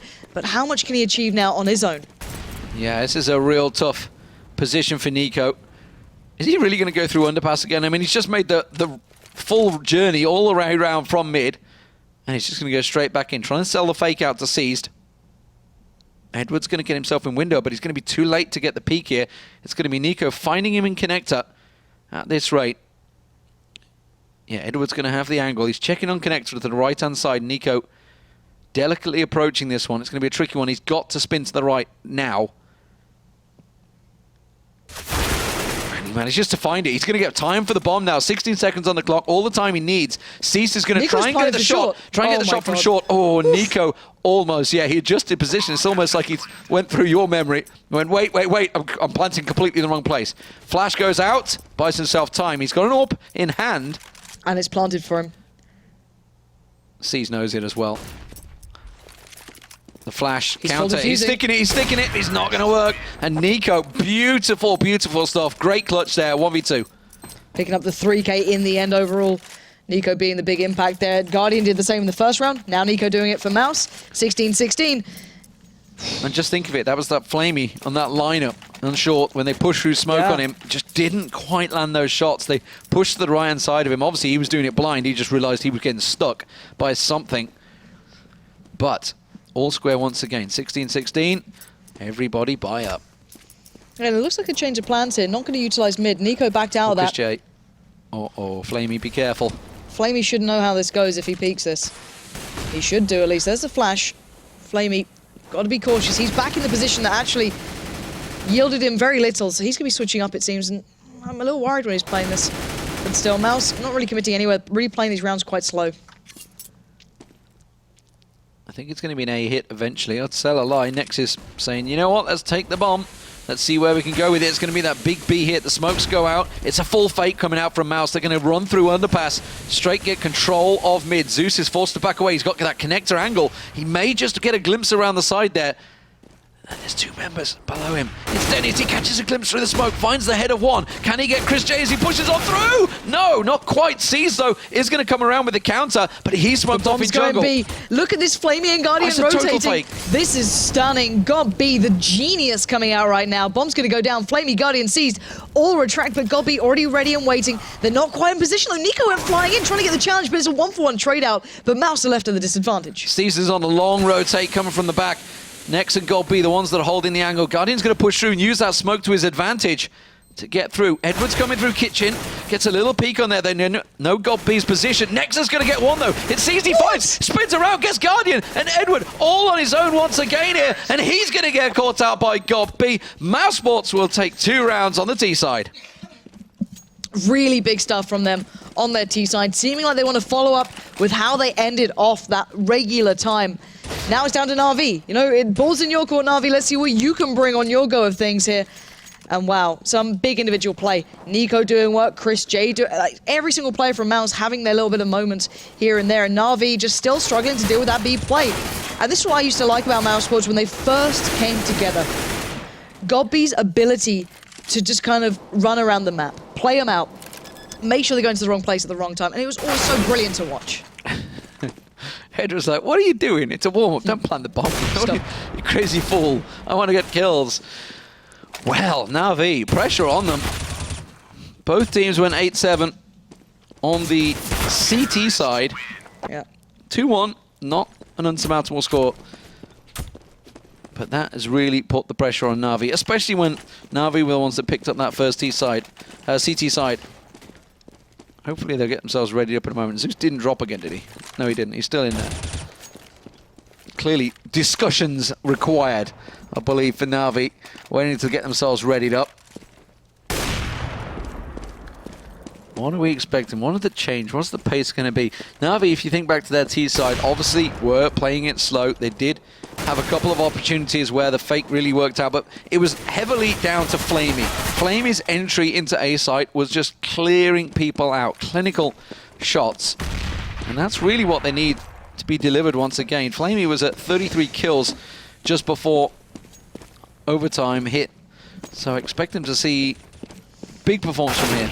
The thing that really surprises me, every time Mals do that B hit, and a couple of others as well, they're losing out in like 2v4s. And you just, there's so few situations that should ever allow you to do that. There's so few instances that should happen if you're playing to the degree. And actually, look at this. Mouse are going for the double AWP. That's something different. We haven't seen this come out before, and it's a risky purchase on the CT side. Of course, look at the money. Even though you do get that chunky 10k Stein money, it's not great to go and run this out with. It can backfire. Chris J going hella aggressive. This is dangerous. Oh, look at that! He catches Guardian mid-air. Spin and pick. That's all he needed. Well, one of those AWPs is paid off. That's already. Edward's going to try and get himself a second peek. He's picked up the AWP, but Seized is very close on B there, but unable to find anyone. He's looking for God B. God B isn't far away, but he's just keeping Seized's attention. But there's 3 players from Mouse on this site. Now, Dennis and Nico need to be careful here, because they could get cut in on. He's been blinded 4 times now. That molly spreading. He's so low, 40 health. Smoke clears out and he will eventually get picked out. But while this has all been happening, A side has started to get pushed on. Flamey gets himself 1. Can't quite get the second as Chris J answers. Gets himself a little peek. Caught Zeus as he comes around. Nico does get taken down. So bomb plan will come in from Na'Vi. Zeus is going to head off Chris J. Chris J should have that shot. He was expecting the push out then. Again, impact play from Chris J. Flamey now last man standing, 1v3. Bombs planted. They have to push for this. He's trying to watch jungle, but no one's there. God B shows. He takes him down from connector. Looks for a follow-up. He gets down Chris J. 1v1. He can't close it down. And Nex will pick up the round. And Mouse stay alive. And that investment, that risk, just about pays off. Yeah, if they can collect one of those AWPs back, which Nex should be able to do, does manage to find it. But Whew, costly round for both teams. Remember, it is a 10k start money, so both can afford to buy themselves right back up in this second round of overtime. Mousesports now with a comfortable lead. Can they close this out? Just one more round is all they require on match point. 18-16.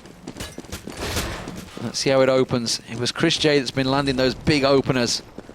Edward this time is the one that's a challenge. Not going for it this time.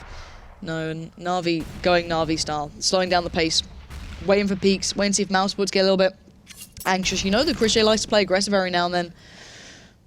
You can see how cautious he is. Just in case Guardian was already holding that angle, he waited for Nico to flash before he held it. And now Na'Vi still just drawing out all this utility, taking the smokes away. Next doesn't have a smoke left now. God B doesn't either. It's only Chris J who has one, so they're down to kind of the last couple of let's say moments. There's a minute left on the board, and Na'Vi have everything to still work with. But Godby and Krishay are getting a little pushy. They're starting to go, where are these guys now? Oh. It's alright. I thought he was going to push and drop down, but he hasn't. So Na'Vi holding 3 members towards underpass. It's looking like it's going to be a B hit the way that Na'Vi Edward is lining up the smoke. Seas does the smoke of his own, but is this all going to be a fake play? Guardian's on the move through T-spawn. It is going to be a B hit. Next is in back corner at bench. Godby on site. And Next manages to get the first one to drop, but it does look like it's going to be changed as Edwards gets 30 found seconds. out. Mouse are reading it well. Look at this. They're responding. Godby and Chris J rotating again, but Na'Vi slow it down again. This is brilliant from Na'Vi, but in the last 20 seconds, they've got to be careful here. Zeus is there. They've sold it. Nex has left the site. Godby has left it. Zeus, these guys are playing it so well. Na'Vi giving them a masterclass and taking the challenge. And Guardian's going to get that bomb down. Dennis is doing what he can, but he's in the wrong place at the wrong time, and Na'Vi just outplayed them. Absolutely, exactly what Godby did for Mousesports. And well, Na'Vi just said, you know what, that's not a bad trick. We're going to use it ourselves. Great little fake, and more importantly, obviously Zeus staying alive and getting himself a triple over on A site kind of helps sell that deal. It's all about the fake players. If they get caught out and picked off early, that fake kind of backfires very quickly. But well played, Na'Vi, by the skin of their teeth, get themselves another round. And Dennis is going to hang on to that weapon by the looks of it. Terrorists win. Dennis will be able to keep this for now. There we go. And we'll be getting a couple of seconds coming into the next round. As so far, Na'Vi bringing it back a little bit. Kind of watching how this went down. You can see the full play going through. Zeus just going beast mode on his own. And you don't expect a single player to be able to do this, but then Zeus just has him lined up, pins him down just perfectly. But again, play after play after play. This is going to be another tough one for Mousesports. You know, you've got the Famous there on Dennis. But let's see what he can do with it. Na'Vi got everything in hand. Can they pull it off again? Let's see where they go with this one. Edward's going to get a peek. Nico in connector is the one that's looking. Trying to get a glimpse around the angle. Na'Vi slowly edging the way forward. Nex has actually had to sit backwards on this one because the smoke was deep. So he's covering out from bench. Zeus is going to creep his way through. Nico's the man in connector that is just trying to jiggle away. Edward's going to push him along with Zeus at the same time. And Nico, I think he just got a glimpse, a sense, a whiff. He gets flashed out and tagged up. Not a great deal lands on him though. Only takes him down to 91. As they slow him down, he's got a great little view through that smoke. They haven't covered him off, and he's going to find the shot on Zeus. Nico then just going to picture perfect, take Zeus out of the game, and it looks like Na'Vi are assembling themselves towards this B site, and Mousesports, they needed a win. This is the first step towards it now. 38 seconds left. Na'Vi going to make the play. Next is Nate. He's going to come in perfectly. The molly to follow. Can he get the kill? Oh no! Edward and C's come up with the goods. It's a 4v3, but look at this. Already Nico's there, and Nico wants more. Nico was great at retaking in the start. Okay, and he manages to get himself a double. Chris J comes in. Flamey gets one, but Nico will clear them out. 4 for Nico, and that is going to be the round and the game, ladies and gentlemen. Big plays from Mousesports as they take down Na'Vi. Now, Na'Vi were looking great. They were 12-5 in the league, but that is 12-6 for them now. Mousesports absolutely needed that win. They were 3-7, so they were in danger of looking at the relegation spots, but they managed to pull out the win in overtime. And fair play to them, because Na'Vi are going to be kicking themselves. Na'Vi were looking great, and then they just kind of fell apart. Now, whether it was a Zeus disconnected starts coming in, it wasn't all like... Yeah, it wasn't all about that. plain sailing. It wasn't the smoothest of seas there for them, but still, Mouse Sports worked so hard on that, and individuals you have to thank coming in, of course, Nico and Chris J. Their play was just second to none, and every single time it delivered. Chris J picking up 8 kills in 2 rounds. Turn the tide. Nico on those retakes, huge play. Anyway, guys, we don't want to take too much time here because we know the other games are waiting to go, and that's going to be featuring PENTA up against Fnatic. So that's going to be coming up after the break. We're back after that. But you have all the stats. Oh, well, I have some stats, really. No, Nothing you got major them all. here. Hyping me up for nothing. That's exactly what I do to some players by accident, actually. Well, look, first of all, the knife round being won by Fnatic and JW getting 3. Wipe! The last time these two teams played together actually was March, and Fnatic was the victor there, 16-8. So March is a long time ago. Team was a lot different. It's a totally different PENTA team. I don't think anyone in the lineup. Let me think. No. Maybe Crystal. Crystal And maybe. Tabson. Crystal Tabs- maybe. No, he was in Mouse. No, not Tabson. Crystal. I think Crystal's probably the only one that's there. Actually, to be fair, Spiddy was in PENTA back then. Yes, he was before he went away. Before he went to Mouse and came back again. So that's just how useful that bit of knowledge is. Great But stat, also, mate. Great stat. PENTA in their last 3 Inferno matches have only got 10 rounds in their last 3 matches in total. Great. They got 3 against Titan, 3 against TSM, and 4 against Vexed. Obviously, one of the teams can be at Cluj. So we're into the pistol round here, and Pronax already starting off fairly nicely here with a hold on Banana. Triple stack on Banana, actually, and now they're pushing down it. Yeah, actually, might be a little bit aggressive here. Crimson Pronax together. They might be trying to hunt Crystal. But this is Olafmeister here in Apartments. Tapson has the bomb, and Olafmeister might be ready to receive this one here. USP, not exactly the highest fire rate. We'll have to see if Olaf can click some heads here. That'll definitely get him out of trouble quickly. As I think Spiddy. they heard him. I think they heard a footstep, yeah, because Olaf made a quick footstep move. Oh dear. No, they don't know he's there. Why are you not checking that room? Now they checked it, yeah, he checked it from their side. And now he's actually in a real tricky spot. But he gets 1 tap. Can he get the second please. Olafmeister, please? Please turn off. Brilliant stuff there from him now. Crystal's the last man standing for PENTA. He's going to try his luck, at least with a bit of a Banana push, and he himself can produce some of the goods, but Flusher will be there to shut him down, and that is the quintessential example of keeping calm under a potentially stressful situation there, Olafmeister. 2 guys right outside the door, and it's a quick 1 love tap to each of them to put Most him down. people are like literally been putting a clip in the wall. Right then, it's like, I have 2 people pushing me, panic. And he's just like, no, 1, 2. That's all they need. 2 bullets. 2 bullets. Incredible stuff. Here we go, though, Fnatic. Now they're on the SMGs. A couple of rifles as well, flushing on towards that M4A4. Are we going to see the no respect play? Doesn't look like it. Now, PENTA did invest into this one. They've got themselves a Deagle. Tarsin, who's trying to get a peek up there. Tabson with the Tech 9, trying to rattle a couple of shots through, but nothing really to be found. It's Olaf and Crimson that are being tested, but they hold this B site so well. And PENTA unable to break through at the moment with that smoke down. And Crims is waiting on the other side with the P90 as well, so that they maybe even Let loose. should reconsider this one as well, because they don't have the nades to sort of get Crims out of this corner here. They don't have any Molotovs, no grenades with them as well. No, Crystal only has a flash, so it's super dangerous for them to even go for this one, but they're going to do it anyway. Crims is going to pop out. Tabson, oh, he's going to go down, but not from here. It's actually Tarsin to take down Tabson, but exactly, there you go. Crims was in the corner, will get, well, basically get 3 with a bit of help from Tarsin. Surprise was not really one that PENTA was hoping for. But Spiddy and Pronax about to peek around. Resmoke going down there. So, Pronax is... Okay, Crystal does find one. Spiddy does clear out Pronax. Now, Crystal, if he can make tracks, could get up here. JW's holding in the cubby. Flusher and Library. Over in Moto, actually. Does manage to get a couple of tags down. He's the one person that did pick up a rifle, and that range is working out well for him, but he doesn't manage to land the shots. Now he's got 2 pushing up, has to go for the reload, gets himself just around the corner, but immediately JW comes in, support. And now Spiddy, can he get the bomb down? If he can get bomb from anything, it would be great. Oh, great spray down. Now only 22 health left for Flusher. This is totally doable by Spiddy. 15 health is all he's got. Flusher's pushing up around the side. Flusher gets the angle, and he will get the defuse, but that was definitely a lot closer than Fnatic would have liked. Yeah, in your exact words, it was totally doable. Spiddy actually, well, he was very fortunate to even get off the balcony in the first place. Flusher struggled to connect those M4 shots, but once he got down as well, 3 kills for him for the round. So even after quite a good start there for Fnatic with those kills happening in Banana, almost got a little bit too close. There was a bomb plant, I think, from PENTA, so that is important. Money-wise, at least for them here. I doubt they'll go for too much at this stage. Oh, I'm wrong. There we go. There's a rifle buy here as well, and a dash of utility. Here we go, Fnatic. Shotgun for Crims, and a Mag 7 for JW. So JW, is he going to take that one into Apartments? He generally does. Crims is going to be up close and personal. It's going to be in sandbags once again. Yeah, JW's rushing through apartments, but Penta have stacked out at Banana at the moment and bottom and mid, so nobody going too far. Those smokes from Fnatic will delay things. Olafmeister trying to get rattle a couple of shots on towards the top of the logs there, but not able to find anything. JW, he's got himself in dark room, just where Olaf was previously in the pistol round, and he's hoping he gets a victim come his way.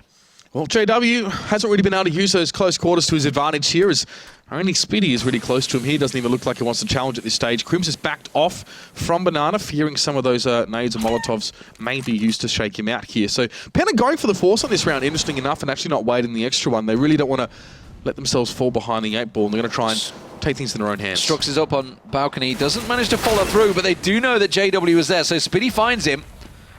And now will they continue pushing? Flusher's all alone at the moment now, because Pronax was cleared out. He's going to get himself down into pit.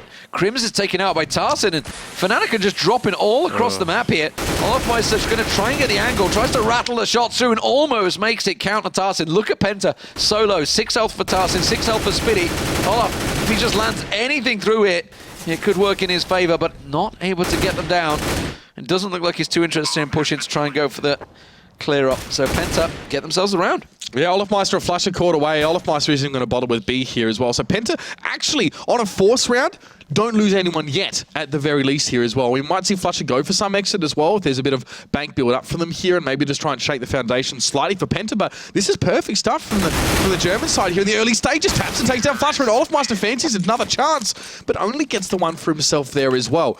Considering that was Penta sort of forcing up, and Fnatic, they did have 2 shotguns there as well. They were sort of going a little bit cheaper after that nastier second round.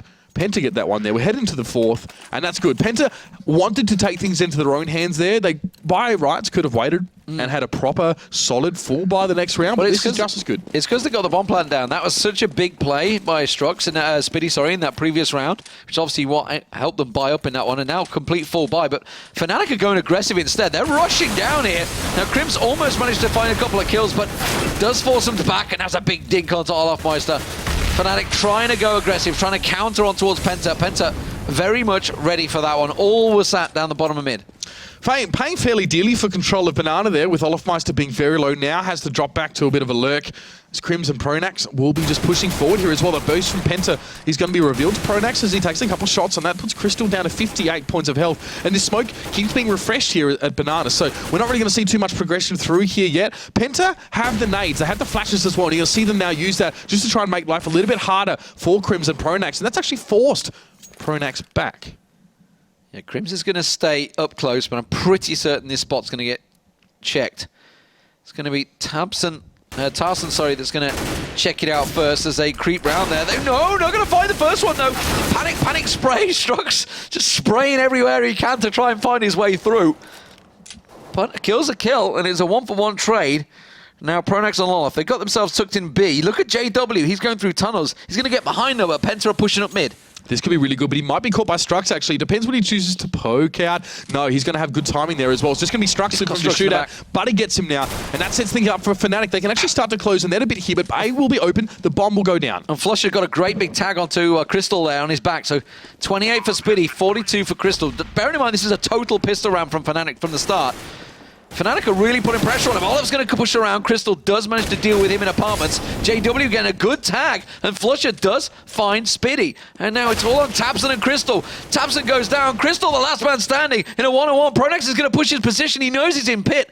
Hasn't got a kit in hand, so I'm not sure he's quite got time. He's going to get onto the bomb. Think he may have just done it. No, he hasn't got time. I was going to say, I can see ticking too much, so just slightly too long, but that's just a Fnatic pistol round there. Penta will come out on top, but that cost Penta so much. I'm not sure they can really make a clean buy in this next round. Well, this makes the money situation Crystal actually probably really... can. This is awkward now. Oh, they're good. Yeah, like, I mean, Penta have enough, obviously, for having won that round there as well. Fnatic, I mean, they didn't have to spend too much in that last round. In fact, we saw 2 consecutive rounds where each team actually sort of forced up and almost, in Fnatic's case, got the better of them there. You can see the buy is going to be a little bit patchwork. JW again with the Mag 7. No prizes for guessing where he's going to go there. Penta, not with the AWP at all. Just those 4 AKs here as well. Tarsin doesn't have a lot of utility here, but he's going to work with Taps and there's plenty. So, Penta at least getting a couple of rounds on the T-side board, which is certainly impressive against Fnatic when they won that pistol. Maybe Fnatic's arrogance almost costing them, but they're going to be approaching this one in a fun style, I feel. They're well clear at the top at the moment, alongside TSM. A lot of wins under their belt.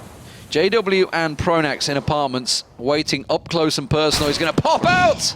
And that's all he needed. And now that could be a weapon claim. Strux is going to keep on pushing through. Oh, Pronax is going to find one as well on the balcony. And that's Crystal that's going to get dropped down. Wasn't expecting the second one from Strux, though, to follow on through, but it's a 3-on-3. Strux switching on there in the last few seconds just to turn things on their head over at apartments. And that frees things up a little bit for Penta. They can actually sort of move up there a little bit as Flusher will move to quad. Strux now is just going to come back from second mid, and this is drawn Crims from B. Yeah, 3 of them rotated to A site, and Penta are making their way to B site. Olaf and Crims is going to try and make the cross, but that was the bomb. Flusher managed to find him. Penta will manage to recover it, but they're going to chase him down banana. Flusher pushing on towards this one. Tabson, I think he's expecting this. He's just going to back straight around the corner. And now they know he's in the angle. Flusher, though, with the AK, will pursue. He's the only man left for Fnatic as Olaf gets cleared out. I don't think Tabson's going to get a chance to plant this. I think Flusher, if he keeps on going... No, he's just passed off the bomb. Tabson's like, I'm pretty certain someone's coming behind me. It's going to be Flusher. Gets himself another. And now it's a one-on-one with Tarson. He goes for the plant. Did Flusher hear the plant? I don't think so. Gets himself a second chance. Tarson does not mess around this time. Nailed on head for Flusher. But again, another incredibly close round. And this time, Penta's economy is kind of broken.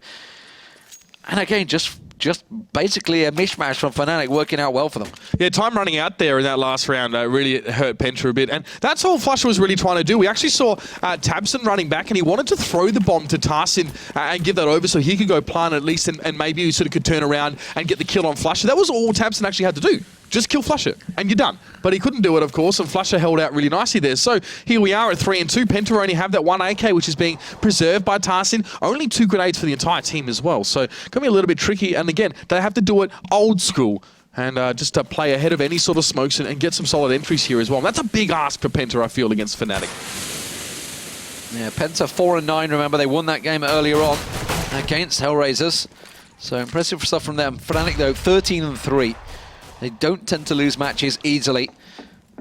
And at 3-2 already, you've got to feel comfortable for them. It's Crimson Olafmeister holding out a B site. That looks like where Penta are going to start creeping towards.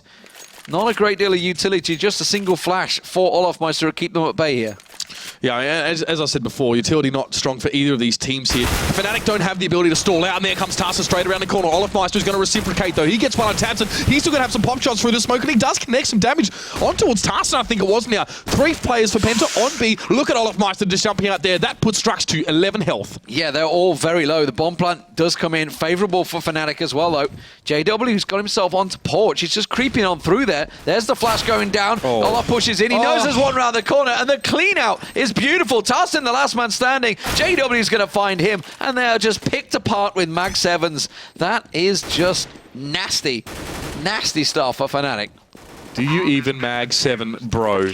Good work by Fnatic there. Holding quite well. I mean, as I said, neither of these teams had a lot of utility. So, you know, it's what we're seeing in some of these rounds when that happens is that Fnatic don't have the ability to stall out very much, but Penta also don't have the ability to dig Fnatic players out of those really cheeky defensive corners and positions like that as well. So those Mag 7s are just good in that environment as well because they can hold the close angle and sometimes even the longer angles. We saw Olafmeister to get some cheeky damage across that site.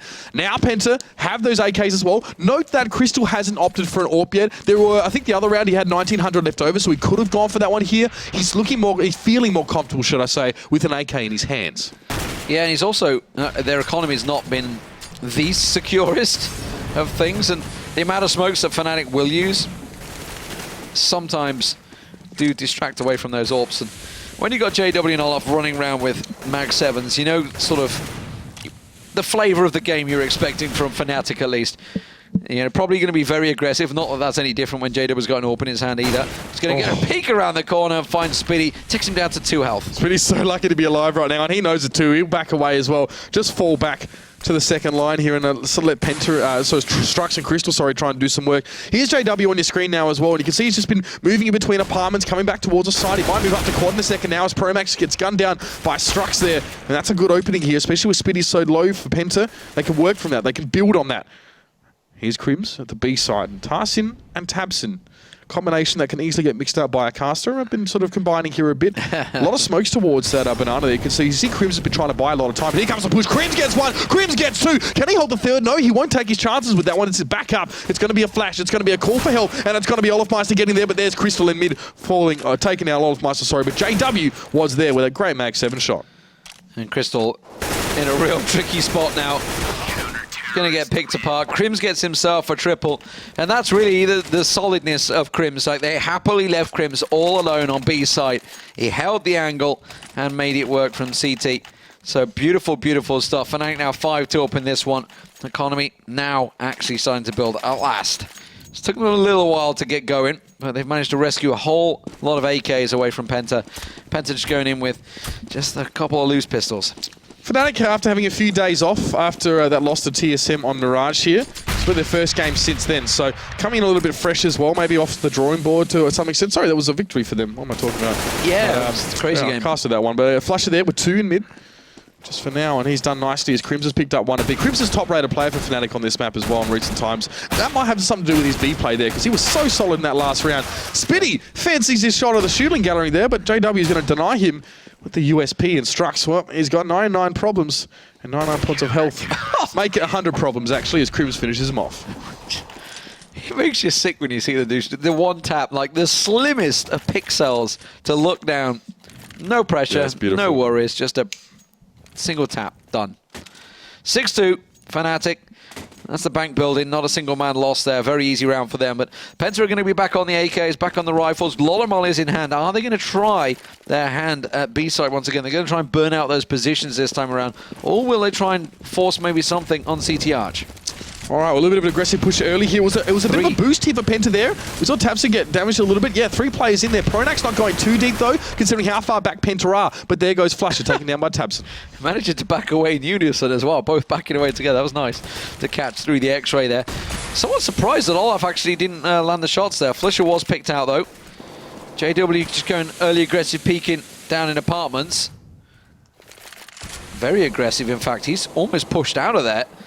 Crystal's going to be chasing him. He's actually pushed into the smoke and got a little peeking towards alt mid there. And will back away. Crystal's going to try and chase on towards him. This is buying time for Strux, who's actually just holding on a bench there. JW does find one. Pronax also gets himself another. That was Strux down mid.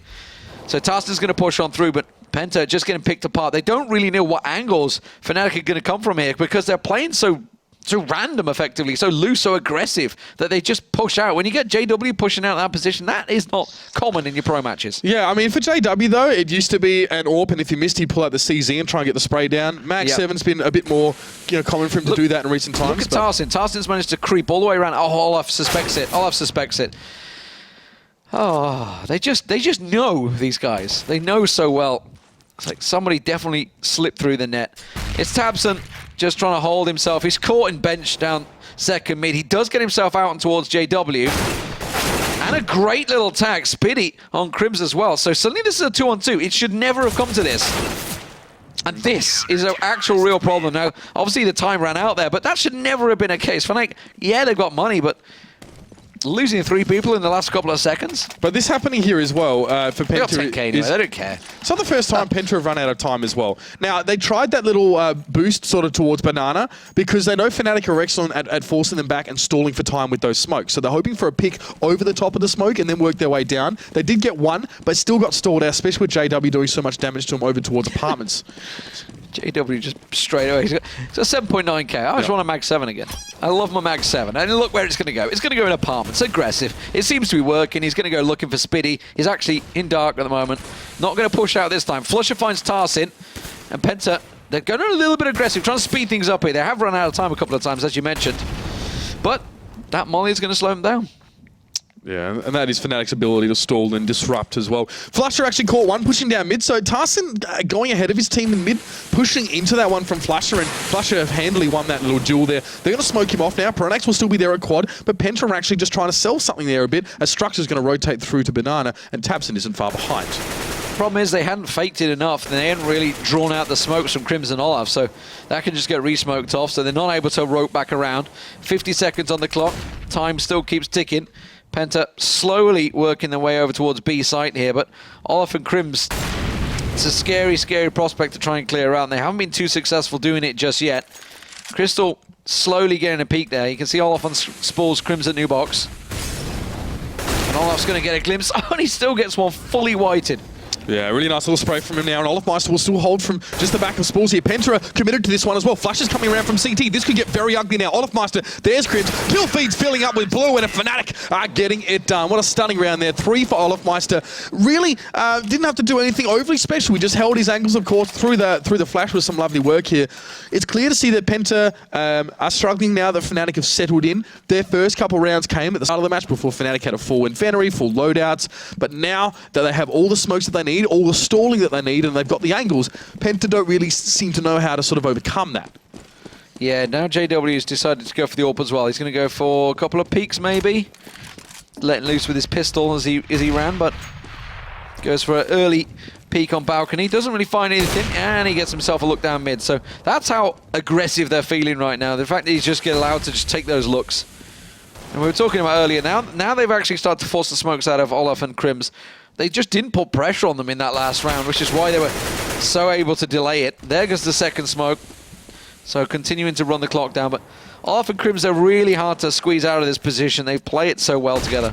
And this is what's going to happen now. Crims was behind the sandbags. He goes for one, and Tamsin, at least with the Tech 9, can get one back. But there's Olafmeister on the spray down. Only gets 2, but Flusher's already made his way back through CT. He's so fast to rotate, and he shuts down that push from Penta. They thought they were home and hosed until Flusher showed up out of the blue.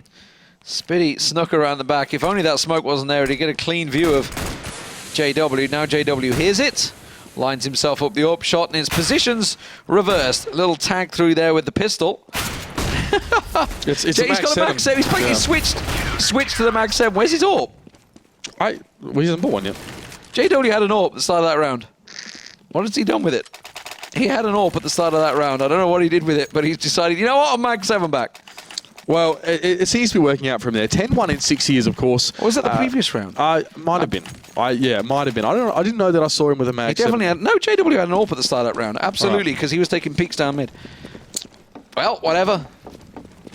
All right, well, nonetheless, there's 7 rounds here. 2 Fnatic, and Flusher just going to detonate straight down mid. I won't really find too much at all, but Penta now playing this one a little bit slower, except towards that second mid here. But JW's already got himself in close as well, and you can see through the X-ray, he's just going to be looking for Spitty. Now, Spitty should be anticipating this one as well. He's actually waiting for JW to push out a bit further, and there we go, JW smoked that one. He's got a Molotov out as well, so stall for time. If he wants to pop out and get a kill, he can. Oh, a lot of damage coming out from in there. Strux went down as well, and Pronak's doing work towards him here. So look at this, a minute left, and Penta have made 0 inroads here at all.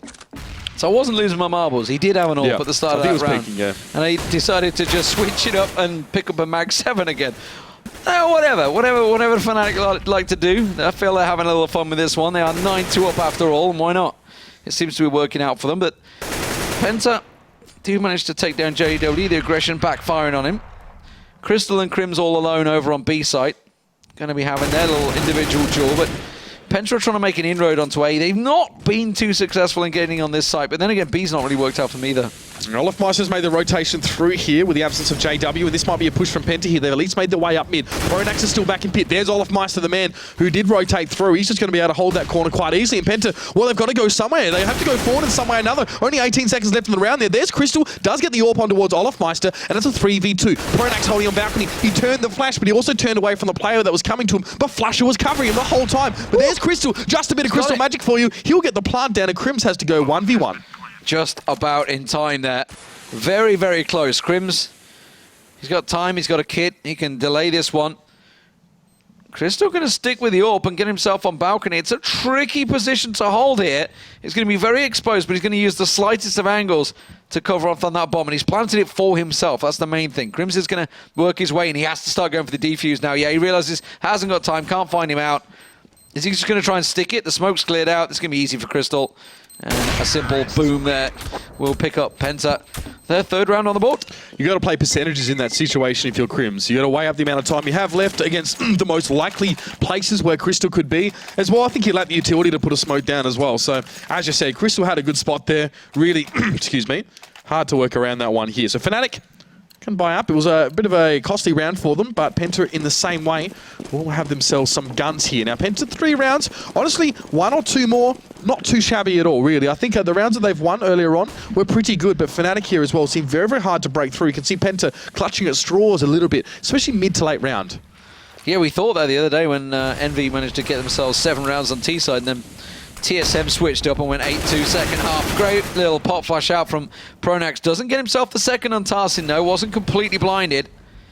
Flusher kind of caught out though. JW's going to go for a second peek. And manages to get himself the second kill of the round. And Penta going to have to go collect themselves the bomb. Spiddy's going to go for that one. And they're going to go try and go for the rotate. But Flusher's got open eyes down mid there. And JW goes for yet another peek. It's Crims that finds the shot. Flusher gets himself a second. And 10-3, Fnatic break Penta's bank straight back.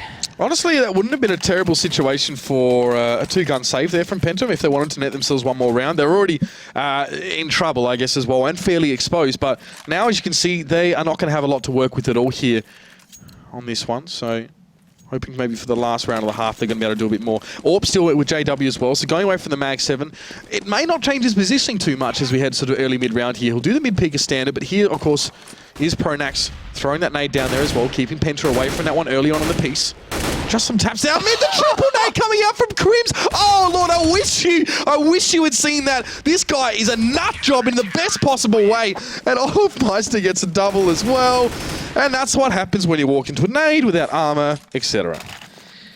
You've always got to risk it and throw that double nade down Banana, because sometimes it will land and sometimes it will win you the game. Not so much a win a game this time around because, well, Fnatic are 11-3 up. They're pretty much cruising on the CT side, expecting to close this one out comfortably. It's pretty much buy what you can for Penta. Meanwhile, Fnatic, well, they're having fun with this. Look at Flusher. Here we go. Oh, dear. Here we go. What can he do? The mowdown is a-coming. Sadly, they actually counter-mullied. Penta don't want a bar of it. Petra like, get the hell away from us. We don't want none of this. They're actually all stacked around that corner. He's going to find himself one. Little crouching headshot. Oh, they're going to try and push through the splash. Instead, they kill each other. They do finally get themselves one down there, but Crims tries to push on through, and it's the auto shotty that finds the kills, and Crims gets himself a triple. Fnatic. Dominant first half from that 12-3. Would not expect anything else just a week before the major. Absolutely not as well. And Fnatic, you know, there are moments there where they definitely had to sort of pull their socks up and get the job done and sort of bring it together as well. But it seems like Penta struggled to pressure them, I guess, in the ways that you'd sort of you know, want to go towards pressuring Fnatic in general. I mean, you know, we talk back again, 7 T-side rounds may not be enough if it's Envy versus TSM. That is something you really can't make comparisons to, I guess. But Penta here now. Pistol is everything, and it's the Julies. All right, Fnatic, let's see what you got. All the Julies in the wall. God. They are having a great old time. I got the Briar camo as well, which is just the most aesthetically pleasing camo. And this is the Pied Piper leading his merry men into battle, of course. Here we go. Come on. Well, I mean, the irony is that Penta like putting smokes down and everything. They're like, okay, guys, they're coming. I can't see anyone down Banana just yet. And it means absolutely bugger all as well. It's the attack of the slow Julius. Tarsin there, saw a glint of it there. Maybe not really cottoning on to exactly what's happening. It's like a human centipede. Oh, God. Meister now is going to make his way around as well. Look at these guys. Don't Google that one, by the way, Not even people. sure where they're looking. Not sure where they're looking at all. No, okay, Crims is just doing some dance moves here. So Fnatic clearly taking this very seriously, and I want to see what happens when they start to burst through here now. Of course, still Berettas a little bit better than they were in terms of the spread of the recall and all that sort of thing. They're all just lurking in the smoke. Oh, God, here they come. Here they come. Spinny's like, I heard someone. I heard something. It's going to be Strux. They're going to push on. Strux. He managed to pick off. Tapson gets one. Can he get the second? They're still crawling, by the way. They're just crawling their way through. How can you take this seriously? Finally, they're not crawling anymore. Crystal's going to pick one off, pick the second one off. And Penta will pick up the round. Fnatic, I'm not sure you're quite taking this one seriously. Now, I think that's a really bad idea, them revealing their major strats already. That was a strat they're going to use against TSM. That was probably a mistake. So they've given that really important part of their playbook away now to anyone who's watching. So I'm sure, you know, a lot of those top contenders, VP, TSM, they're scribbling their notes down as well, how to counter the dual Beretta train. Dupree was watching earlier, so obviously taking some key notes on Fnatic's pistol strat. Maybe we'll see a copy of that. Maybe we'll see TSM do the same now, because that was almost successful. It's very hard to hit as well, because when you're with your crosshair placement on the pistol round, you're not looking so low as well. Quick, you know, salvo of dual Beretta shots can sort of put you out of your misery here. But Penta get that pistol round here, and straight away 3 FAMASs, and it's going to be a P90 as well. Crystal has the MP7, and he is just going to backtrack a little bit here as Fnatic have made their way already into A. Look at this, essentially unchallenged as well. So Penta really sitting back on this one. No apartments presence whatsoever. They just want to play sort of let Fnatic push right to the gooey center of their composition. And here's Tarsus sitting back in pit. Let's see where the gooey center is. Crystal ready and waiting. It's going to be JW and Olaf. But no, they're going to backtrack. It's actually Strux and Tabson they're going to challenge over on B side. That's where Flusher and Crimson are going. Olaf's just going to be the simple distracting force to keep them all at A side. And Olaf does it so well often. Crystal always managing to take him down. Good tag on towards Olaf, but now they're going to push on. B side is where they're going. Strux manages to find himself one, but the P90 sprayed out. No, Tabson, you didn't manage to finish it off, and Flusher will push on round and find him. Now, Strux has been distracted. Is it long enough? I think Flusher's going to get caught in the back here by Spitty. He's got himself tucked in. Strux should come out on top of this one, but it's poor time for Olaf just to come in and plant in the open. Oh my god, he's got it down. And now he's got the deagle. Doesn't quite manage to land the shot, but the bomb plant still came in and gives them the cash. That's classic. Olaf Meister as well. He sold the fake so well. He could sell Fosters to an Aussie. All he had to do was peek around the corner, one deagle shot. 3 players from Penta have just converged on that area. That means nothing to anyone in the Western world, because we have no idea. We believe that all of Australians drink Fosters. It's the same as like selling ice to an Eskimo as well. That's the kind of thing. You guys do not drink. In fact, it's even sold in Australia. It's purely an export, isn't it? Because Aussies don't drink Fosters because of the implication it has about being like a bogan or like. Is it Castle Lane 4X over there? 4X is in Queensland. Every state has their special beer. Because Aussies don't give a 4X for anything else. I love that advert. It's a great advert. Oh dear. All right, so here we are. Fnatic honestly didn't really look like they wanted to buy. They, unlike Penta, are actually going to sort of mildly spend in this round here. Obviously, Olaf Meister again has that deagle. They got the plant last round as well, so it does mean that they are building up. Spitty's trying to do a JW. Spitty's going aggressive. He's going to find Pronax, and he manages to get him, and that's the bomb that's just been dropped down there.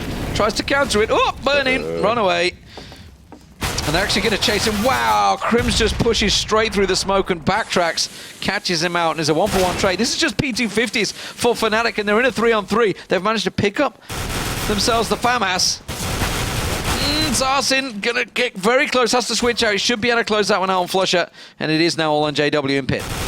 Oh, well, that's another round for Penta there as Crystal does pick up the last one. But some more audacious play from Fnatic. They're definitely testing Penta quite a lot here. They're testing him. They're seeing sort of what's going to work, what's not. You saw, I think it was Crims that, no, maybe Pronax who just sort of burst down holes over the Molotov and tried to sort of get some kills there. He did get one. So, you know, Fnatic keeping Penta honest here as well. They are poking and prodding a little bit as well, gaining information. And this is an important experience for Penta as well. They haven't played Fnatic since March. They haven't played him in this permutation, this roster. So this is important for them as well to experience, I think. Not that they're not experienced. Penta are obviously very experienced as a CSGO team. But learning how to deal with Fnatic and the stuff they're pulling is important. And now Strux here.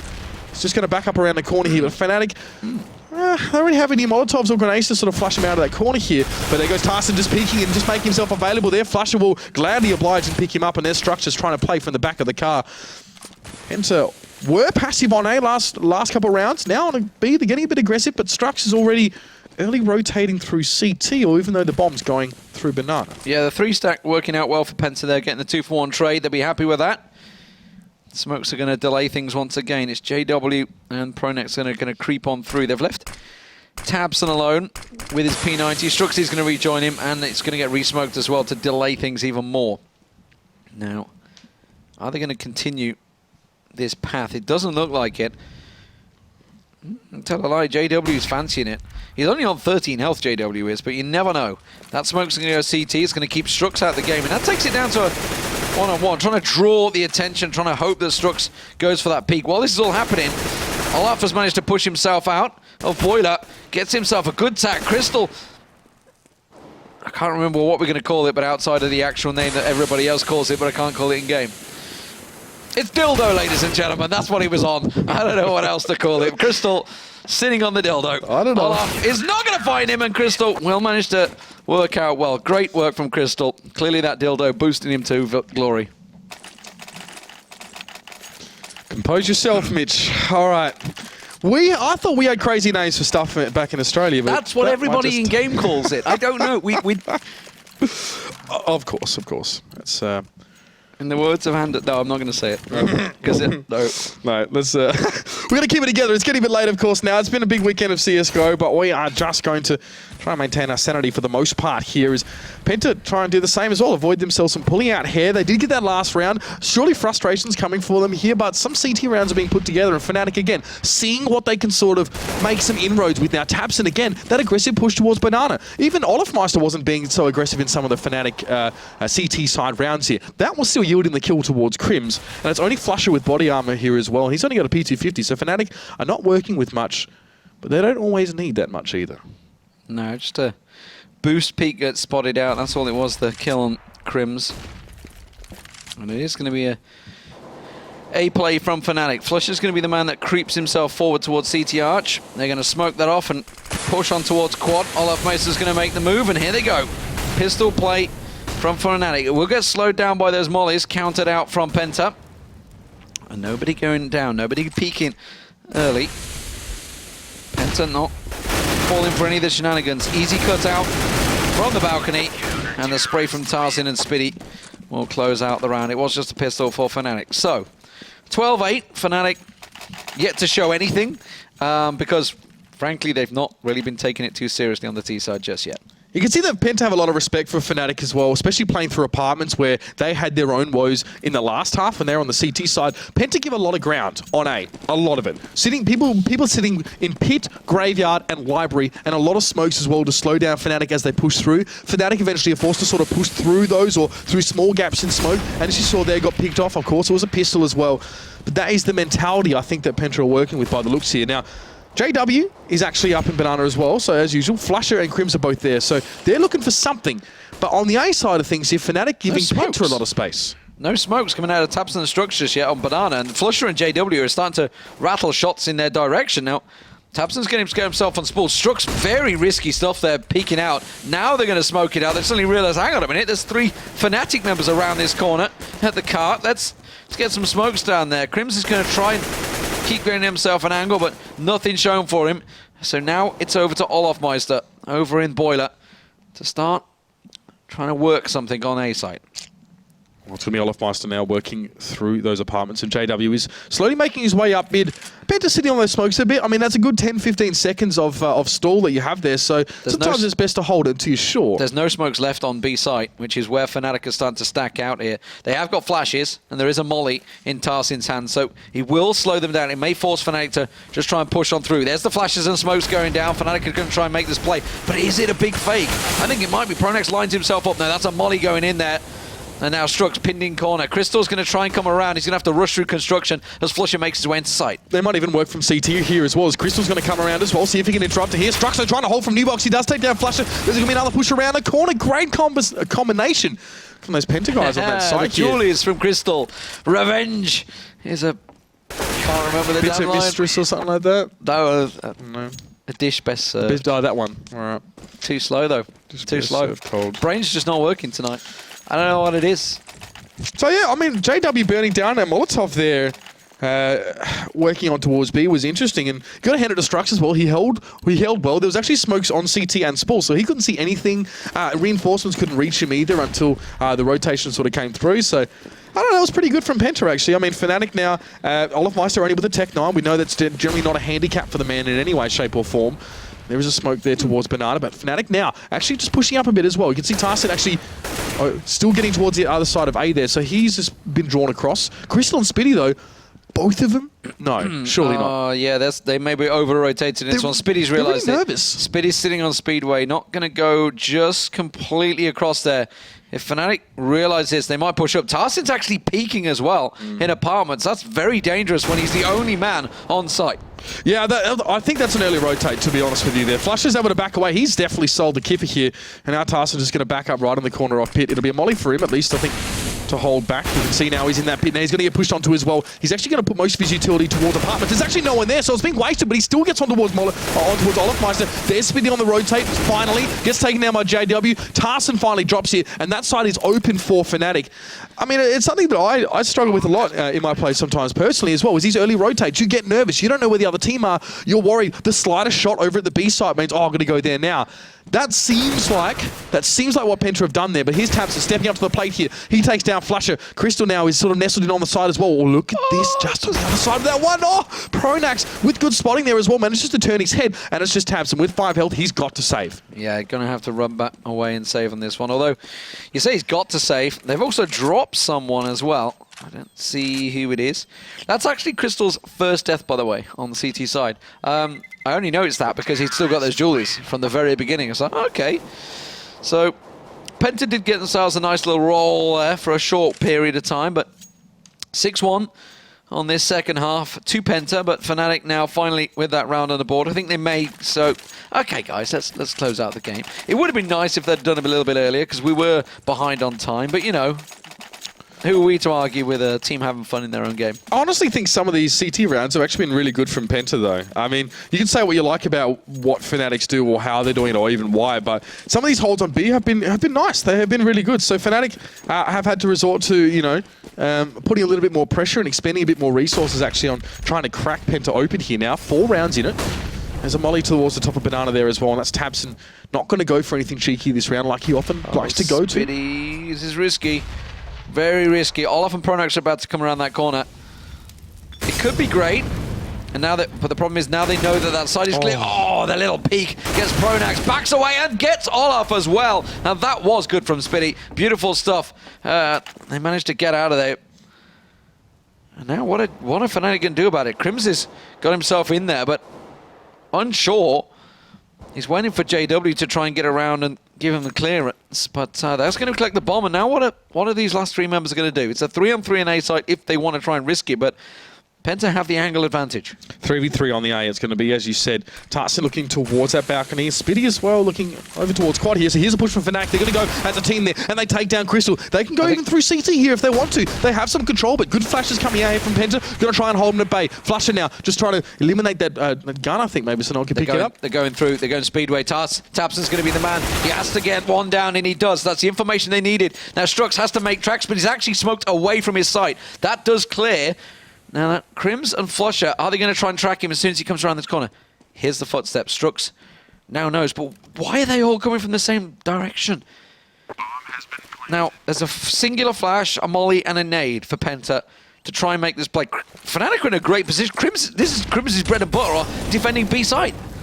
Well, Molotov comes down as well. Strux is going to take a heck of a lot of damage from it. He gets back to CT at least, and Flusher pokes his head out a little bit too far. But now Crims has to hold from this corner. Molotov comes out. It's in the wrong direction. He gets a spray down at 1, 2. He's looking for Spinny. He gets it with a cheeky little headshot. And there is Fnatic getting another one on top. And as you said, that is Crims' bread and butter. Oh, my lord. Penta. I mean, it's like standard stuff. If you've got 3 members, don't come the same direction. Now, obviously, we saw Strux. He did manage to get around there, but 2 bullets left, by the way. yeah, and that's all he needed. Bam, finds the head. Superb stuff from Crims there. Especially because obviously his partner in crime got taken down so early on there. But 14-9 now, Fnatic. You know, when they need to turn it on, they absolutely can. That nade is going to find Crims. Doesn't do a great deal of damage to him because he has got the head armor on. But again, late smokes coming out from both Strux and Tabson. Trying to slow down Fnatic as much as they can, but it buys Fnatic so much time to get these angles. This time around, they didn't get any attacks, though, onto Penta. Couple nade tags to Crims and JW there. Nothing really to write home about for them. They're probably happy to sustain some damage here in the early stages. Olafmeister asking the question of apartments here, but no one from Penta really pushing up there at this stage. Still 3 for them on A. JW and Flusher as well. You see Tarsin, yeah, Strux on the corner. Flush now on the card as well, so he definitely want to be peering over smoke at this stage. Strux will just waltz across. He might be revealed to flash it just above the top of that one. Not sure if he was spotted, so Penta moving back onto that side. Fnatic gathering their 3 players ready for a push. Yeah, JW is going to be the opening peak. Gets a little look in towards Porch there, so he knows that's cleared out. He is going to look towards Boost, but Tabson comes out on top. Now, how's that rotate? Look at Pronex. Pronex is in A site. Tarsin and Spiddy actually pushing out of apartments. He might catch Crims. Crims is about to pass on by, but Crims caught a glimpse of Tarsin. Now they're in A site. Spiddy's in boiler, ready and waiting to pounce. That smoke's going to buy time for Fnatic. He hears all the footsteps go past, and he's just going to creep out right behind him, gets himself 1 and the 2nd, and now that is good stuff. Fnatic, they're in a real tricky hold here. Pronexo will get it 1 and make it a 2-on-2, make it out of 2-on-1, as Crims once again is called to action for his team, but that box, you can shoot straight through it. It wasn't offering the defense he needed, and Penta get the round. Nice work from them again. A good recovery, I have to say. After the onslaught that went to sort of the B side there, Strux and Tabs unable to just bring it back together. And again, Penta now, another round for them. As I said, I really, you know, as much as people say, oh, look, Fnatic definitely looking like front runners here, they're definitely looking a lot stronger. When Penta need to turn on, they are. And this is honestly a big part of why I think they were so good against Na'Vi in their first game with the Pro League as well. They've sort of had a bit of a roller coaster time since then. But, you know, I think the addition of these new players as well, what new as I waggle my fingers, of course, having Spiddy and Tarsin in the mix makes a big difference as well. I mean, Spiddy's at the top there, he normally is, and I value Tarsin as well as very much a pivot point here. But let's see now what happens is Tabson again doesn't want to go, will go for that car peak eventually. He'll vary how far he pushes out in the last few rounds. It's just Flusher though that is on that banana here, so it's going to be a Molotov expended for that. Fnatic though. Fnatic though grouped up. Here's Struxo trying to do a flusher here, and this is honestly drawing the attention of Penta players for a while, because here come the smokes. 4 members from Fnatic. They're going to push forward. Obviously it's pistols for them now. Only the 1 flash. Crystal's going to be able to get 1. He will get 2 as they come through the smoke, and Flusher will still be able to get rid of him at the end there. Trying to fake it up a little bit there and be not really working out. Yeah, the slaughter coming out. Pronex, the last man alive. No weapon for him, just that CZ. Tarsin's going to go for the peak. Not going to work out for him.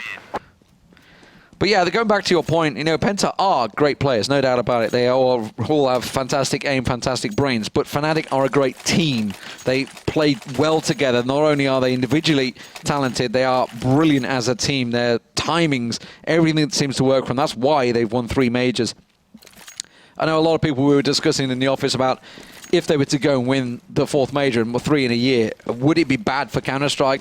Probably not, because still, like, while they are up there with 3 majors, the level is still clearly very close. It's not like they are, you know, miles ahead. They're not Koreans of League of Legends. They're not a million miles away in terms of Counterstrike.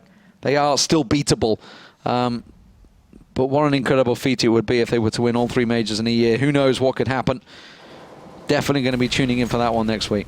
Well, it's starting to look a lot better right now, especially over the last few days. Again, Fnatic have committed 4 players over towards A, this time with some more better guns at least to try and work with here. Some smokes to come out. There's already 1 there. Crystal's forced back around. Here's Tarsin as well. Now, his teammate's quite a long way back towards Library here. Tarsin a little bit exposed, and he'll move on towards the side as well for a touch of safety. They've cut off the CT rotate as well. Crystal now takes a bit of damage from that nade. JW has pushed through that as well, just to check. He might be caught by Strux here. No, he manages to get him. That's JW. I don't know, man. I don't know how he does it. He just does. But Tarsin gets 2 as well over on the A side now. JW wrapping through Library. The bomb is down at quad. Yeah, that's real tricky as well. Crystal managed to catch Olaf as he tried to creep out a boiler there. Bomb loose down at quad. Flush is making his way up for this one. JW not looking towards speed. He should get picked off easily. And now Flusher, the last man standing. Suddenly, all that little fun and games at the start are kind of backfiring here for Fnatic. They were looking to try and close this one out, but Penta are not messing around on the CT side. They're now 9-2 up on this second half. Yep. That is still a very big score. 12-3 was the score for Fnatic on the first. This is doable right now, 14-12. Could be another TSM EnVyUs situation here as well. I mean, Penta bringing it back in a big way. And they're grinding it out sometimes as well. They just have to. But Fnatic can definitely sort of, you know, asking, I guess, the question of Penta as well. Some audacious plays coming out from it here and there, I'd like to think. But that's the Fnatic we know and love. So far, Penta, they're playing, they're not playing too crazily, I don't really feel. And it's working out for them. You can see Tarsin on towards JW there. He actually made a little bit of a peek there. That shuts down him, obviously, over on that B side of the map here. But you can see Crystal I think he saw Olafmeister there. Olafmeister's going to go for the challenge. Crystal actually doesn't fancy it. He backs up. Got a Molotov as well for his own safety. So you can see so much respect here coming out for Fnatic, even as it's clear that they're on their pistols. But Spitty, he'll get the bomb loose there. Olafmeister took down Crystal in the end, and that's Spitty trying to hold from this corner. He did get on towards Olafmeister in response. And it is just Crims here. And all he's trying to do is inflict some financial damage. Yeah, I don't think it's going to work out for him. Strux is holding the angle. Second he peeks. That didn't work. Financial damage is inflicted. Crims is going to try and go for the rotate. Tosses out the molly he just collected and now makes his way down towards top of mid. But unfortunately for him, Penta have 3 members ready and awaiting, and he's going to push through that smoke. They weren't waiting for him, though. I was expecting him to wait for him as soon as he showed himself. Tapson. Ooh, I took one down low. Almost got the kill on towards Tarsin. But here we go, 14-13. Fnatic will buy themselves back into this round. This, I expect, will be a full, legit round from Fnatic. Time to close the game out. Absolutely. Well, yeah, I mean, if any of the rounds prior weren't, this one definitely would be, as you said. They just want to get it done here now. As Penta put up a very respectable total, especially in the last 2 rounds. Like you said, only 2 rounds in this half have gone over to Fnatic, so it's actually been a weaker T side than Penta's was on paper, depending on whether or not they get this round here. So Tapson again, no chance for him to push up to that car and get the cheeky early peek. Flusher is already fairly low, and he's with Crims on B. Fnatic just splitting this one, 3 towards A. And a lot of look at this. Look at the attention here towards mid and quad. There's 2 players in quad, and then one's going to get gunned down straight away by JW. Tarsin actually being drawn forward. And again, Tabson and Strux being very disciplined with their smokes. They really pressured there. A couple of mollies thrown their way, nades thrown their way, but they do not throw them out. Both hanging on to them. And that's going to cause problems. It means they have to force their way in towards A site. Now, you can still see there is that smoke down at the top of mid, so that's delaying them just for now. 50 seconds on the clock. Crystal and Tarsin, the 2 players for Penta here on A site, where Fnatic, a 4-man stock. Flusher continues to just hold the back door. And there's a little boost. I think it's Tabson and Strux. No, they first smoke used 33 seconds on B side. So that's absolutely where they can't go. It will be a rotate through CT Arch. Are they going to push straight round? Is he going to be a wraparound onto B side? Yes, it is. Yeah, that was it. Flush has just been sitting in Banana all round. He threw our CT smoke there as well, just to force a smoke from Penta, and he did. No smokes at all left, no flashes, nothing for Penta here. That's going to be one taken down. Tabson's the man on site, gets himself one on Spall, spins around to construction, but can't make it a second, and now it's a real tricky task for Tarsin, who's working his way in. Doesn't manage to get the bomb planter Pronax. Sprayed him down to 9 health, and now Penta, well, they're in a real problem. JW's going to get a peek around the corner and see Crystal. Flash him out. Crystal, though, trying to get himself the angle up on high. Nice little play there to avoid the flash, but unfortunately for him, Fnatic played that one by the book. That was a full, legit Fnatic strat. 15-13. Yeah. And actually, the way that Penta set themselves up in that round as well on the A side, they actually had 2 players at quad, and they had 1 player inside those apartments there. They had no one over towards the CT connector side of the A side. So, I mean, that worked really well for Fnatic. They probably didn't expect that. They weren't counting on that, but it played perfectly into their hands because they threw the smoke down to quad, and they managed to make their way through. Yeah, it's the danger. Obviously, they lost that man early. So they were like, okay, we need to double stack both sides. And they've got to kind of stay in the same position so they can get those revenge frags. It just, sadly, obviously, it was, you know, Fnatic just exploited exactly that weakness. They knew where the weakness would be and made full use of it. Despite the fact Tabs and Strux were like delaying with their smokes as humanly long as they possibly could. But, I mean, a CT smoke from Flusher is always going to draw one from the B-side defenders as well. They're always going to make them nervous here. Tarsin took down JW. And Crystal, you can see Crystal's back right up here as well. And he's just going to be waiting for the push coming around for Fnatic. They're taking the time a little bit, I guess you could say. Olafmeister now will make a push. There's the pop flash. He's also full flash as well. But look at how low these Penta players are. Tarsin and Crystal, super low. And meanwhile, on the B side, of course, that is starting to get pushed on too as well. And you can see that Penta are split pretty badly here. Strux is already, if you can see the minimap, he's already on the rotate towards A, and they've drawn him away. It's going to be a 2v1 on the B side. Olaf trying to creep through CT Arch there. Did get past one, actually, but went straight into Strux. Totally caught off guard. So it's a 5-on-3. Penta, but as you mentioned, very low on health here. Tarsin with next to nothing. He's over on B site. Speedy and Tarsin going to stick there. Fnatic 3 members as they creep the way through the smokes. Tabs and Crystal just around the side. They do manage to get themselves 1, 2, and 3. And Penta do manage to get the spray down. Beautiful stuff from Crystal there. So Fnatic, could we see overtime here? They really have been tested. It's going to be a mishmash of a buy. You can see the Galils coming out. Well, I mean, Tech 9 for Olofmeister may well just be the same as an AK, but they are really having to force whatever they can here. Yeah, at some point, you've got to say as well, Fnatic now taking this one a little bit more seriously. They probably want to avoid overtime, even in the interests of CZ saving for JW. time. This is incredible. Yep. Well, money's not there for them right now as well. That was a bit of a gambit that last round for them as well. Penta triple stack. They've gone for a boost on to quad. This is going to work out well. If he just spins around, they're all actually passing through the spike. There's nobody on Arch. They've just gone straight through Arch. This is not great. This is actually a disaster. They've completely wrapped around. Tarsian's going to get caught out. He manages to find one. Krims is already on site. He's already getting in towards the plant. Oh, Tarsian. He wasn't looking towards his left side there. Crimson is going to be able to pick him up. This is going to be the plant from Fnatic. You said pistol for JW. This was a force by Fnatic, and they made it a 3v2. Pronax on the taps, and Crystal now is going to advance through that smoke. He'll find the back of Pronax at least, but there's going to be revenge fire coming in from Flusher, and there's Strux. He's trying to hold on. He's trying to shut Crims down. The bomb is down as well. He mollies in the wrong direction, and Flusher is coming around the corner. Will he get the defuse? 1 second left. Oh, no! He hasn't done it! God. It's it! That is it. Penta at the last second. We're going to see him go down. They couldn't get the defuse finish, and that is Fnatic, to be fair, would have to be a little bit sheepish about that one. Getting away with murder, literally. Oh, you could not get any closer, I don't think, on that defuse either. So close. But Penta decided to get fancy in the last round. They tried to go for the boost, and 3 members on quad. I think they wanted to double boost onto quad. And that just left Arch open. Obviously, to be fair, Fnatic had played it slow for a lot of rounds, and then they decided to speed it up in the last game. Incredible stuff. But Fnatic do close it out 16-14. Penta gonna feel a little aggrieved in that one. But coming up next, it is going to be Mousesports versus EnVyUs. That will be an overpass now, which is not a great map for EnVyUs. So keep your eyes on that one. Mousesports already beaten Na'Vi tonight.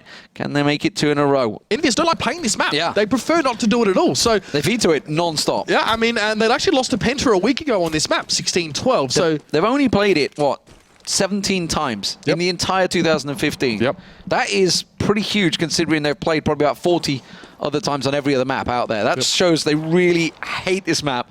And I'd be surprised if they've actually learned anything more on it, because they generally they always keep one in their bag to just veto away. But we're in the pistol.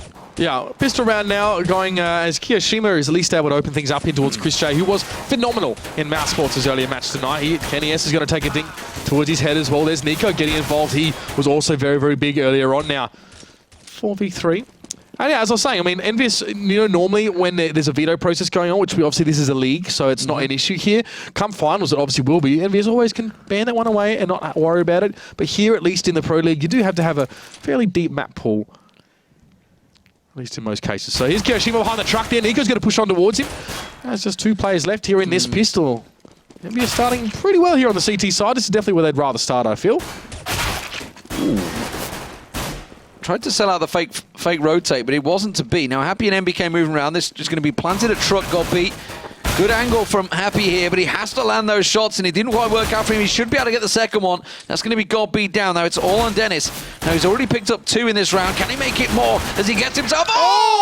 Line up for him, and that's 4 in the round from Dennis. Huge plays from him to hold the spawn. Hold the bomb. Good Lord. Stunning work from the man. Yeah, you're not unlike me. Those kind of things can make us flustered, though. Tonight, I don't know what's going on with me. I've been all over the shop with my casting, but that is beautiful. Poetry in motion there from Dennis. We have a Mousesports player drop. I think he got so excited he flipped his table and pulled his internet cord out. So it's just like, oh my God! Fell off his chair and then knocked the cable out. Who was it's dropped? It was Nico. He's back. It was Nico. Nico's back. Nico, who had a huge game, no doubt about it, on Mirage against Na'Vi. Mouse already beaten Na'Vi tonight, 19-17 if you missed it, into overtime there. Fantastic matchup. Definitely causing problems for Na'Vi. Both had very good T sides on that map and CT sides overall.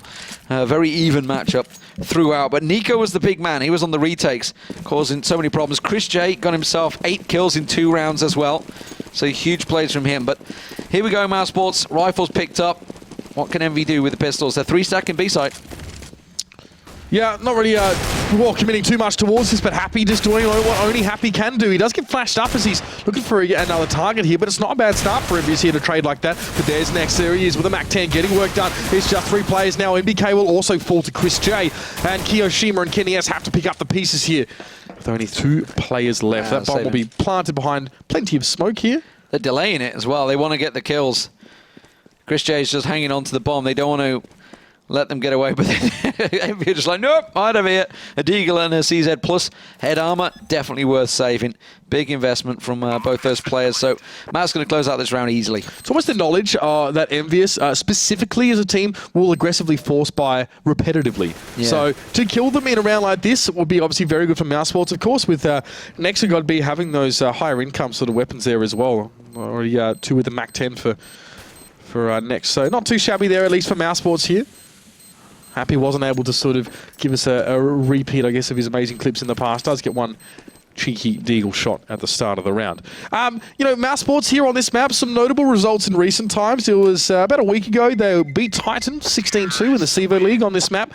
And then a little bit earlier on, actually almost in the start of September, it was 16-8 versus Dignitas. Apart from that, their results against your top tier teams, as we use that term, have been pretty average. So this is a good chance for them now to turn things around, and on a map that EnVyUs definitely have been vocal about saying it's not exactly their home ground. Yeah, EnVyUs only sitting at 7-6 in the league. Not 100% comfortable from. They've played the least games, apart from mousesports, in the entire league. They have still got a very good chance at qualifying, which is, you know, with the loss for Navi earlier on, is going to help them out. And Titans as well previously, so still uncertain how that will all end up.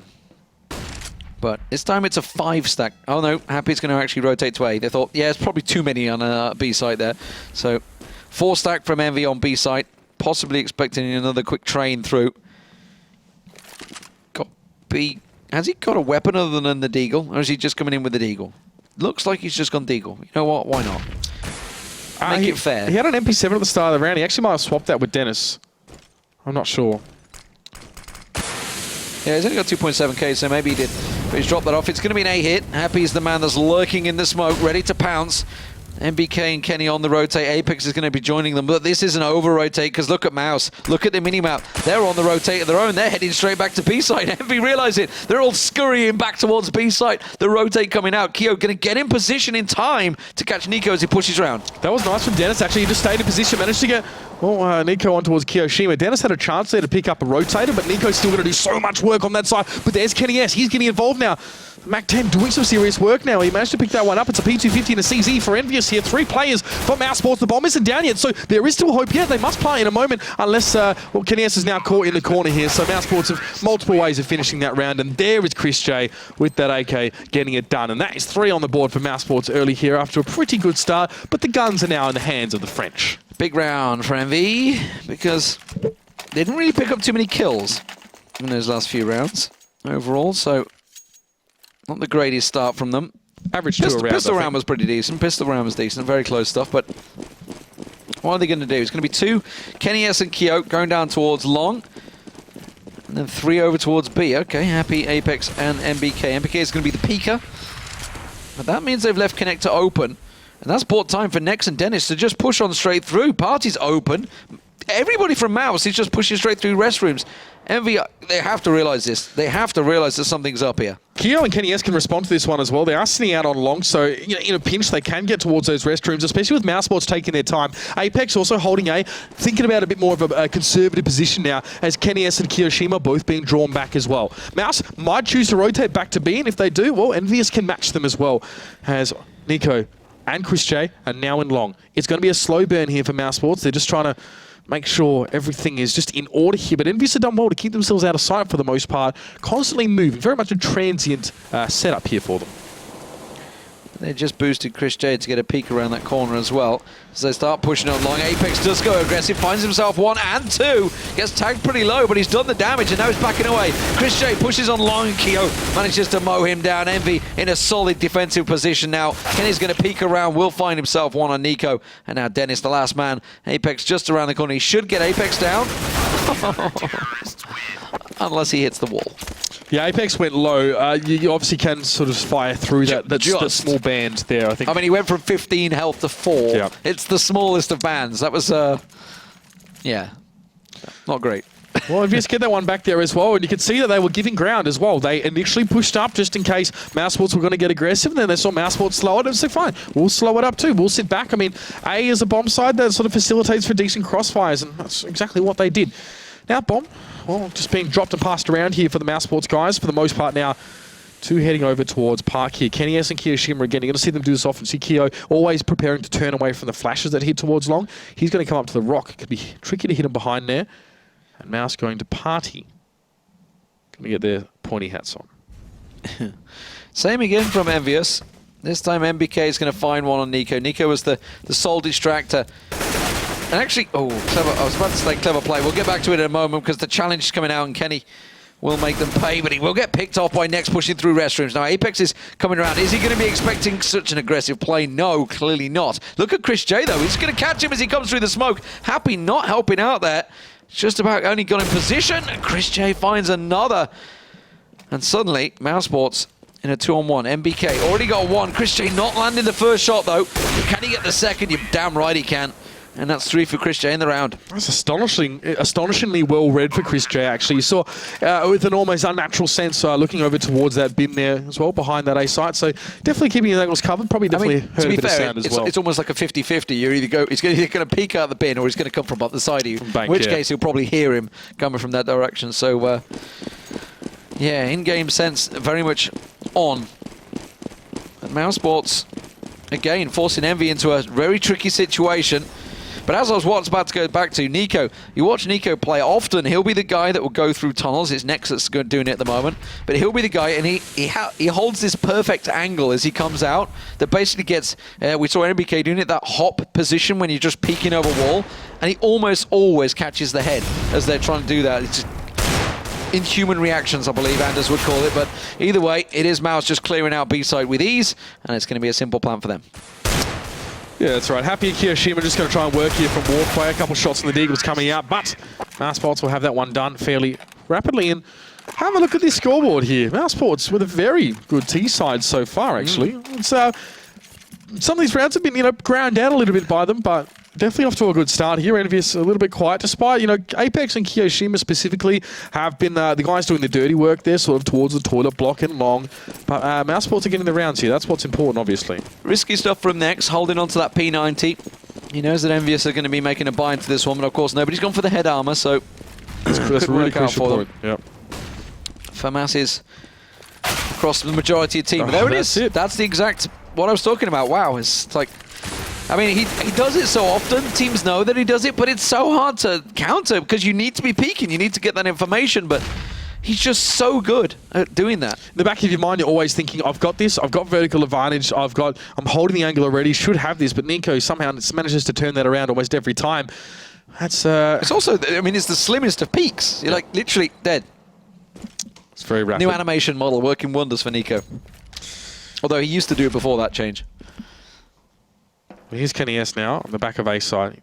Hard for him to really glean too much information about what's happening, especially towards those toilet blocks here. It's a fairly passive position for him, and Mouse have actually rotated 4 players back in the direction of that B side. Now, Apex is actually up on sandbags, so he won't be able to see anything that's happening through canals. If Mouse are quick about this. Yeah, Apex is... Nobody's looking at Monster. Oh, and Chris J finds Happy, and now Apex actually realizes he's going to have to move out of the situation. Are they going to try and rotate? Apex is going to cover one off. Chris J is going to go for another peek and manages to land himself the second. And now Kenny, he's going aggressive on this one. It's going to work out for him. He gets down Chris J, but that is all it's going to be. It's going to be 3 for Nico in that round. And Mousesports in a really very good position. EnVy, as we said at the start, EnVy hate this map. They just don't play it that often for a reason. They just do not like it. Oh, you gotta love the way that Mousesports actually peeked in towards, I think it was Apex there as well. Up on that pillar, one at a time. It was one poke, second guy pokes, third guy pokes and picks him up there. So very, very maddening to try and deal with that as well. So Apex obviously not much chance there as well. And yet it's another pistol round here for Team EnVyUs. I mean, I know they don't like this map, but Mousesports are also putting on a bit of a clinic there as well. Nico with so much control there around the construction area. But look at this setup here as well on the mini-map. Mousesport's not extending too deeply at all, not even going as far as Party. 5 stack from EnVy on B. 5 stack with those pistols, just hoping that somebody comes their way. Look at this. Is there a little boost going on there as There's a well? workers Yeah, there union is. meeting over on that B site at the Are they moment. gonna? Oh yeah, a workers union. Yeah, this construction will not go on. Yeah, Keo is gonna. I think he's about to take a little peek through Monster. Nico's actually looking at that. Nico tosses out the flash, the distraction force, but Happy's the sole man to rotate over towards A site. Mouse still playing this one very cautiously. They don't want to get caught out by any anti-ecos because they already have themselves a great lead here. I think Dennis, is he going to check the door? No. Nico's going to be the only man, the only distracting force. This is Mousesport's keeping an anti-eco team like EnVyUs honest as well. They know sometimes how aggressively they can. Look at that, man. Nico just getting absolutely chunked down. I think it was Kiyoshima actually just going across with the 5-7 no less as well. So straight towards the head, and now you can see that Nico just going to back up and hopefully let Mouse, the rest of his team at least, be the spearhead. Smoke's on A here as well. MBK is actually going to push up towards long here. Is Happy in the smoke. MBK going to challenge Chris J. He's going to get taken down. The man had Norp hard to beat that one there. He's Happy with a digger. What can he do? Spraying that one. He does get towards Dennis, and he gets towards the head of God B. But next is there. It's like we're waiting. We're poised to see more Happy stuff coming out. But here's Kenny S as well. Does take down next. And it's just Nico with the 8 health left. And EnVyUs, they've done it. They ran the clock down solid. 5 members were on B site. Mouse just took so long to get into A site that Happy is like, you know what? I'm going to take a little look. Because Nico, nobody was making a move on B. So that was horrific. That's exactly what Mouse were trying to avoid. But they ran the clock down so long that they forced themselves to panic play, to rush into that site. And all it needed was just the single bomb carrier to get taken out by that Deagle. Big mistake by Mousesports. It's like Mouse know that they're on eco, so they still want to keep them honest, but maybe that's a little bit too much respect there to the Frenchman, who, to be fair, had no body armor whatsoever, by the way. I mean, you think back to like Fnatic, Navi tonight, they would have just gone straight in there. Like, you're on pistols, we're going to smash your face in. Happy now just contesting here. Oh, all right then. Takes down Nico with a little bit of spray through the smoke, and that guy's going to regret making himself so much of a target there. We're happy to back away now. NBK is also there, waiting in the wings. 3 players. Look how much ground EnVyUs give here on this map. They give up so much. So sitting very close to these sites here, it's not a bad thing. I mean, I guess they're happy to sort of, you know, let Mouse sort of come to them and actually have to fight ahead of their smokes that they're setting up here. EnVyUs giving nothing Kenny for free. boost. Look at that little Kenny boost over there. Got him turreted. Oh, he's moved out of it. Envy showing a few little things, little glimmers.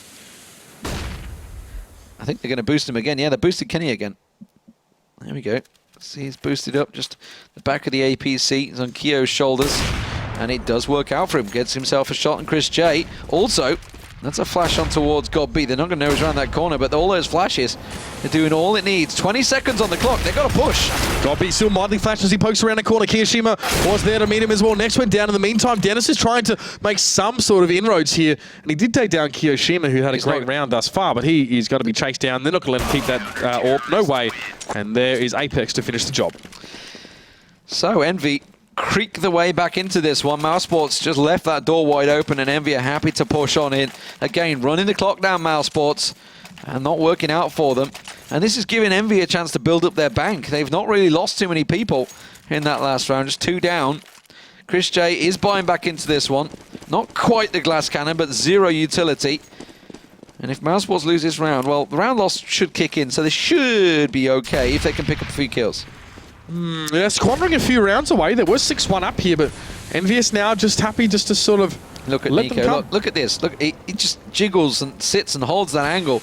He's so good at catching that little hop, and it's not working out for him. Happy's not peeking, not falling for it.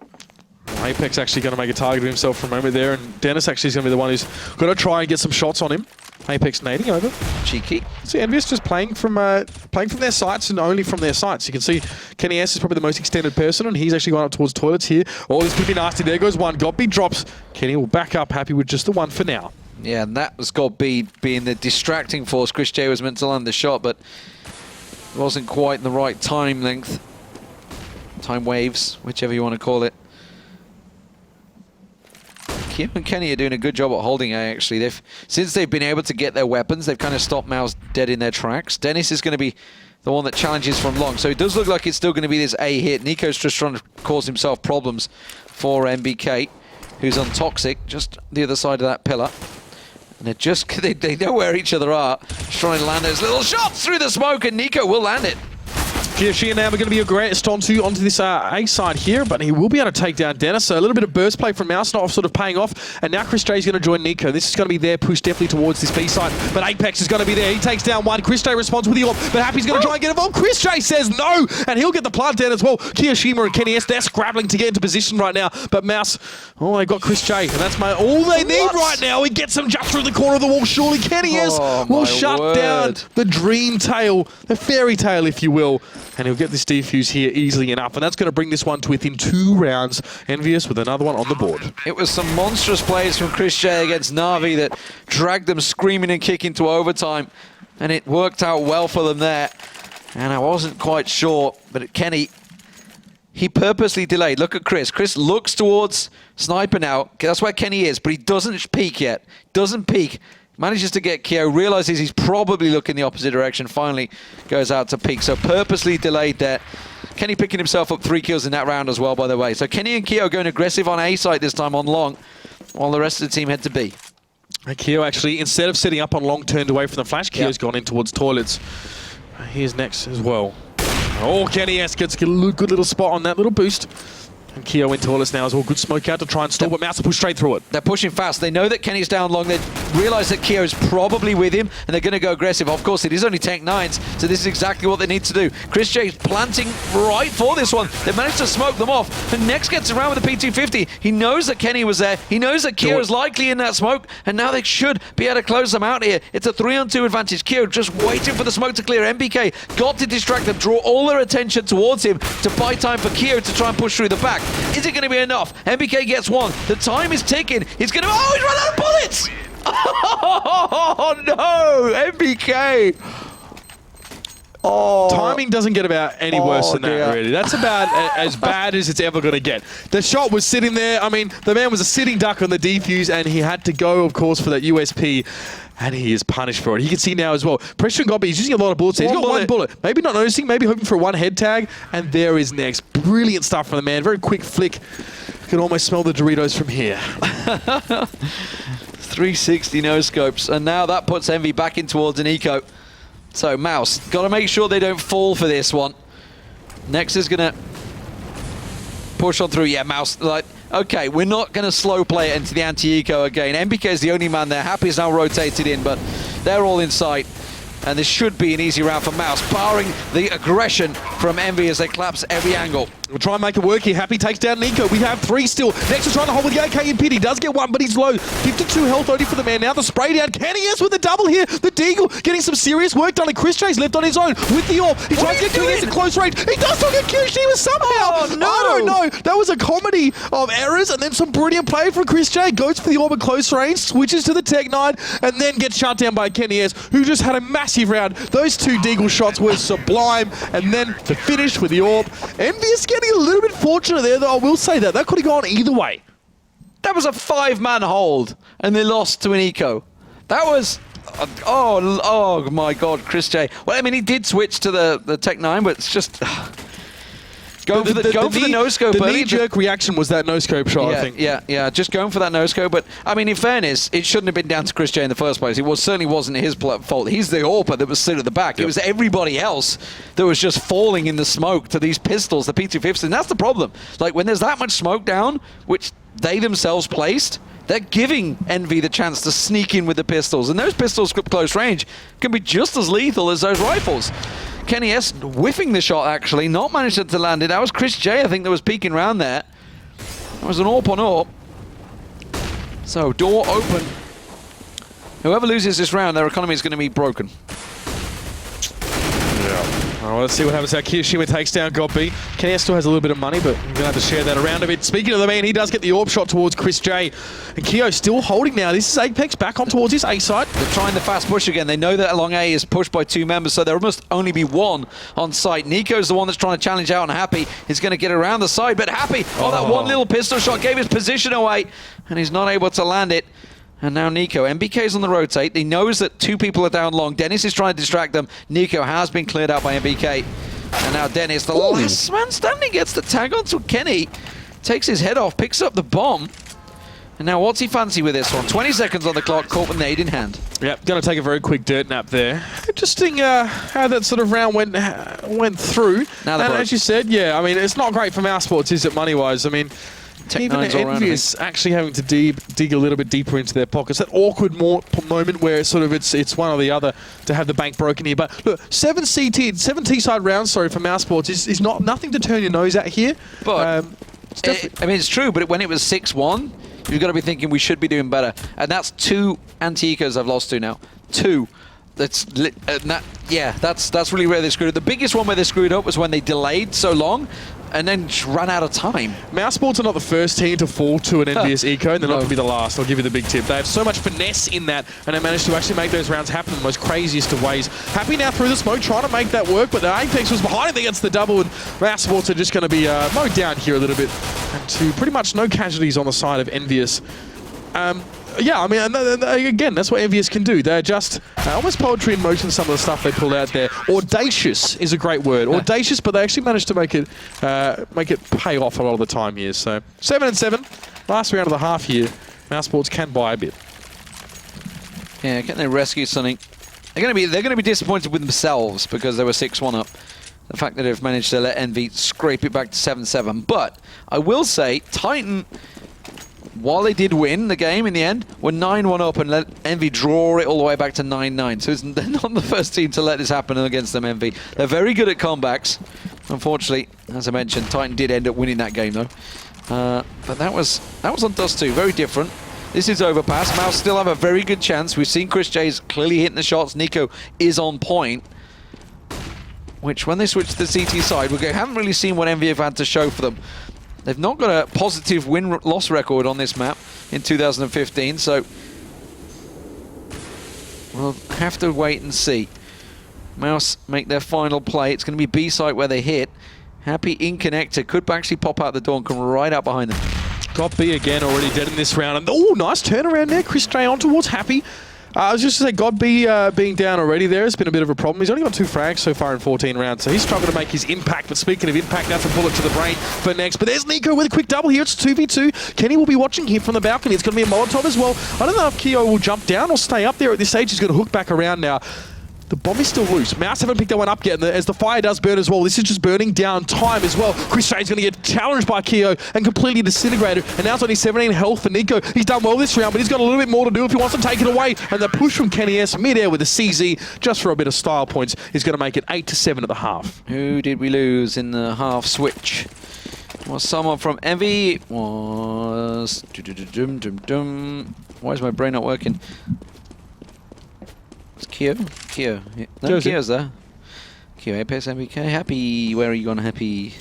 By the way, Envy are all in the house at the moment, the gaming house. All but MBK. MBK's in Austria, Austria, probably. Probably in Austria. Yeah, 4 members of Envy all in that gaming house, so still setting up, of course, prepping. Unless actually may have joined them now because they're probably on the final crunch. Oh, no, I saw a video today, I think they will travel tomorrow. I saw a video today of their... it's actually a really nice house, got a pool and everything. It's a lovely villa, yeah. It's just what you want as a CSGO team, of course.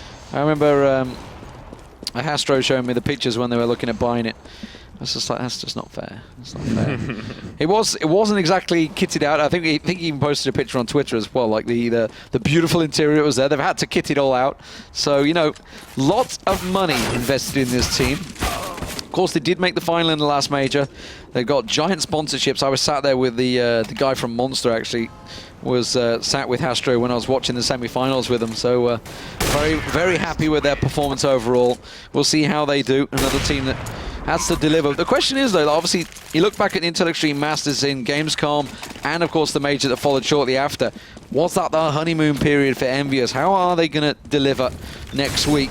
Big ask for them when TSM and Fnatic are clearly on a high right now. Yeah, I mean, that top 4 is going to be shaping up so fantastically for this next major as well. I don't know. I think EnVyUs are always going to be in the mix there as well. They always give us such some beautiful games, really.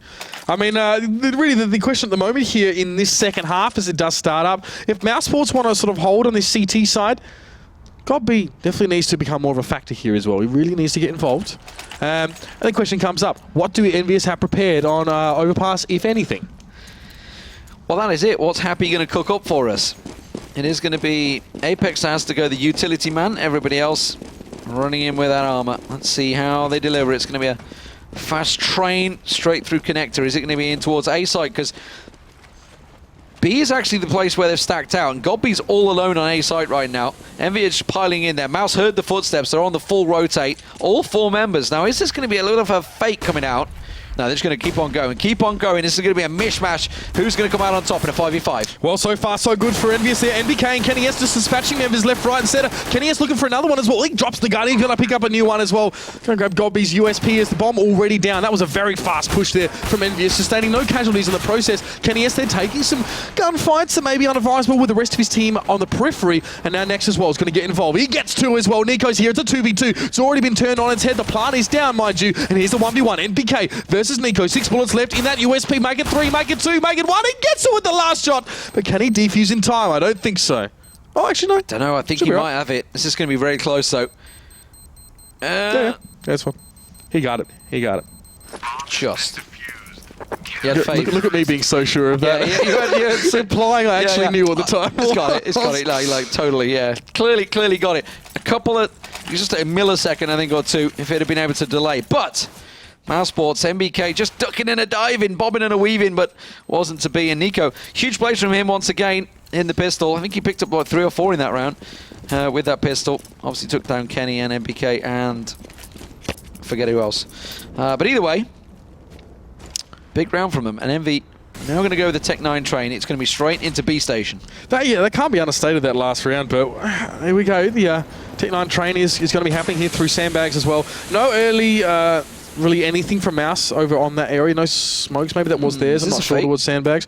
All right, not too bad. They have some strats at least. I'm sure EnVyUs have something prepared, but there's a smoke towards Sniper here. That's going to cancel out next, but Nico, what a beast, he's in that pit. He's looking to do some damage here as well. Pushing up towards Pillar now, back around towards NBK. Kenny S cheekily gets the bomb down, but he's going to be taken down in just a moment here. And it's Happy and it's Kiyoshima to try and hold on here as well. Nico's not stopping for anything. Finally stops to take a breath and reload his gun, and he's done significant damage to EnVyUs here. It's a 3v2, and there's Chris J as well. Now it's his time to step up. Happy is not even amongst the action here at all. That's going to be on the bomb diffuser. Oh, it lands heavy onto him. It's Godby, but he's holding it down. He's going to try and push it. Oh, Nico killed Godby. Happy got Chris J down. What is happening right now? I don't think he's got time. No, absolutely not. I do not believe what just happened. That was horrific. And for all the great that Nico just did, I'm pretty sure it was Godby that was sticking the defuse that he took down. Yep. You actually saw the view we had was Godby defusing the bomb. Are we going to replay that? I really do, because that was just bonkers. So look at Happy. Happy, it is Godby. There's Happy going across the screen, by the way. Nico kills the defuser. Yep. Oh my God, they just screwed the pooch in that round. He was defusing, and you can see just on the upper right, Happy was running past, just spraying widely. And somehow Nico has not seen Happy, or seen him anyway, but he's hit Godby on the bomb, and then at least lost another teammate as well to Happy pushing through. So perfect scenario there for EnVyUs, and that's got to suck as well, especially after such a hard-fought pistol from Mouse Sports. Look at Chris J. He's gone very aggressive here. It's obviously straight up to Mouse Sports on the pistol now. Kenny S is not letting him through, though. He knows what's up. He's like, I reckon if I was a sniper, I'd be trying to get around the back. He's going to get flashed out. Does spin around. Not going to work out. Got a big tag on Happy, though. Look at that. That's 2. That's, even with Helmet as well. That tag with the, I think it was a P2, no, it was a 5.7 using, close range. Can be pretty nasty here. So Nico sitting back on this one. Dennis actually fell as well elsewhere. And there's NBK getting involved. Smoking towards a bank as well. That's going to force Nico back towards the side and in a predictable movement pattern enough for NBK to pick him up. So Mouse Sports, their big gaff in that earlier round now, opening things up for EnVyUs, and they get their second in a row here. And you know what? That's all they really need to do, EnVyUs here. Just set things up, push through. And now, obviously, Mouse Sports economy not really looking that flashy here. They're going to be kicking themselves. I'll tell you someone that needs to kick themselves up the butt. It's got B. He may be the shot caller, but he's not having a great time right now. No, still 2 frags for the game. I don't want to highlight your frags being an indicator of your impact. No. I mean, shot callers, you never know, but still 2 frags is 2 frags. When 1 frag in 9 rounds, so put it that way. Yeah, we're a long way into the game right now. Happy does get the opener on Nico. It is just a full save this time around. So Happy is just on cleanup duty. Next is, I say cleanup duty because we've seen so many Anticos turn around between these two teams. Neither appear to be overpass strategists. think is the politest way of calling it. 17 games for Mouse. 17 games. Tell a lie, I can't count.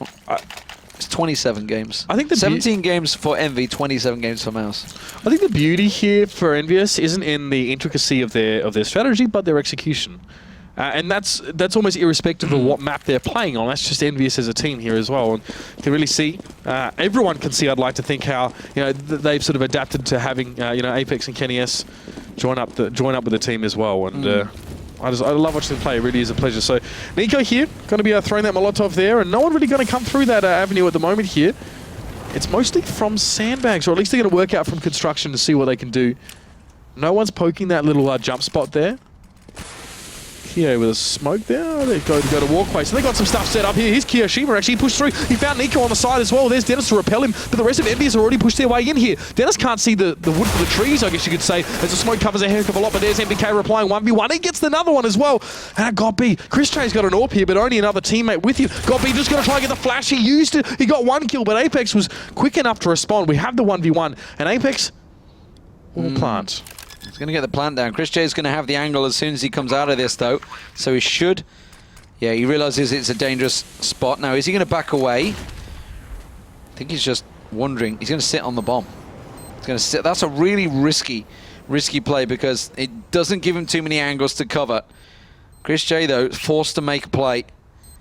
And with that smoke down, he gave up the position. He knows that he's got to try and push through pit. And Chris J is like, nope, not falling for your games, Apex. And he's going to back away. So good mind games from Apex. Forces him away. I think where he planted as well, yeah. If Apex had gone to sandbags under the cover of that smoke, it might have been a little bit more risky for him to interrupt the defuse just because it was tucked in around the court. He could still warbang that as well, but always some risk involved. Chris J didn't really sort of fancy losing the AWP in any attempt to sort of stop that one there, so that's... The problem was for Apex that he knew he was up against Chris J, so chances are Chris J could have been studied sniper with the AWP, just scoped on it. And he's just like, if I back away, I'm going to get picked off, as we saw Kenny do on Chris J earlier on. So he kind of like, it was in I'm just going to have to stay here as a snail and try and hope that nobody comes looking for me. It worked out. EnVyUs now looks like, well, they're going to make their way again in towards construction. NBK actually going to push straight through here on towards Canal. So aggressive. Smoke on the side here as well. Chris J just on the side of Pillar. He will be able to secure NBK early on. He gets a second as well. Just a flick of the wrist. There was 3 for the man. And now Kenny S happy able to respond there. Well, he's happy with 2 himself. This is back and forth. But Kenny S now, he's all on his own. See what he can do now. If he can live up to the height that Chris J just created with 3 of his own. Now, Dennis and GodB only have pistols. Only one of them has armor to speak of. Only one smoke between them. So is he going to rotate to A? I think he is. Kenny's going to rotate to A. He's not going to plant it B. Now, Dennis and GodB, they're trying to pincer move. They're waiting for that bomb plant sound. Train's going past, going to distract him a little bit, but Kenny's already almost at A site now. He's on a very, very slow rotate, but I think they've got to realize this. GodB's obviously a great tactician. Oh, and he's got himself into sniper. Beautiful, beautiful play. Now, oh, he nearly got caught with the nade out. Now he realizes, tagged so heavily in the back there, down to 30, but he's going to get into A and get the plant down. He's going to plant it for himself, you would assume, so he can cover it off with a good angle. Yep, there you go. So obviously you can see straight over the bed of that truck there as well. I think he could still... Great plan for him though. He could have done. He should have planted it there, but he didn't know. He didn't know where else was because he only saw one. Yeah, I'm no expert. I'm not real sure, but Kenny S now will just sit back with that AWP. They're like, what angle is he holding? They're already signed the defuse. GodB's sticking this. He's got to move for it. GodB's going to get it. That again, it wasn't like he should have planted around the side, but he had no idea where the second person was. He got tagged, but he only saw one person. He didn't realize that both were there because he didn't see the guy down a pillar. So he expected somebody else. That's why he flashed toilets. Yeah, you would expect one to be on A, one to be on B. Which is why he's sort of like, I need to plant it as soon as possible to get in there. So it could also been like expecting someone at long as well, and he could have tucked himself off towards the left. Yeah, that's what I mean. He was expecting somebody must be on A side because there's 2 people alive. It's got to be a 1-1 situation. But so he just instantly planted the second he got in. So he didn't plant it for his position, which is a shame. But well played, Mousesports. That's an eco round win for them. So the anti-eco is working well between these 2 teams. Yeah, I mean, both those rounds ending in kind of strange circumstances now, but we still find ourselves with only 3 in it. EnVyUs there, opening things up here. Kenny S does get a decent AWP shot on towards Chris J, and Nex is being pressured here heavily. A lot of shots coming through that tin fence. And Nex again with a second. Kiyoshima goes down. Apex is in toilet block here, and Godby will actually not be aware of his push through here. He missed him as he crossed that small gap, and Happy now on towards next, and that's unfortunate, I think, for Mousesports by and large here. His EnVyUs sort of had good position. Godby, I mean, he saw the one player. He knew Apex was in there. Surely not. He goes down anyway, but somehow had a sense about that player being there. Nico on the rotate. He's going to try and get around, but Apex is ready for him. That molly's going to force him into blue rooms, and Kenny's actually making his way down long A with the bomb. So Apex... Oh, he's got himself tucked in nicely. Now Nico realizes he's in a real tricky, compromising situation. He knows the plant was around the side, but he manages to just spin and take down Apex. Should not have come out on top in that duel, but Kenny won't let him get away with it. And Envy pick up another round. Still a very close game, this one, but Mousesports forced once again onto the pistols. Yeah, not a great time for it, really, at all. I mean, Nico has a little bit of bank there saved up, but it's in the interest of being conservative here for Mousesports that they just take this one slow, and they will buy, well, Nico, at least a deagle and a bit of armor for him. He did obviously have the spare change lying around for that one. And EnVyUs. Kenny S obviously with the AWP in hand now as well, and I've got to say, there's been solid performances from him and Happy, specifically on this one. I mean, you know, from that they don't seem to like, they still manage to execute whatever they're trying to do, whether it's a push towards a bomb side or any sort of rotation, very well. And there's Kenny S as well. He opens things up. He was sitting right back. That was Chris J getting aggressive from long. That's the second time he's tried it, the exact same thing. And Kenny's just sat waiting for him to do it. So, seems to have his number on that one. Happy's creeping through. He's going to find Nico just around the corner. But Nico has a deagle, don't forget. That was the one purchase that they'd had. And now Godby in restrooms will get picked off by Keo. Last man standing is next, who will go down to Keo, who got himself the triple in that round. Envy looking like they're in a good position now to try and close this game out. Pretty much last roll of the dice for Mouse. Are they going to force it up? Because it's not great money overall. It would be Famouse's if they are. It's going to be a pistol, so they're going to roll the dice. Their Envy potentially take it to match point before they buy. That's conservative. I mean, they didn't really... I mean... A force is not great on overpass. No, of course. And we've seen quite a few pistols work out. I think they're going to stack it again. Yeah, it looks like it's going to be a full stack on A site this time. But again, the sort of the abundance of those close angles is a little bit limited on this one as well. So it's not like your case where you can sit around a corner with the cheeky sort of P250 or something. So they won't go towards long. No surprises there. Mouse just try and set up here around toilets, get those little angles. You can see all of them there actually with little goblin corners of their own. So MPK is going to push in here as well. It's going to be a... Nathan Schmidt. Get around that boy. And there's Dennis now pushing up out of mid. Let's get one himself. But here's a push from EnVyUs on towards long. Nico will be able to recover an AK at least, but he's not really where he needs to be right now as NBK takes down Chris J.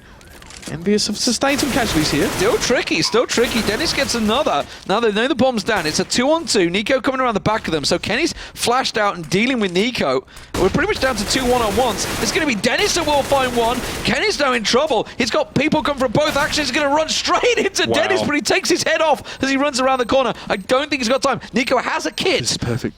Kenny has this perfectly. This is the position he needed before, but he lands the shot. He knew exactly where Kenny had to be, and he's got time with the kit.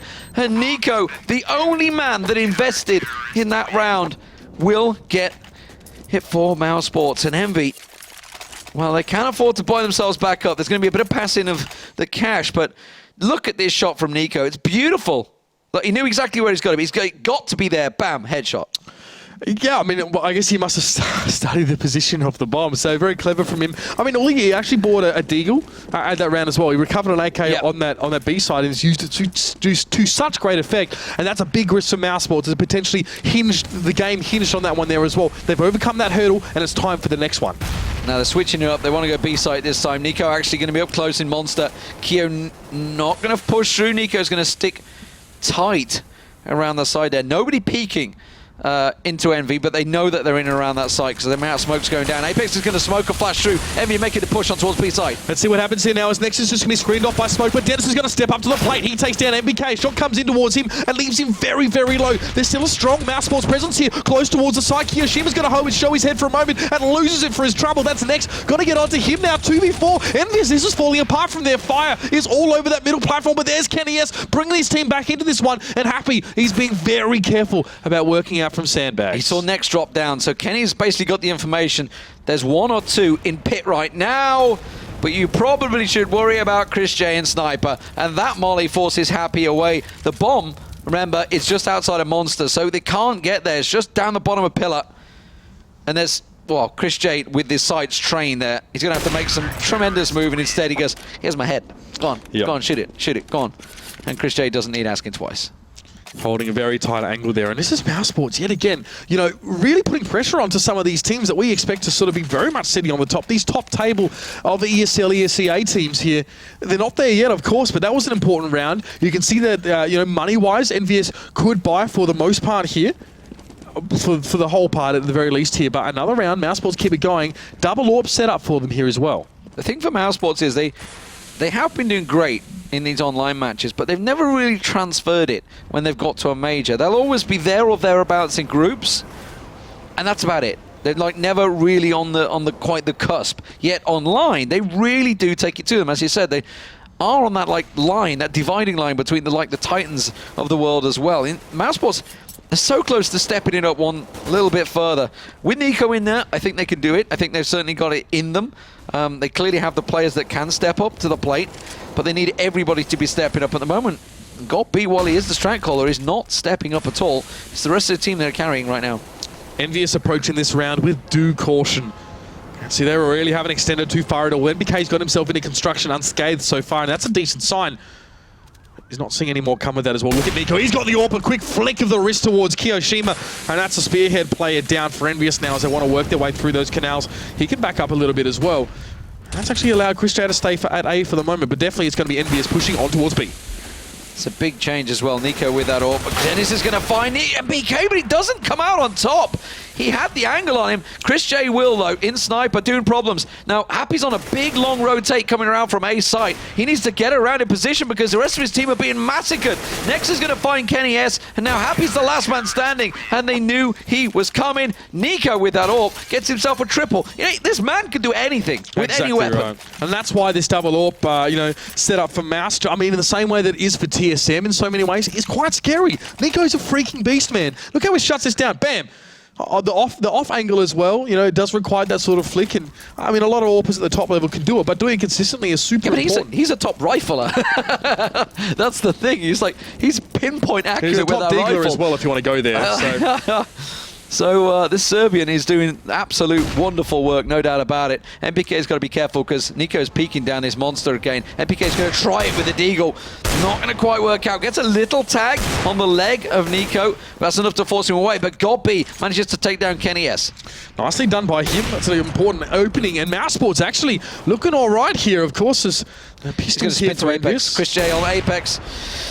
AWP's and there we go. doing work, man. AWP's doing some serious work. There's Chris J. If it's not Nico dealing death with an AWP, it's Chris J doing just that. And now, these two teams are one round apart. Mousesports, well, let's think back to 9-14. Let's think back to when Mousesports had to make that gamble and actually buy up for that round, go for the force, and they made it work with those pistols. Now we're here. This is translated so beautifully for them. Let's see if they've got enough gas in the tank to keep it going. Feel like this is Na'Vi all over again, isn't it? This was a very tight, close position. That went to overtime. Will we be seeing the same? Envy been shut out the last few rounds. 4 rounds running. Mouse have got it. Look at this. They've got turret. Happy's going to come through. He does manage to find one. MBK gets a peek on it as well, and that's going to take down Nico. So he was finally removed. Oh, and Happy's going to find another. That was going straight, Dennis, into his crosshairs.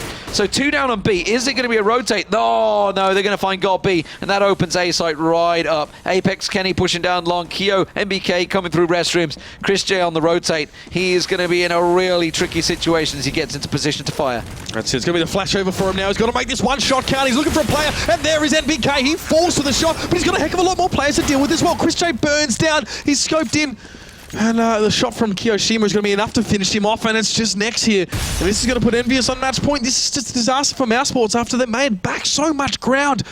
Smoke is up on that side, and the bomb ticks down. Next is going to have a crack at it, though, to spray down. He's not going to work in his favor, and that's EnVyUs 1 point away from taking this match. Great play. Honestly, it was Happy. Happy came around, got Nico quick and early on the boost, and then straight away managed to find, I think it was Dennis down in pit there. And superb stuff from him. That basically distracted the whole of Mouse. They pulled the resources over towards B's site, and it was a total fake. And when the man that's selling the fake, which is obviously the shot caller Happy, manages to sell it so well and get kills, it really can destroy teams. Now, of course, Mouse can't afford to buy himself straight back into this one. Chris J back on the AWP, Nico back on the rifle. Chris J going aggressive, but he's on his own. Normally you have support in this position. Kenny and Chris J are going to find each other. Chris comes out on top. Sadly, we didn't see it. All right, oh, there's another one from him as well. This is just what mousesports needed at the most crucial time. Chris J on towards Apex and EnVyUs with only 3 players to make this push, to orchestrate something, to try and shut mousesports down here at the very end. And Godby and Chris J, they've canvassed out long here. They have control. Happy's got the bomb right at the back of the playground. Keo at Restrooms is going to find Chris J. Now, Godby is just around the corner still. This is far from a clear point. He's checking the angle, giving Happy the go, all clear. Can't get up here yourself, mate. You have to wait for some support! And Keo will get Godby down. Now, Next is all alone on A site. They're going to keep on pushing on towards here. Nico and Dennis over in B now. I can see Dennis is making the rotate as we have a beautiful, beautiful GoTV freeze. Thank you. I love it when this absolutely happens. It makes me so happy with my life decisions overall. Do you want a hug? I might need to hug it out. We might need to hug it out. Kiyoshima on that boost, by the way. Now, Godby, I mean, he was a little bit slow on the shot. I think he might have actually been pre-aiming, assuming that Kiyoshima had made the boost, because he made that sound. Yeah, this is exceedingly long, actually. Hopefully we'll be back soon. I mean, that's a great truck tire and all, and the smoke in hand. GoTV reconnecting. I love seeing that sign. That's beautiful. So, yeah, I think Kiyoshima was actually lucky he failed that jump on towards that little pillar there to actually get the kill towards Godby. That was impressive stuff here as well. So, a little bit of lag for us here, which is always a shame. Just a little. I think GoTV's actually... I can't really think of a way to I think it's got a few. I think they've got a few kangaroos loose in their top paddock, so to speak. I think there's problems in the bed. Is one way. They've got. Well, that's super annoying. We do apologise, of course, to our viewers here as a GoTV. Apologise to myself because I'm annoyed by this. Oh, beautiful! It's going to load up again, and that means it's going to be all over. I think. So, guys, send your condolences to Lee, who's obviously greatly affected by this issue. Oh, it's going, it's going. Press continue, damn it. Go, go, go, go, go. We got it back. It's Happy in a... Well, okay, I don't know what the hell happened to the rest of the team, but Happy's all alone in a 1-on-2. Dennis is at the back. Nico is over on B side, so they had to split it 1-on-1. Happy is going to try and smoke out one side and maybe fake it out here. He's going to have to go for a swip and switch. Dennis will find him. So, we will go to the last round. What will happen? God only knows, because I'd love to know what happened actually there, because that was a 3-on-5. 3-on-2? No, it was a 3-on-2. Dennis and Nico, they were kind of split. 3v3, apparently. Regardless, this is still match point here. So mousesports again, they're dicing with death. They're dancing with the devil, so to speak. But that last round there was very good for them. Anymore? What's that? Dicing with death, dancing with the devil. Dancing with Daz. Dancing with Daz. That's an Aussie one there, I guess. Isn't that an advert? Daz the whitener. It's cleaning stuff or something like that. No, it's short for Darren. Darren, Dazza. Yeah, like Dazza, Bazza and Wazza. Exactly. Yeah, okay, well, they're going to push on through. Keo is going to be the man that gets the opening shot on towards Nico as they push away in towards B-site. Next trying to get some shots around Pillar, but he's forced down to pit. And Kenny hops, skips, and jumps with a kill. Chris J and Godby. Godby's coming from an unorthodox angle, coming all the way around the back. Chris J just needs to hold angle. Oh, Godby's going to get cut down. Not been a great game for Godby overall, I've got to admit. 30 kills for Chris J in that game. Great position for him overall, but it is going to be EnVy that come out on top. 16-14. We're not going to get the overtime coming out of mousesports this time around. But what a great night of Counterstrike, honestly. I wasn't sure what to make of it tonight when I first looked at the lineup. I was thinking, this is going to be a tough one. But actually, we've had some pretty good CS. No, we really have, actually. Yeah, as I said, ostensibly games that you think maybe looking a little bit more one-sided on paper. I'm super impressed with mousesports. A little bit disappointed with that last game. They couldn't close it out. But they took some big risks, or they, I guess, made some hard decisions. And you can see here, of course, the scorelines. We'll go from the start anyway for the benefit of everyone at home. Yeah, the first game, that's going to catch a lot of eyes if nobody saw that one, because I didn't even see that one. Yeah, I mean, as you said, Titans' case was against SK last week, almost losing to them. A little bit questionable. Who was subbing for Smiths? It was EnVyUs. EnVyUs. Yeah, so he's a Belgian player, plays for Platinum. So that was, yeah, honestly lackluster from them. I think Schneider actually gelling a little bit better with Hellraisers in that one. The next one, we saw PENTA Sports go up against Hellraisers, and we're saying, all right, Hellraisers, after that first match, I mean, that was pretty damn convincing, even against a stand-in. But they really crumpled there on Dust 2. Was it Tarson that had 26 in the first half? Tabson.